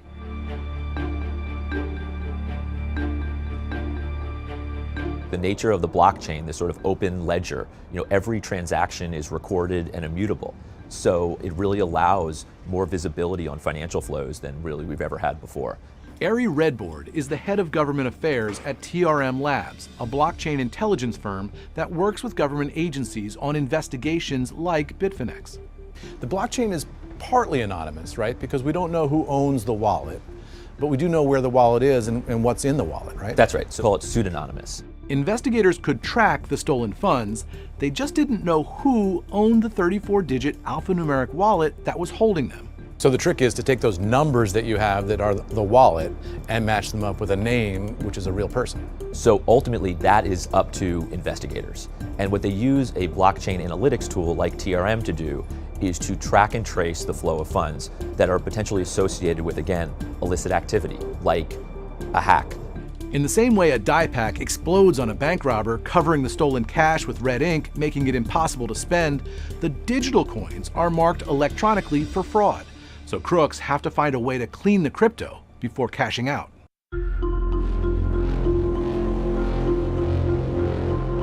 The Bitcoins first started to move in January 2017. And what we saw at first were the funds being sent to a darknet marketplace called Alphabay, a dark web retailer basically, where you can buy everything from narcotics to hacking tools to fake IDs. On the surface, it may seem like navigating the dark side of the internet to launder crypto would take the know-how of a James Bond villain. But in reality, all it takes is a special browser. It's very easy to download the Tor browser and use it. You could do it in under 5 minutes. And you'll see here, it looks very much like a normal internet browsing experience. Cybersecurity expert Sandra Joyce is showing us around a darknet e-commerce site similar to Alphabay. It's like doing deals in a dark alley where buyers and sellers want to remain anonymous. We're going to browse actually to a Russian language site called XSS. This is basically a very professional site. They even have rules about conduct on the site, a sort of criminal code of conduct. They even have an FAQ here where you can see what are the rules in buying and selling? How do you deposit money? How do you do it anonymously? You don't really need to be that sophisticated because they really spell it out for you. We'll just search for crypto, and we're using a translation feature here so that you can see what's being said in English. So this threat actor, for example, is claiming that they're going to be able to cash out your cryptocurrency here. So this is the type of activity that somebody who's trying to move cryptocurrency would find something like this very helpful.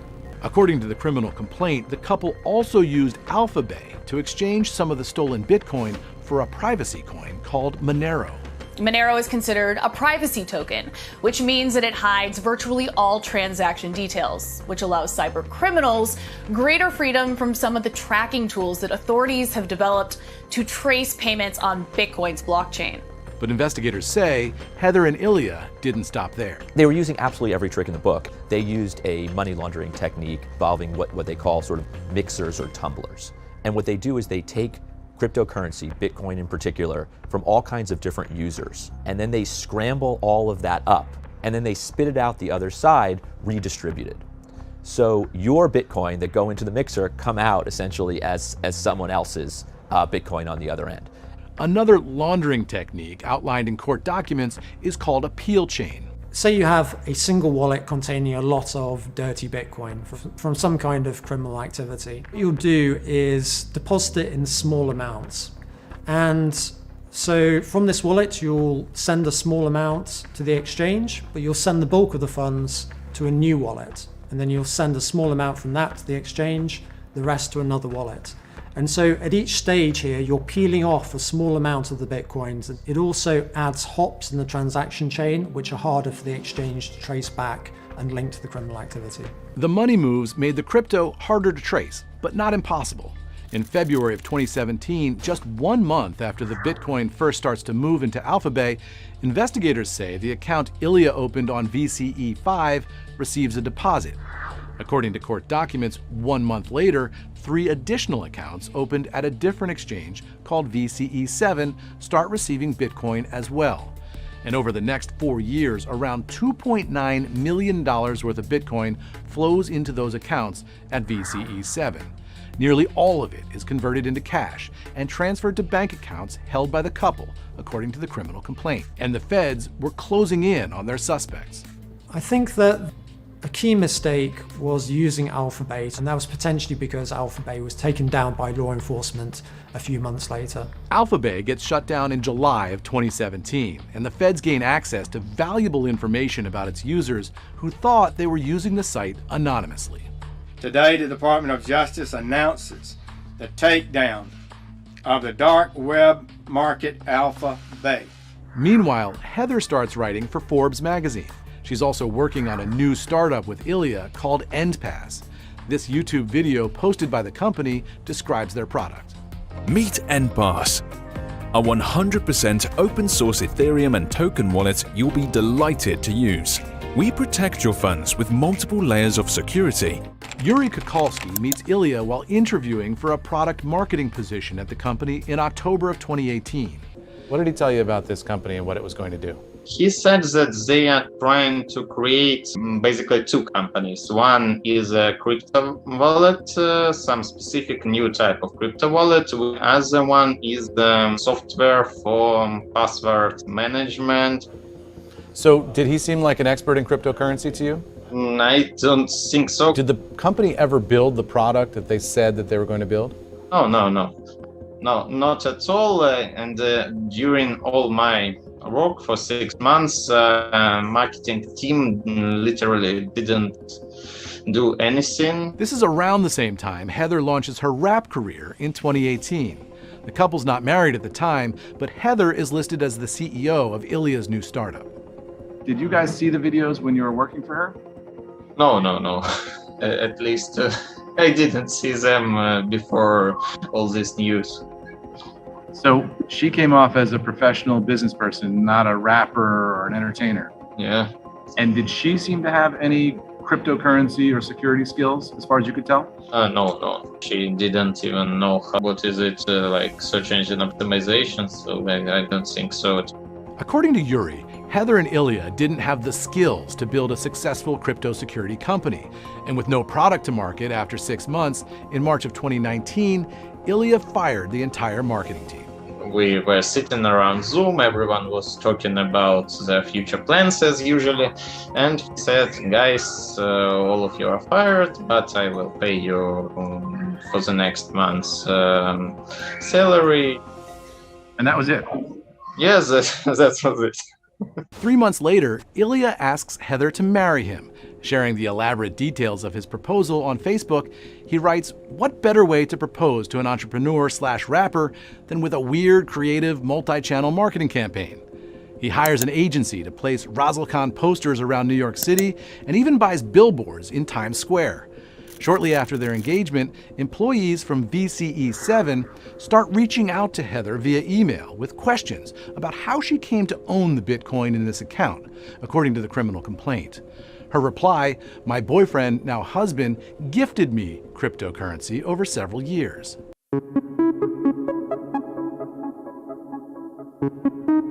On a summer night at the Williamsburg Hotel in 2019, the Crocodile of Wall Street stands up in front of an audience and starts rapping. Mother Crocodile of Wall Street. Heather Morgan's warming up the crowd at NYC Salon, a speaker series that aims to be a TED Talk with friends. The PowerPoint slide above her reads, "How to social engineer your way into anything," the subject of her speech. Social engineering is basically, I hate the term manipulating, but it's getting someone to share information or take an action that they otherwise would not. Usually, social engineering is a term used to describe digital techniques hackers use to trick people into sharing confidential information, like account passwords, through phishing or malware. But in this context, Heather says scrappy entrepreneurs can use social engineering in real life to get a leg up in the business world. I like to think of social engineers as underdogs. A lot of times, if you don't have an advantage, you have to create one for yourself. And how do you do that? I like to do that through social engineering. We asked Americus Reed, a Wharton professor who studies social psychology, to watch Heather's presentation. My exact reaction to this was like, wow, this is either an interesting sort of conversation about how to hustle, or this is perhaps the most egregious masterclass in deception you've ever seen that is being paraded as this intellectual persuasion exercise. Under a slide titled "Some Places I've Infiltrated," Heather tells the story of she and a friend breaking into a historic Hindu temple in Cairo. Then the security guard came and caught us both red-handed. She says they offered the guard a cigarette and 10 Egyptian pounds, convincing him to give them a tour instead of placing them in handcuffs. Some of the places I've infiltrated, that word tells me something. The aura here is very much of the flavor of something that is manipulative, it's a little bit dark, it's a little bit seethy. I'm getting in even though I'm not supposed to.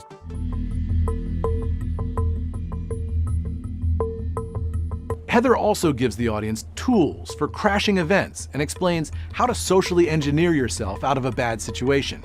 At the end of her presentation, someone asks if she ever feels guilty about using the shady techniques.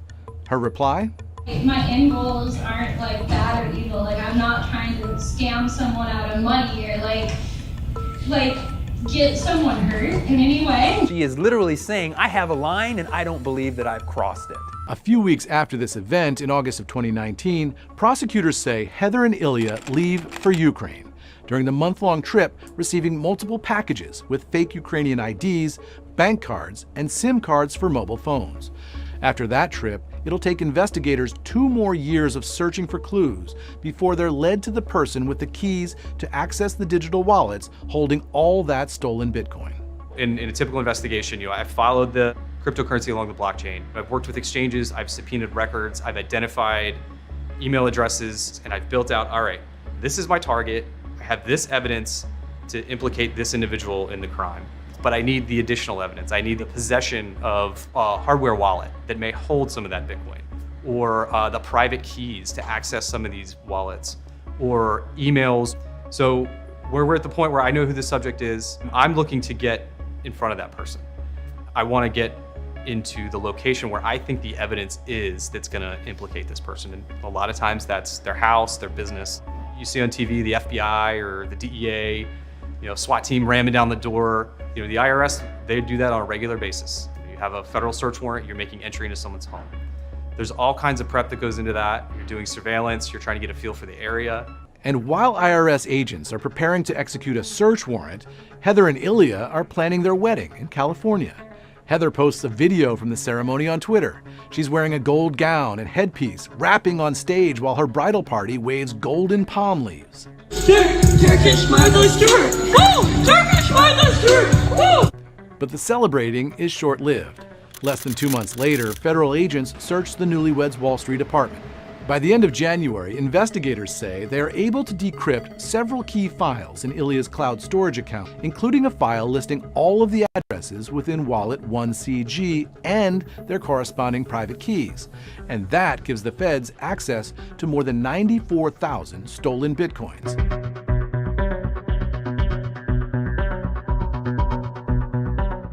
When the news breaks, Bitfinex releases a statement saying it has a right to the money. Bitfinex will work with the DOJ and follow appropriate legal processes to establish our rights to a return of the stolen Bitcoin. But some of the customers believe the Bitcoin belongs to them. I still am going to be trying to get a hold of these 15 Bitcoins because I truly believe they're mine. I can prove it through the blockchain explorers. I still expect my Bitcoin back, and I don't see any reason why they would keep it. Why would anybody question that I should get my money back? That was my property. Ultimately, it's going to be a dogfight as to who gets this money. Whether or not the government gets to keep it, whether or not Bitfinex gets to keep it, whether or not the customers get it back. Anyone who tells you there's a clear answer is lying for their own benefit. David Silver is a lawyer specializing in crypto disputes. I would say the odds are best the government is going to keep this money. The government will try its best to give restitution to victims who can show they actually are the victims of the Bitfinex hack. You're going to have to show how you purchased the Bitcoin, how you sent the Bitcoin to Bitfinex, and that you're the rightful owner of that account, and that you're the rightful owner of all of that crypto. And that's going to be very, very hard to do for a lot of people. The multi-billion-dollar battle over the money could take years, and David expects over time more details will emerge about the hack that led to the digital heist. But so far, the hacker's identity remains a mystery, and no one has been charged with the crime. So the end of this story, we don't know yet. You can't just simply walk away with a hack like this. There's someone that's going to be caught up in this that has to tell the truth, and when that shoe drops, it's going to be really interesting, and it's going to impact who gets the money. In the meantime, the Crocodile of Wall Street and her husband are charged with conspiracy to commit money laundering and conspiracy to defraud the United States, facing maximum sentences of more than 2 decades in prison. But their odd love story lives on through the lyrics Heather wrote in a song called Moon and Stars. She released it on YouTube just 3 days after the feds raided their apartment. Too weird for average Joes, everyone knows. You're the best for me. This is how our story goes. We reached out to Heather and Ilya to hear their side of the story. Hi, you've reached Heather. Please leave your name and number and I'll get back to you when I can. Cheers. Both Heather and Ilya are innocent until proven guilty, and neither agreed to an interview, so there's still some questions we don't have answers to. How did Heather and Ilya allegedly get their hands on the stolen Bitcoin? And who pulled off that $65 million hack? But it's clear that the feds are watching the blockchain, and technology is making it more difficult to make money from crypto crime. Lisa Monaco is the Deputy Attorney General of the United States. The Bitfinex arrest of the couple in New York was dramatic, the largest seizure of cryptocurrency in history. What does that case tell us now about what the Department of Justice can do to track cryptocurrency through the financial underground around the world? I think what it tells us is that we're at a crossroads when it comes to cryptocurrency. We have to be focused on the use of crypto to hide ill-gotten gains, to launder money, to hide proceeds.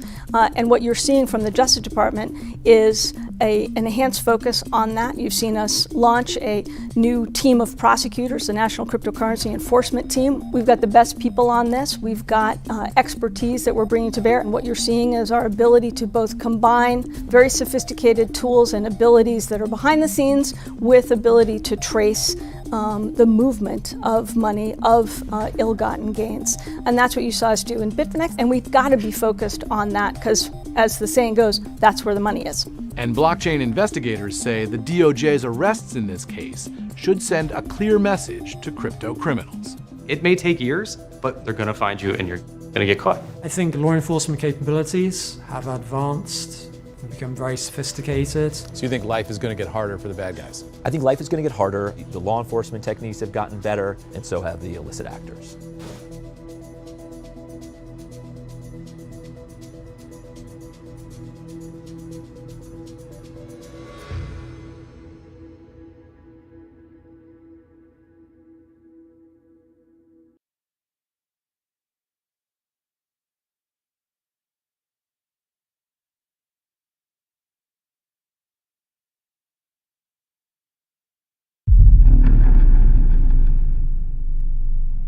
I'm Jeff Bezos. What is your claim to fame?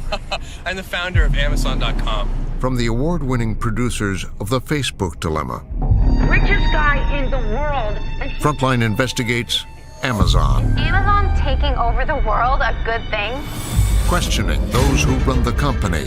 What would you say to someone who feels as though humans are increasingly being treated like robots? That's not the experience that I had in setting it up. And those no longer there. Most people would assume there is a pretty high safety standard on Amazon. And that assumption would be incorrect. The tools are not what I call battle tested. We're asking if Amazon is a monopoly. The question for the democracy is, are we okay with one company essentially winning capitalism? How do you and Jeff think about the call to break you guys up? Simply because the company's been successful doesn't mean it's somehow too big. Now on Frontline, domination was very much the idea. Amazon Empire. Jeff Bezos has already conquered the retail frontier. Now he's got a plan to colonize the final. Bezos is laying out his plans for colonizing Bezos space. is known for going big, and now he's literally shooting for the moon. In May of 2019, Jeff Bezos, the richest person on the planet, unveiled his latest invention. This is Blue Moon. It's time to go back to the moon, this time to stay. Jeff has said over and over again that the most important work he's doing is work in space. What he's built with Amazon is really important and really interesting, and it's revolutionized commerce. But it's only revolutionized commerce. Bezos' plan is to chart a new course for the future of humanity. Manufactured worlds rotated to create artificial gravity with centrifugal force. These are very large structures, miles on end, and they hold 1 million people or more each.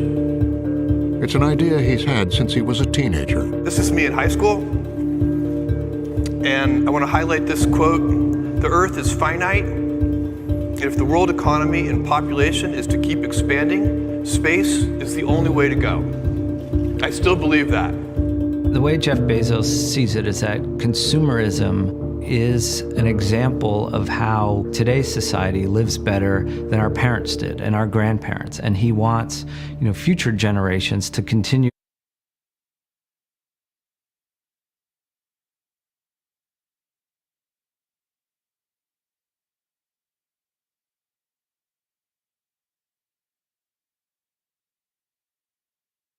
Me tell you something, you see what you did do? Can't robot. No guys, no man. Rastas, I did them up. Keep on the boy. Yeah, you lock that black bitch boy flat note and stop twitch for your hundreds. Drag them back like Marlon. In a while me no call one lawman. Get shot up on my back alone. I'm going in on me and I'm gonna squeeze it till it at me no one. Bang.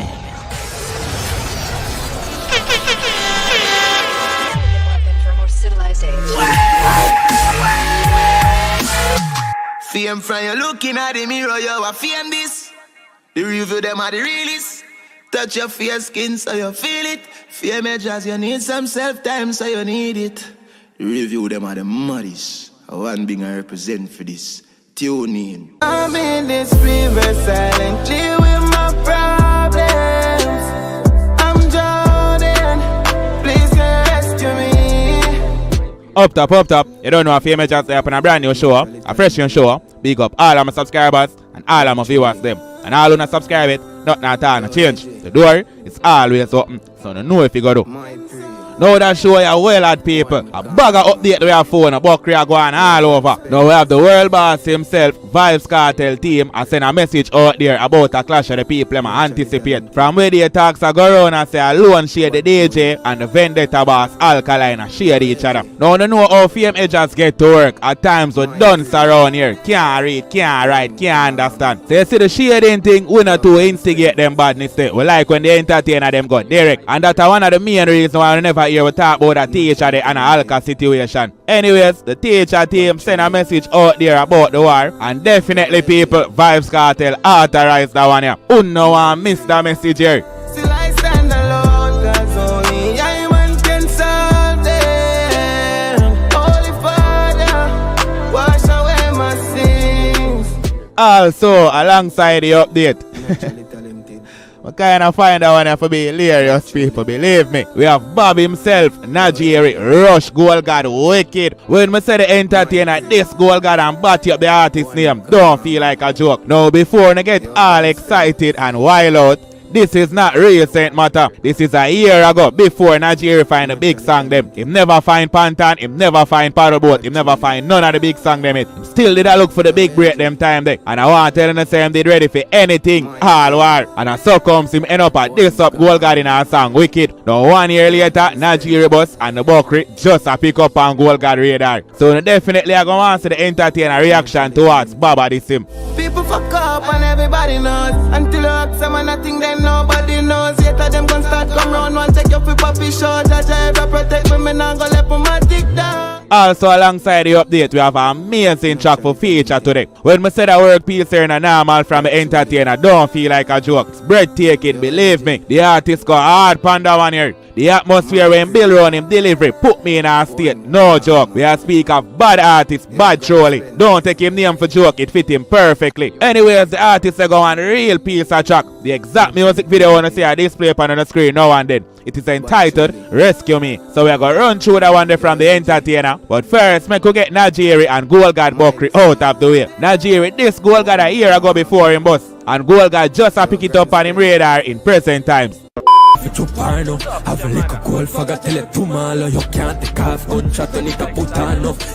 that's Najiri, this track aimed directly over Chop's side entitled Chips. And I think in a them time the Chops did I get more look into it than Najiri. I suppose the Chops and Marksman did a war. Don't know how Najiri get involved, but later on up in a life the entertainer find some big song. Sin Trap, Pantan, Paddleboat, couple well out there. But let me tell you something people, a word from the wise, the great Pablo YG. Let me tell you something, you see what you did do?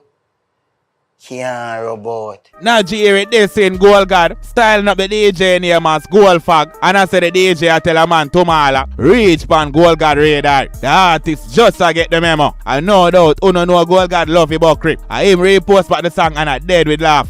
Who just send me this? Laughing emojis. Me ever dodgy straight shot them me? Laughing emoji. Jaja. Hashtag salt. Now based on a respond like that, obviously Gold God nah go retaliate. Remember it's a year ago this happened. Before Najiri at. So if Gold God go take up that this year and say him I go answer, it would want to look like him a look a hype. Some overs why the entertainer for just laugh off of this. And no tree pretty deep. Now you have some people in the comment area tell the entertainer for answer. Some all tell him say please don't run. It look like them not get the drift said this happened years ago. So it would have be a joke thing for Gold God follow up this. I just Bob for put up a bad post and make Gold God know say anything or anything. Him bad before him get the break and him still bad after him get the break. I would feel them bad. None of them. Tell them don't fuck up with them bad. Don't run up. Kitchen. Fuck no matter. Kitchen. No guy, no man. Castas, ID, them up. No that. Keep on hey boy. Lucky banana. Oh. Seven up. So. All. No. Eh? The fat youth. Yeah. You say you see fat youth. I mean, man. Yes, the one that follow up your badness. Tip on me. Tip on up with them. How about that, man? Yo. No, that's one. No. Who let all them puppy? Who let all them puppy? Who let all them puppy? No friend kill him. No. Risk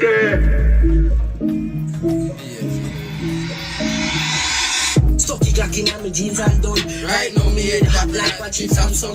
Group up, hey. Make mistakes sometimes, but me never fall back in the line. When the move bad mind and stop wasting the time. Just watch greatness shine. So that's recording artist Bad Choli new official music video entitled Rescue Me, and it's produced by My Pre Records. Big up to My Pre Records, and them first make me know the artist here. And more my sister them never miss with the recommendation. The artist bad, just like him name Bad Choli. So it's a good look for sister My Pre, them still a work with the entertainer. And if them continually got them kind of project here, expect Bad Choli to kick down the gate anytime soon. Make mistakes sometime, but me never fall back in the line. On a move bad mind and stop waste on a time. Just watch greatness strive. Powerful words yarned by Bad Choli with a humble delivery. The track here upon repeat, people, believe me. My life is over.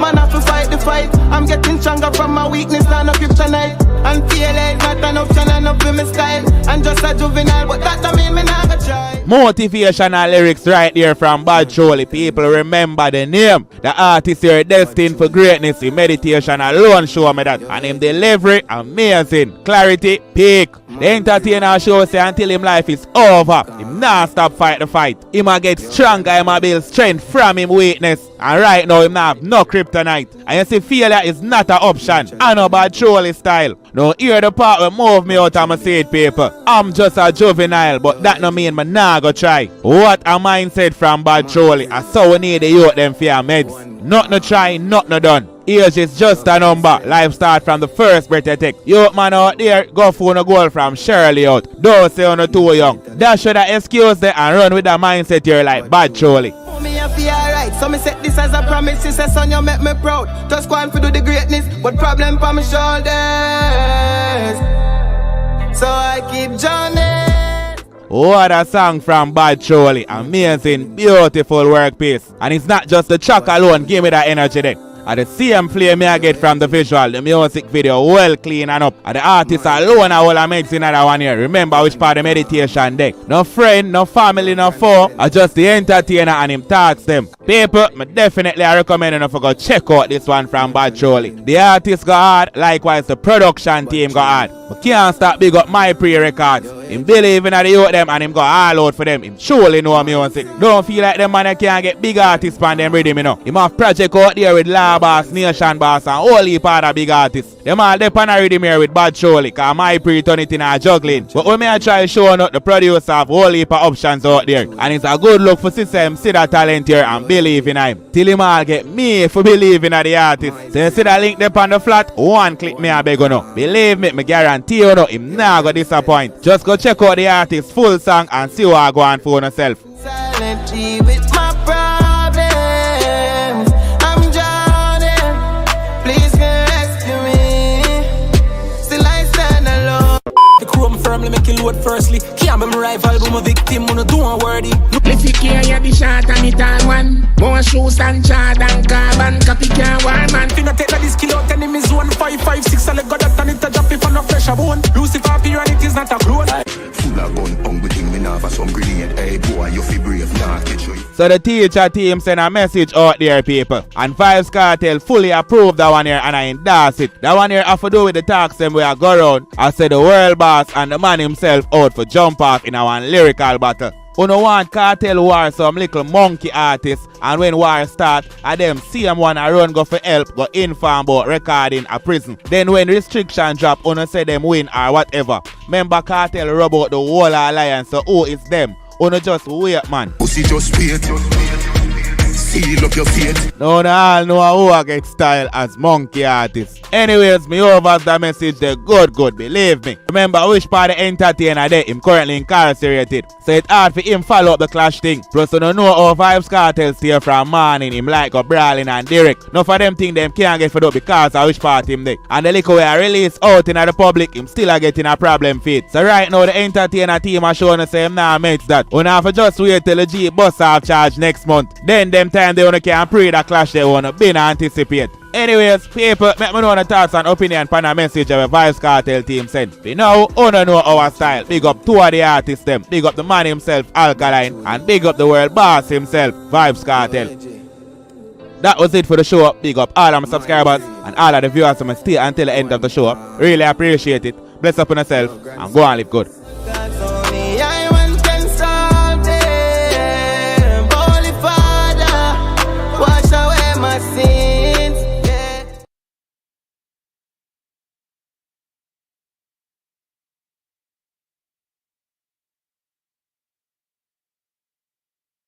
Greetings my people, big up on yourself as usual. You don't know, we have a video from the chief himself, the high priest, the Maroon Emperor, the 7-star general, the Amon Ra, L.A. Lewis. And right now we have a great video in the morning here because L.A. Lewis visit Vybz Kartel home where the government demolish, and him speak to residents of the area, and them a say boy Vybz Kartel was a good resident. You see me I say, him speak to all police officer and police say boy Vybz Kartel innocent. So people don't want to miss that video. Just big up on yourself. Bless. Servo L.A. Lewis, the social network god. I'm the biggest thing ever on social network. And anybody who says a lie, try prove it. Google it and you'll find out. Alright people. Big up Vybz Kartel people. You know the Maroon Empress people. People. Today the Emperor take off him crown. Because once again, I'm going to prove say Vybz Kartel and all the youth them in a jail is innocent. Yeah, son. I'm going to prove say corruption at its highest. And Lennox Campbell forgot prison. You know this as Vybz Kartel case done. Him take the whole heap of millions of dollars him get and run away. Vybz Kartel case was corruption at the highest people. Many more people. Cases people. That's why when I'm fully running I'm running the place as the almighty emperor, the real way people. Mega looking back whole heap of cases people. But first people, big up the police officers and people all around the world. And most of all for this dear people, big up the female police and the male police who was at the tollway when the Chinese want to rob the emperor and came to my rescue people and paid the $3,500 from my people. And in my appreciation people, I know that she never have no change for her people. So I gave her back her money people and left the money with she people because it's better I give my police who's overwork and underpaid people extra money people pan the money what she give it back because I could wait for the change people. So if she want go take it and give to some charity people, she can do that herself or do anything. But big up the police officer and big up the male officer, and I will be looking into their case people, and when I mean power right to people, and she will be powerfully promoted and highly paid, she and the male officer, because anybody who save the emperor people from embarrassment always highly paid. Ask anybody. The last time I was at a restaurant people, I say me short about $200 people. I say I look at all the man come and say, Mr. Lewis, here's $200. Cause the lady at the cashier there say, yeah, big emperor can. I say people, I never stop search until I find out what a lady there will give me the $200 Jamaican people, and I gave her $1,000 people. $1,000 people. You can ask anybody for Miss Evelyn Morrison at Patrick City people. $1,200 Jamaican do one give me the people because the girl are the cashier and were embarrassed. But Lord gosh, are you a big L.A. Lewis emperor? And you say you're richer than Andrew Wallace and can't find $200 for makeup? Because people at the time, I just never have $200. And I go look back for Miss Morrison people and I give her $1,000 people.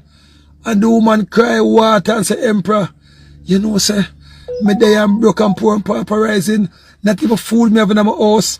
And I say, so, oh, you give me the $200. She said, Mr. Emperor, the amount of good wise you do for people. If I did give you $1 million that day that give you, Emperor, I love you. I tell all of my grandchildren about you. And people, you know, so I don't give her the $1,000 people. I still dip in my pocket and find $300 more and give it to our people. Because that part, what she said she'll give me $1 million people. So ask any go Patrick City, go ask anybody, can the woman go around and go tell everybody, I'm saying, lady, afraid of rob you. Why you go tell people something give you $1,300 for? But tell your people. I love that local old lady there. So the police woman and the man remind me people. And trust me, I go find them police because people, but this is the Vibes Cartel trial people. People no found a hypocrite. You see, Vibes Cartel was a society person at the time, like myself and now. Who have vouch him, but who know if it's a Vibes Cartel, is a look get a youth and him making millions of dollars and him do a whole heap of good things. Who know what? Who know what the people survive? How the mostly ghetto people sing Vibes Cartel? And about the society sing Vibes Cartel. The society get paid to sing Vibes Cartel. People for show up on Vibes Cartel case, people. Anyway, people, let's go into the case. But people, the reason why I'm not wearing my crown today, I say I'm not wearing my royal gown to the people, because more sure to say I put myself to a regular person, people. For sure say even a regular person can solve the case of people. And that judge should have gone to prison, people. And the way I make sure say people, even a blind man can solve the case of people. Today me wear a dark eye glass, people. I should have wear even a darker one, people. But make sure say me can solve that case with my eye blindfold, people. And that case is no case, people. At time them waste and Ninja Man people. Oh, Ninja Man that jail, I cannot understand. Ninja Man never kill nobody. Ninja Man never send nobody go kill nobody. Them now no voicemail for Ninja Man. Them just lock up Ninja Man because them feel like them can. And true, Ninja Man have enough legal sense. And Vibes Cartel himself have enough legal sense. That's why you see the empress to the law. So Vibes Cartel get a lawyer named Tuvard Vincent. Tuvard Vincent is my good friend. But Tuvard Vincent is going to go down in history as the worst and the dumbest lawyer in our history. Because up to Stevie Wonder and Ray Charles himself could have come back from the grave. Or Frankie Paul, blind Frankie Paul, could have come back from the grave and find us a Vibes Cartel case is a non-caseable case. People, so, see me now, people, so, for all of my fans, them, me know none of when the emperor take off him crown. But my people, my loyal subjects, I shall show you, said, because if I put on my crown, then I go say true, me's a royalty, make the case so fast. So me take it off, show say the common man will sweep the road, the common man will play football, the common man will up on the street corner, can't solve that case here. This is an only case where every police, even all the police themselves have a shock. I said, wait, they really lock up the man for that? People, but let us go into the case now, people. Now, put on my dark as people, to show I say, up to a blind man can solve the case of people. Now, people, we're on the multi-billion-dollar road, people, of the high society place, people. I'm going to say something to people. Alright, people, so. And I call the people and people, so see that, so the lock full. So, I'm going to give them some money and tell them to left the gate open because the gate was locked, people. So, you know, Emperor, and money run things, people. So, I'm going to give the people some money. I see that, people, so. This is the yard that Vibes Cartel was on, did live, people. See that now, them lit down the house, people. And now, people, that again now, people. You cannot have a crime scene, people. A big crime scene like this, people. And the judge himself ordered to lit down the crime scene.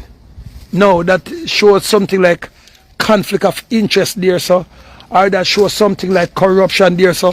So why would a judge send go lit down a house? Why would the system send go lit down the scene of the crime? Remember, you know, people. See there, people, this is the only piece of stone left out of Vibes Cartel thing, people. See there?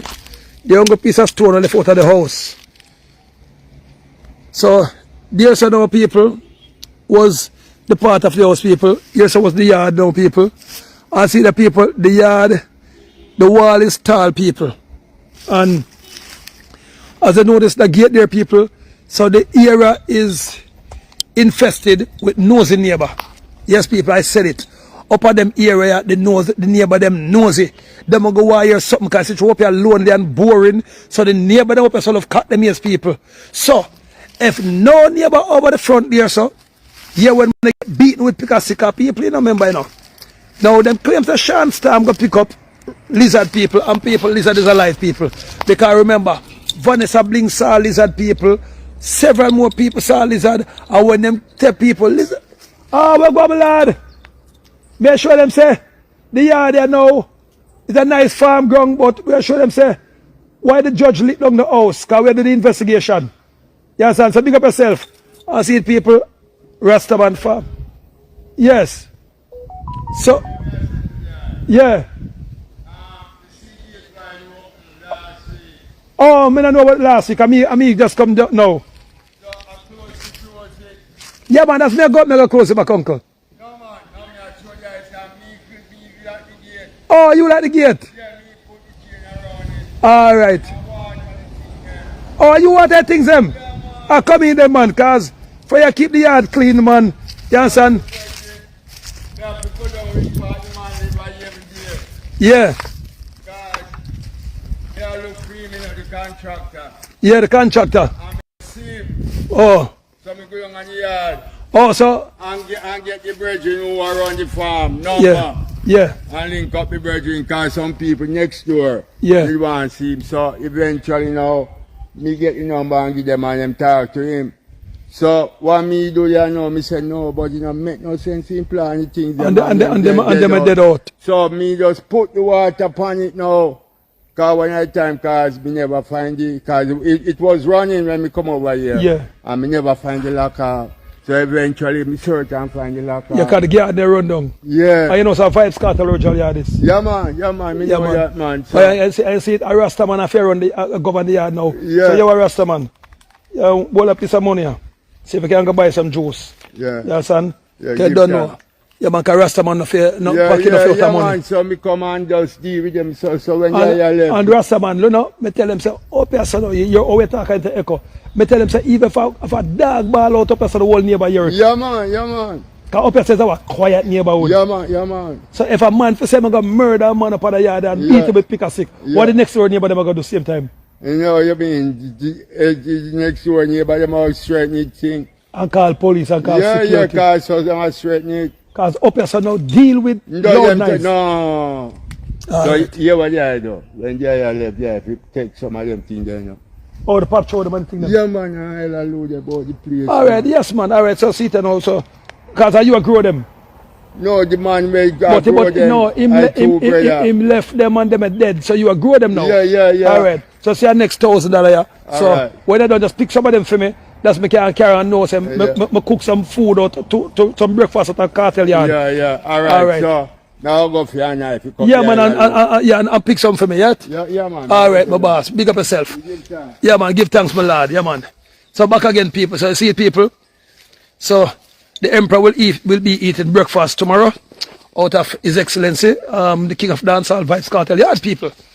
Yes, and because and the ground is good to people. It's the Gaza Federation. So now, people, back to the scene. Back to the scene now, people. And people, I'm not taking off my glass. Because I'm going to show you if a blind man can solve this case, people. Now, people. Now, see the wall, people. The wall, them tall. You understand? So, the local youth now, what remember, you know, people. The youth said police was, some police get paid for call him. You understand? Or some man that police clothes get paid for call him because I don't want to see that my police them corrupt. Big up my police them anyway. Year 1, year 2, year 3, year 4, year 5. Out of St. Thomas. Yes, greetings, caller. Hey, Louis, what's up? I'm at the scene of the Vibes Cartel demolition project where them demolition and lit down cartel house innocently, and cartel is in jail. So I'm at the scene now. How can I help you? Oh, what the shoot? What are you talking about? Seriously? So they have authorization for that shit? That's what I want to know. Who give them authorization to lit down the king house? Because Vibes Cartel is the king of dancehall. Because usually you would have to get authorization from the man himself, even if he's in prison, don't it? Yeah, you got to get paperwork. And them lit down cartel house without no paperwork. And then different from that now, did they know, sir, at the time, the phone what them say them use sentence Vibes Cartel, you know, which you have international forensic report come along. That means that there wasn't taking no part for Vibes Cartel, and there wasn't taking no part for the Andrew Wallace-led government. You understand? And them themselves said, I say, Andrew Wallace buy out the problem. You understand? So, and then different from that now, in your years of been doing police work, I remember, you know, because you're at police now. So, in your years of doing police work, if evidence is being tampered with, can that evidence go in court? No. Because that evidence would be corrupted. Same like with O.J. Simpson. When them saw the gloves, but the police take the gloves and carry him yard. So what the judge have to do? Let go O.J. Simpson, don't it? Yeah, because once the evidence is being tampered with, he should have been freed. All right. So now, the phone that Vibes Cartel did have, remember, you know, the phone now end up to be Negril. The officer drink coconut water and make a whole heap of call on cartel phone, and the video some big batty girl when slap up on cartel phone. And then now, when them hunt for the phone now, couple months after that, the police bring back the phone and come say, I just take it up by mistake for going to make a call. So, should that phone now go back in the courthouse? No. So, that means that judge that let the phone back in the courthouse, either he was corrupted or PFR is a duncest judge on the planet. Wrong, am I right, officer? That sounds like he was paid off. All right. So, then again now, to add insult to injury now, why would the judge send go lit down the scene of the crime? Because remember, you know, if me here so some boy shoot one of my squaddy them, you know, in our house, you know, and me go find out, say, the house that the scene, I could have 200 years that scene of the crime cannot be demolition. Because we have to go get forensic report, get some things for scan blood print. And remember, you know, if them say, Cartel and him friend them beat Lizard with a button, that means the blood supposed to spot up all over the place, don't it? All right. Yeah. Remember in a Donnelly case, you know, although Noel them get the coach wash out. Don't win time, although them wash out the coach, my police them still turn on them light and find out Donnelly blood in the coach. Yeah, man, there's a special AD light where you can use to confirm. You understand me? All right. Whether or not. So no matter how much them wipe it up, that light still find the blood. Yes. So why now them lit down Cartel house now and now go one piece of stone, what think of this another ground the piece of the day? You understand? So that there, so now that show said Cartel now should be free. Because yeah, basically. And then now you don't find nobody. And no, but the question is why would you announce, because I don't know if you were listening, it was announced that his trial will begin between February to April, right? Yes. Okay. Now, if that's the case, why is it that you're going to demolish his house? You're going to do all of that to his home. That means there's something that you're hiding, that you want to set back the case. All right. You understand me? Yes. So what I strongly believe, what I strongly advise you, if you can do some more investigation in terms of the paperwork towards the house. Yes. You understand me? Because you know, so from you talk a lot of people here. Yes. And things have got, you understand? Yes. And if you can present, if there's no paperwork, then no, you need to talk to one of the judges to let them know exactly what's going on, because this needs to be taken up in hand. Yes. You have to have some warrant, you have to have some form of paper to say that's signed by a judge to say that you're authorized to lick down Cartel. Yes. Lick down the seed. I remember, you know, when we the whole on the car, remember now, we seized the, remember in the Donnelly case, you know, we went in and we seized the truck where them say carry Donnelly coach, you know. And although the man will go about the business, and I think one day we'll probably give him back the truck, you know. Because we never give him back the truck because we can't, because that is part of the investigation. Yeah. So me myself go around and go give him $2,000 to get the interview, plus me give him a little money and say, all right, we're gonna go and hold on the truck. Okay, it was a my police force me have to make sure, and then it was another police now who was involved. I don't know, say, I don't like to see my police and get locked up. I don't like to see my police in a crime. So, I make sure, say, I go compensate the man for, say, if Noel, because Noel is innocent, you know, Noel never killed Donnelly. Noel is just a girl mascot. And Noel, woman and her friend them killed Donnelly, and Noel go try to help her out. And so the biggest girl mascot for all time. I don't like him because of that.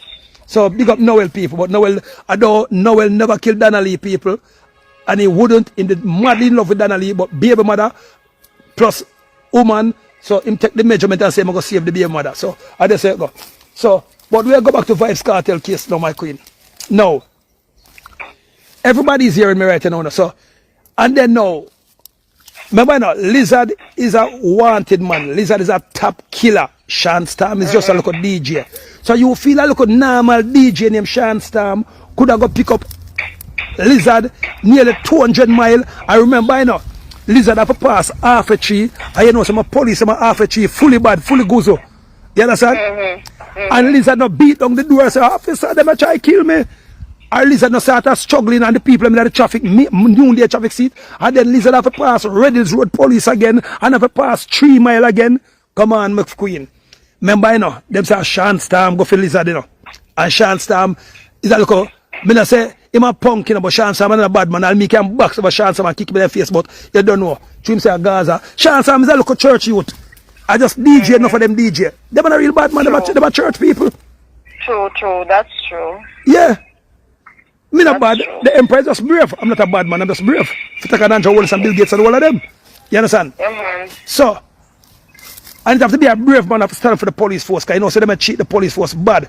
The police them need razor pay. The police them need them overtime money. But everybody's afraid for ask it for the police. And if the police no, but for and foremost, you know, you see from the first election with such people, not even want to mention names. Me know because you're afraid, but the Emperor brave. Me mention him with Andrew Wallace and all of them. Yeah.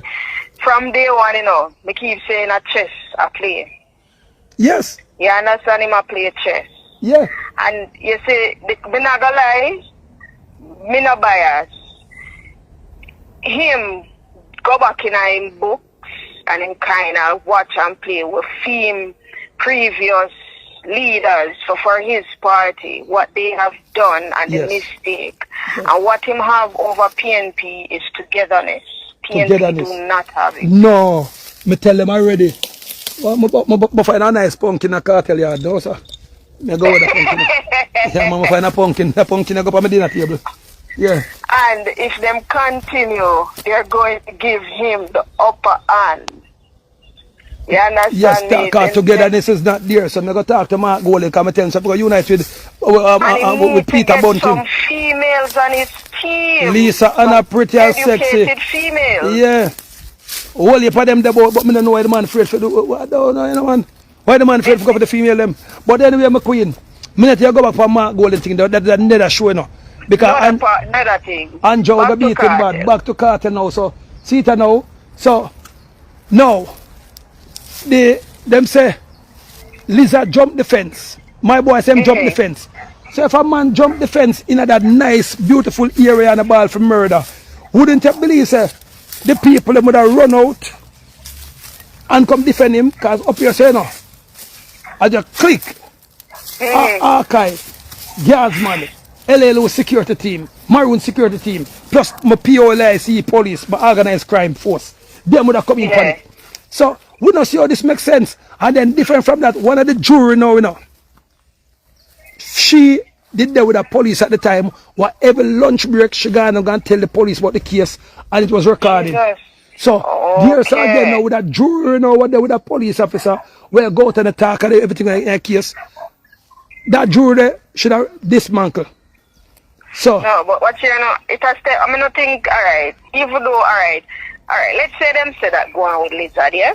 Yeah. Remember, you know, and that alone, he might do, which government don't like. Remember that he was going to come out with a book. Yeah.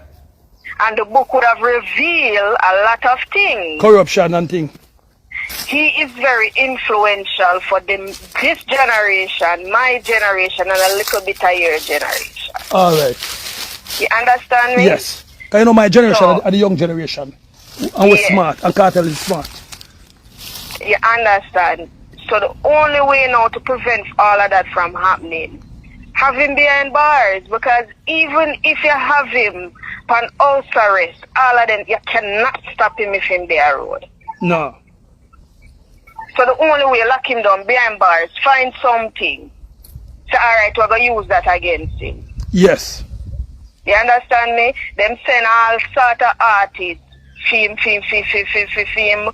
go against him, own herself and him, all him ground, same way. Yes.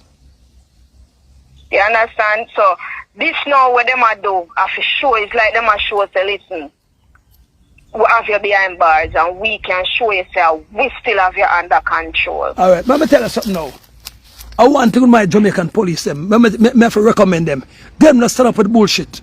Them will hustle yesterday, but it's when bullshit go on, them not stand up for it. That are the only thing I can assure my Jamaican police them.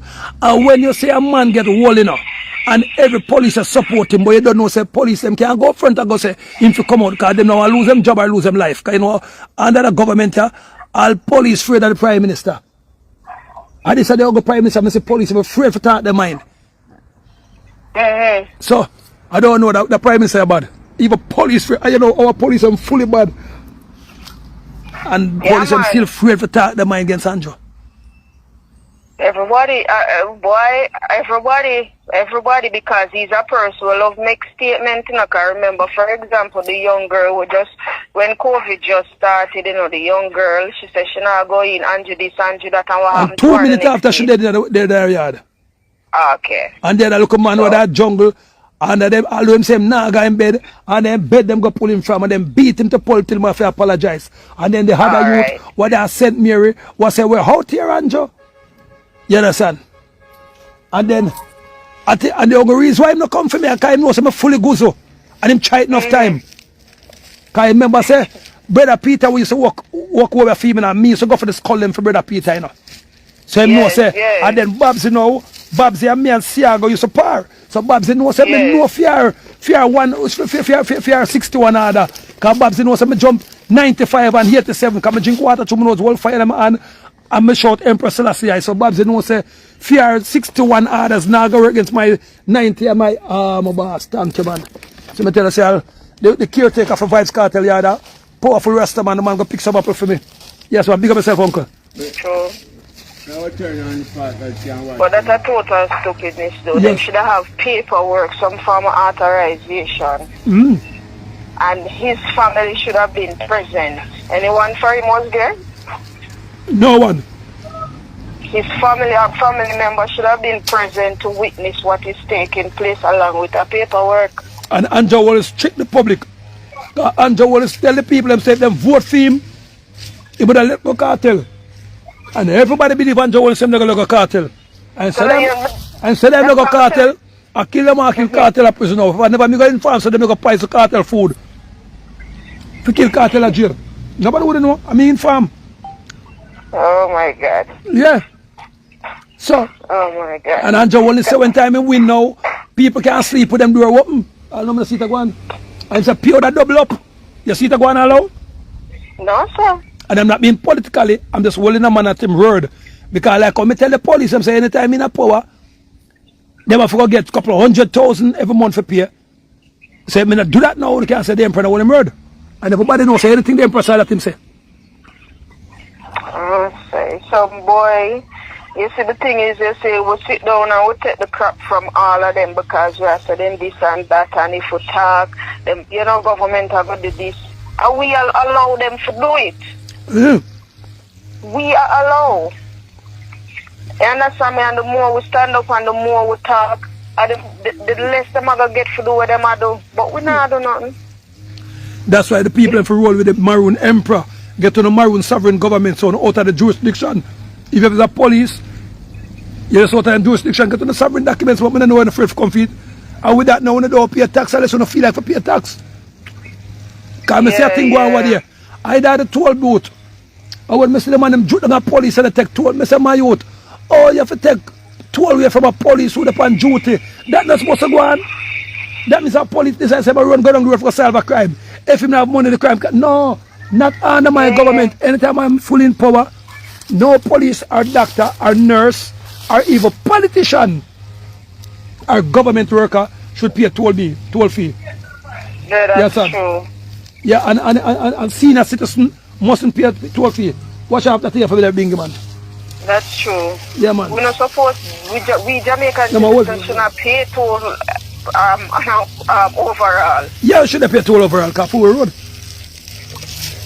Well, but so we don't own nothing, because it's a 99.9% of everything sell out here, you know, so we don't own nothing. Down to the water, get damn, they sell the water too. Yeah, and Jamaica, the money go. The light got sell out. When you pay the toll fee, the money got a foreign, so you have to rate Jamaican people as the most survivalist people. May I tell you? May I tell you? Boy, and we have the resources, you know, so we have the resources where we can really live on our own. It's just that, I don't know. Because the other day, I get to understand, say, most people don't know this. I don't know if you know as well. Some persons come and buy out some land from some farmers. And when when I mention persons, I don't need to mention who them. And when them buy out the land from the farmers, them like them full up their heads of things that go on, you know? You know, build the land, make food, ground provision, all of them stuff. The people them lock down the farm, them lock down the place. Yeah, it happened up on Spanson Road also. It happened out of Ferry also. So them Yeah, kill lock down the place, so what I tell you now? no food. We have to buy food from the Chinaman them. You do the lab-made food where them a copy. Mm. Who tell us we not start eat them already? No, it's already there. Listen people, you see? Sir. Right, that's why them cut money out when you do your thing and listen to your feeling when you talk, because when you talk a facts. But them not listen to me. You see, when COVID, remember, you know, when COVID just come out, you know, the people say copper is a way we can shield you from the 5G where them turn up at night and all of them something there. International news. Them listen and then come back with the same thing. I think I either CNN, one of them, said that for the 5G copper, deflect all of the thing there, where it won't damage the human. But when the emperor they tell them never they listen.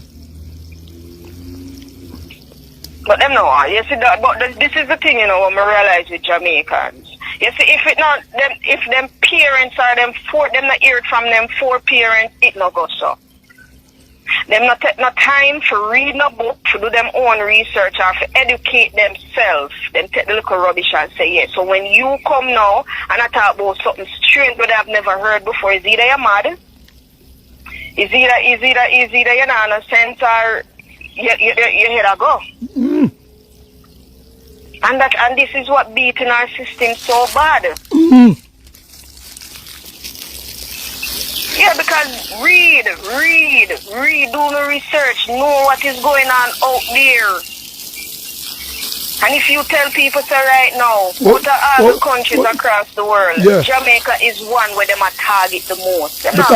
Because this is Atlantis, this is Jamaica, this is paradise. This, you know, so I find the whole of the media right them out there. Yeah? Yeah, I find the media right them out there, man. So right now, Angela Wallace was worse than I reach out my shoes this. I'm going to carry space in the shoes here. Anyway, Rastaman, remember when Carter come from jail, tell him to me plant the apple tree, yeah? Time I come back in the yard. Yeah, I just plant the apple tree in the Carter yard. But you don't have to get back to yeah, if Vijan come. Yeah. Yeah, so watching is my duty now and I'm going to get ready to go up and work and stuff, but we will communicate some more, yeah? Alright, my love, big up yourself, big up all of my squad of them for me. Yeah, man, and do and continue to do the way you do, yeah? Alright, love you know. Alright. Yeah. And people are one of my big inspector of police that. So I believe a normal police that, you know, people. I should pray it, but I know I can't pray the police know me, you know. I've got married to a police. Them too pretty. Yeah, one time, an ugly woman used to join police force. Now the prettiest girl them in the police force, people. Inspector them, hey, you know how pretty? You have a judge named Judge Pusey, Pupa, Jehovah, Judge Pusey, Batika, Capet, Dandy, Shandy. Any day Babs going ready for me. I mean, any day Judge Pusey ready for me. Lord gosh, Babs in a problem. Yeah. Anyway, people see it, huh? Me water the pumpkin tree them in the cartel yard, people, because see it, huh? You just got a nice pumpkin, people, see it, huh? So, pick up one pumpkin from cartel yard, see the people. Wash off it good. Yeah. See next apple tree people, so me plant that one end of the middle of the yard there, so. So when them grown up people, you know, so my tree there now. All the dirt soft in the cartel yard place, people. Yeah, man.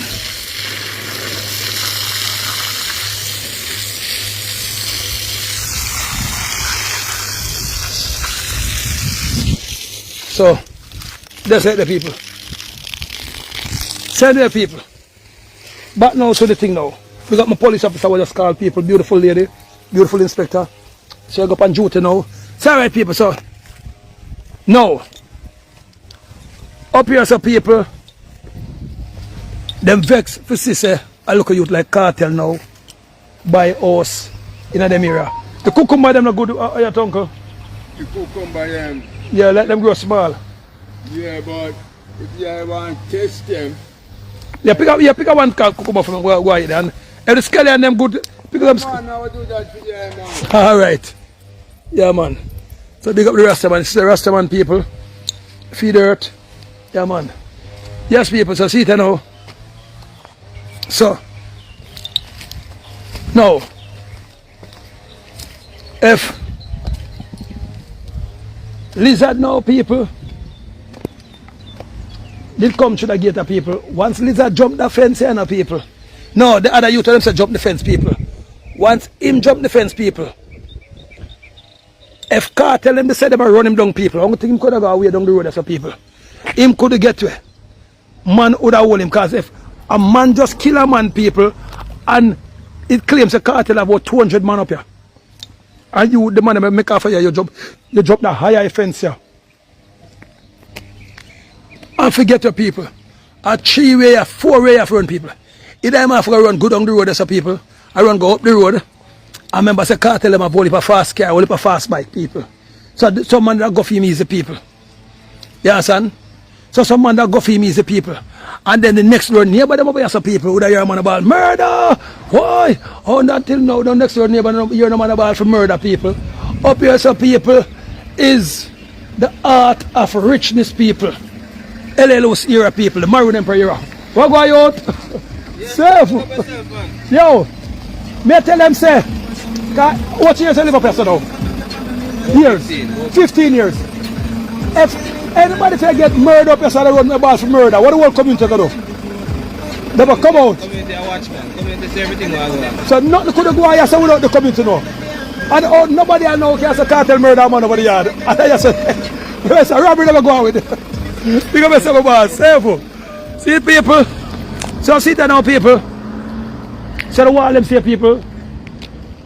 Swallowfield Avenue, people. They want name Swallowfield Avenue. The bad ability is Swallowfield Avenue, some broke pocket avenue, people. See it? Free. Remember the people. I'm up here mark that on the wall, and the dirty boy can't come past or come mark up a wall. So the people mark. Freeze the world boss. The double B stand for world boss. So even the people of the community, people, is bigging up Vibes Cartel. So what kind of murder are that?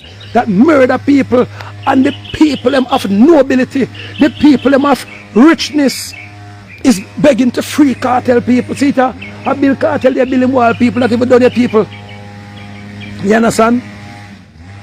And see the next door nearby your people. Lord gosh.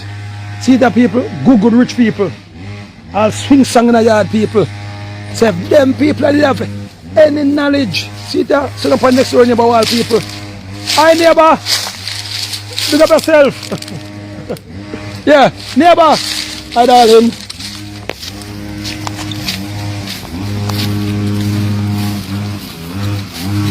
Gary is my neighbor.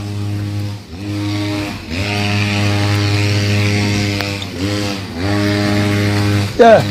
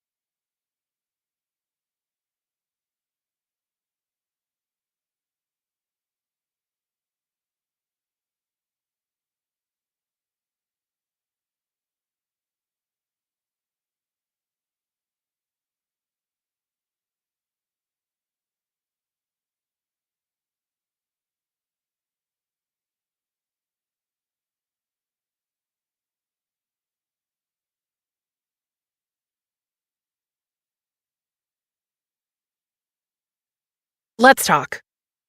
That gap was uncomfortable. What's more uncomfortable? The opportunity gap in tech. Only 29% of tech workers are women and just 8% are Hispanic. DeVry Scholars Programs aim to help underrepresented communities pursue tech careers. Let's close the gap at devry.edu.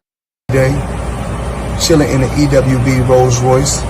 For those that don't know what an EWB is, that's an extended wheelbase Rolls Royce. I need the leg room. I know I ain't that tall, about 5'8.5". Some days 5'9", but it is what it is. Chilling, sitting right here watching the Thriller in Manila, Ali versus Frazier documentary. Come check it out.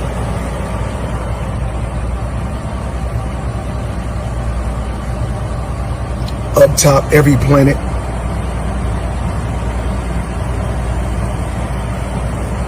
In the bag, it's crazy.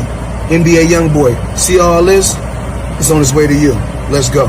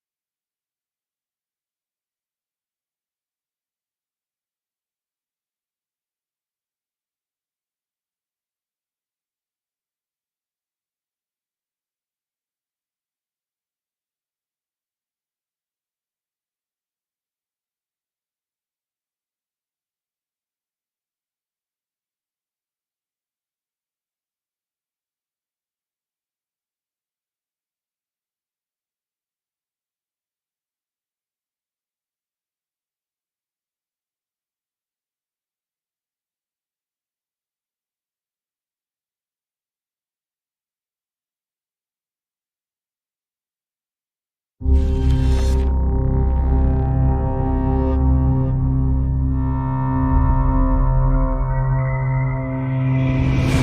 just heard the shot. The man is bleeding.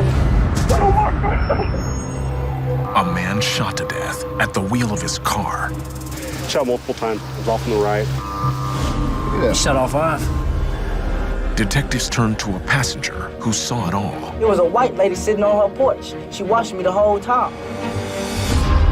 Then, He's got one gunshot to the head.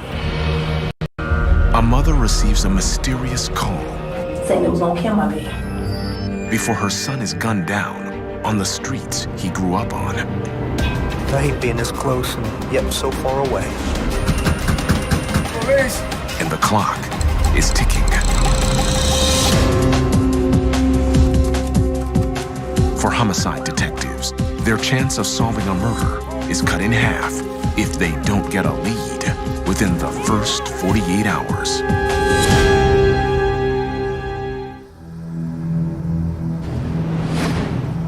Tulsa, Oklahoma. 9:53 a.m. The Turley neighborhood. 911. I just heard the shot. The man in here bleeding. I don't think he just took his last breath. Oh my God. Ma'am, we're getting officers and medical out there. EMS arrives and finds a man shot multiple times. They try to save him, but they're too late.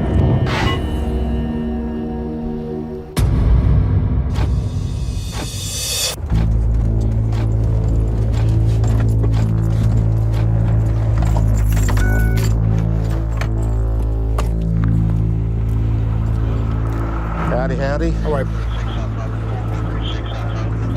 What do we know? He was the driver. Moving on the side of the car.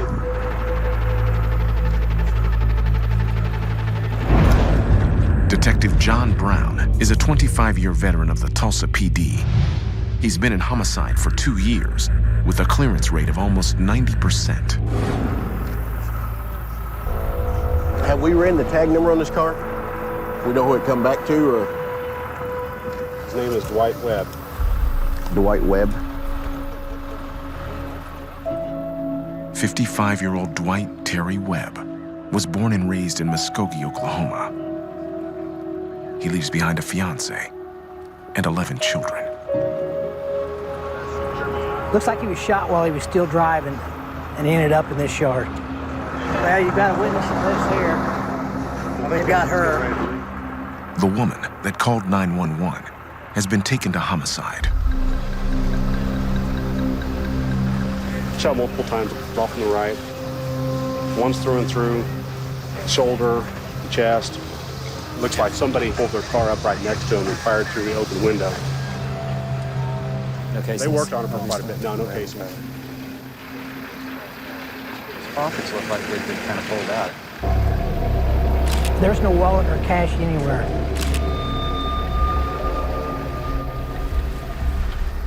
Was there a phone? There's none. Looks like he's been robbed.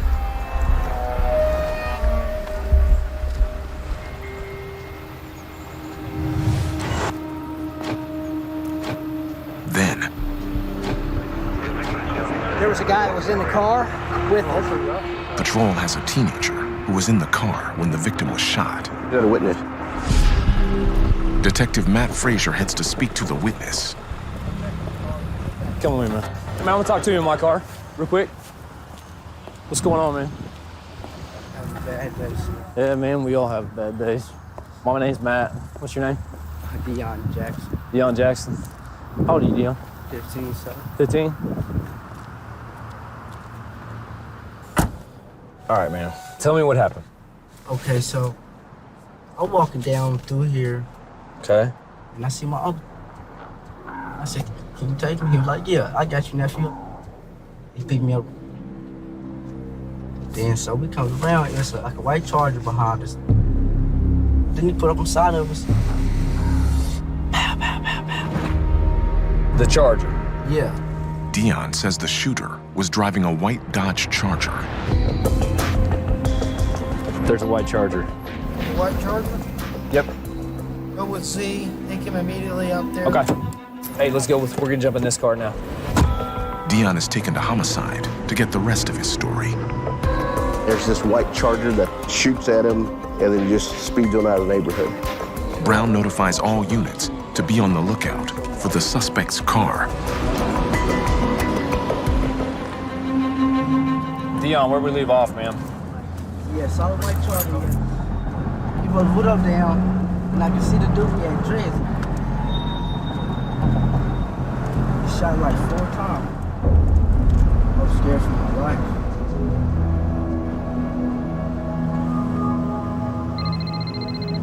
Yes, sir. Really? A patrol unit just pulled over a white Charger. All right, me and Z are on our way. There it is.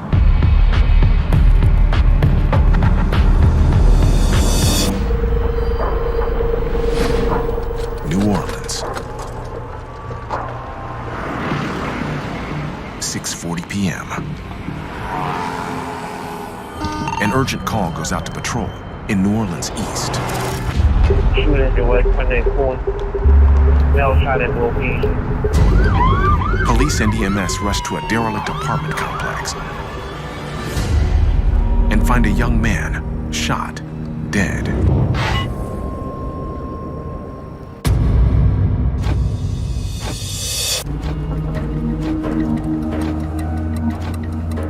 New Orleans East is areas that have homes probably close to $1 million. And a couple of blocks away, you might have a whole neighborhood full of abandoned properties. New Orleans East was hit pretty hard. You can go out there and you can still see the damage from Katrina that hasn't been touched since the day the storm hit landfall. Detective Tim Bender will be the lead on this case.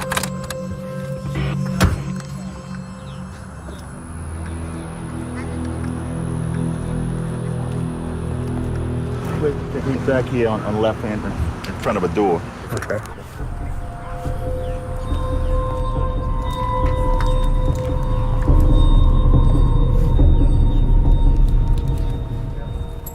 What's his name, Monk? His name's gonna be Jamont Lee. Neighbors identified the victim as 20-year-old local resident Lamont Lee.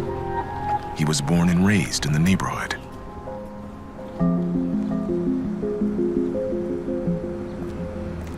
Marks in his head.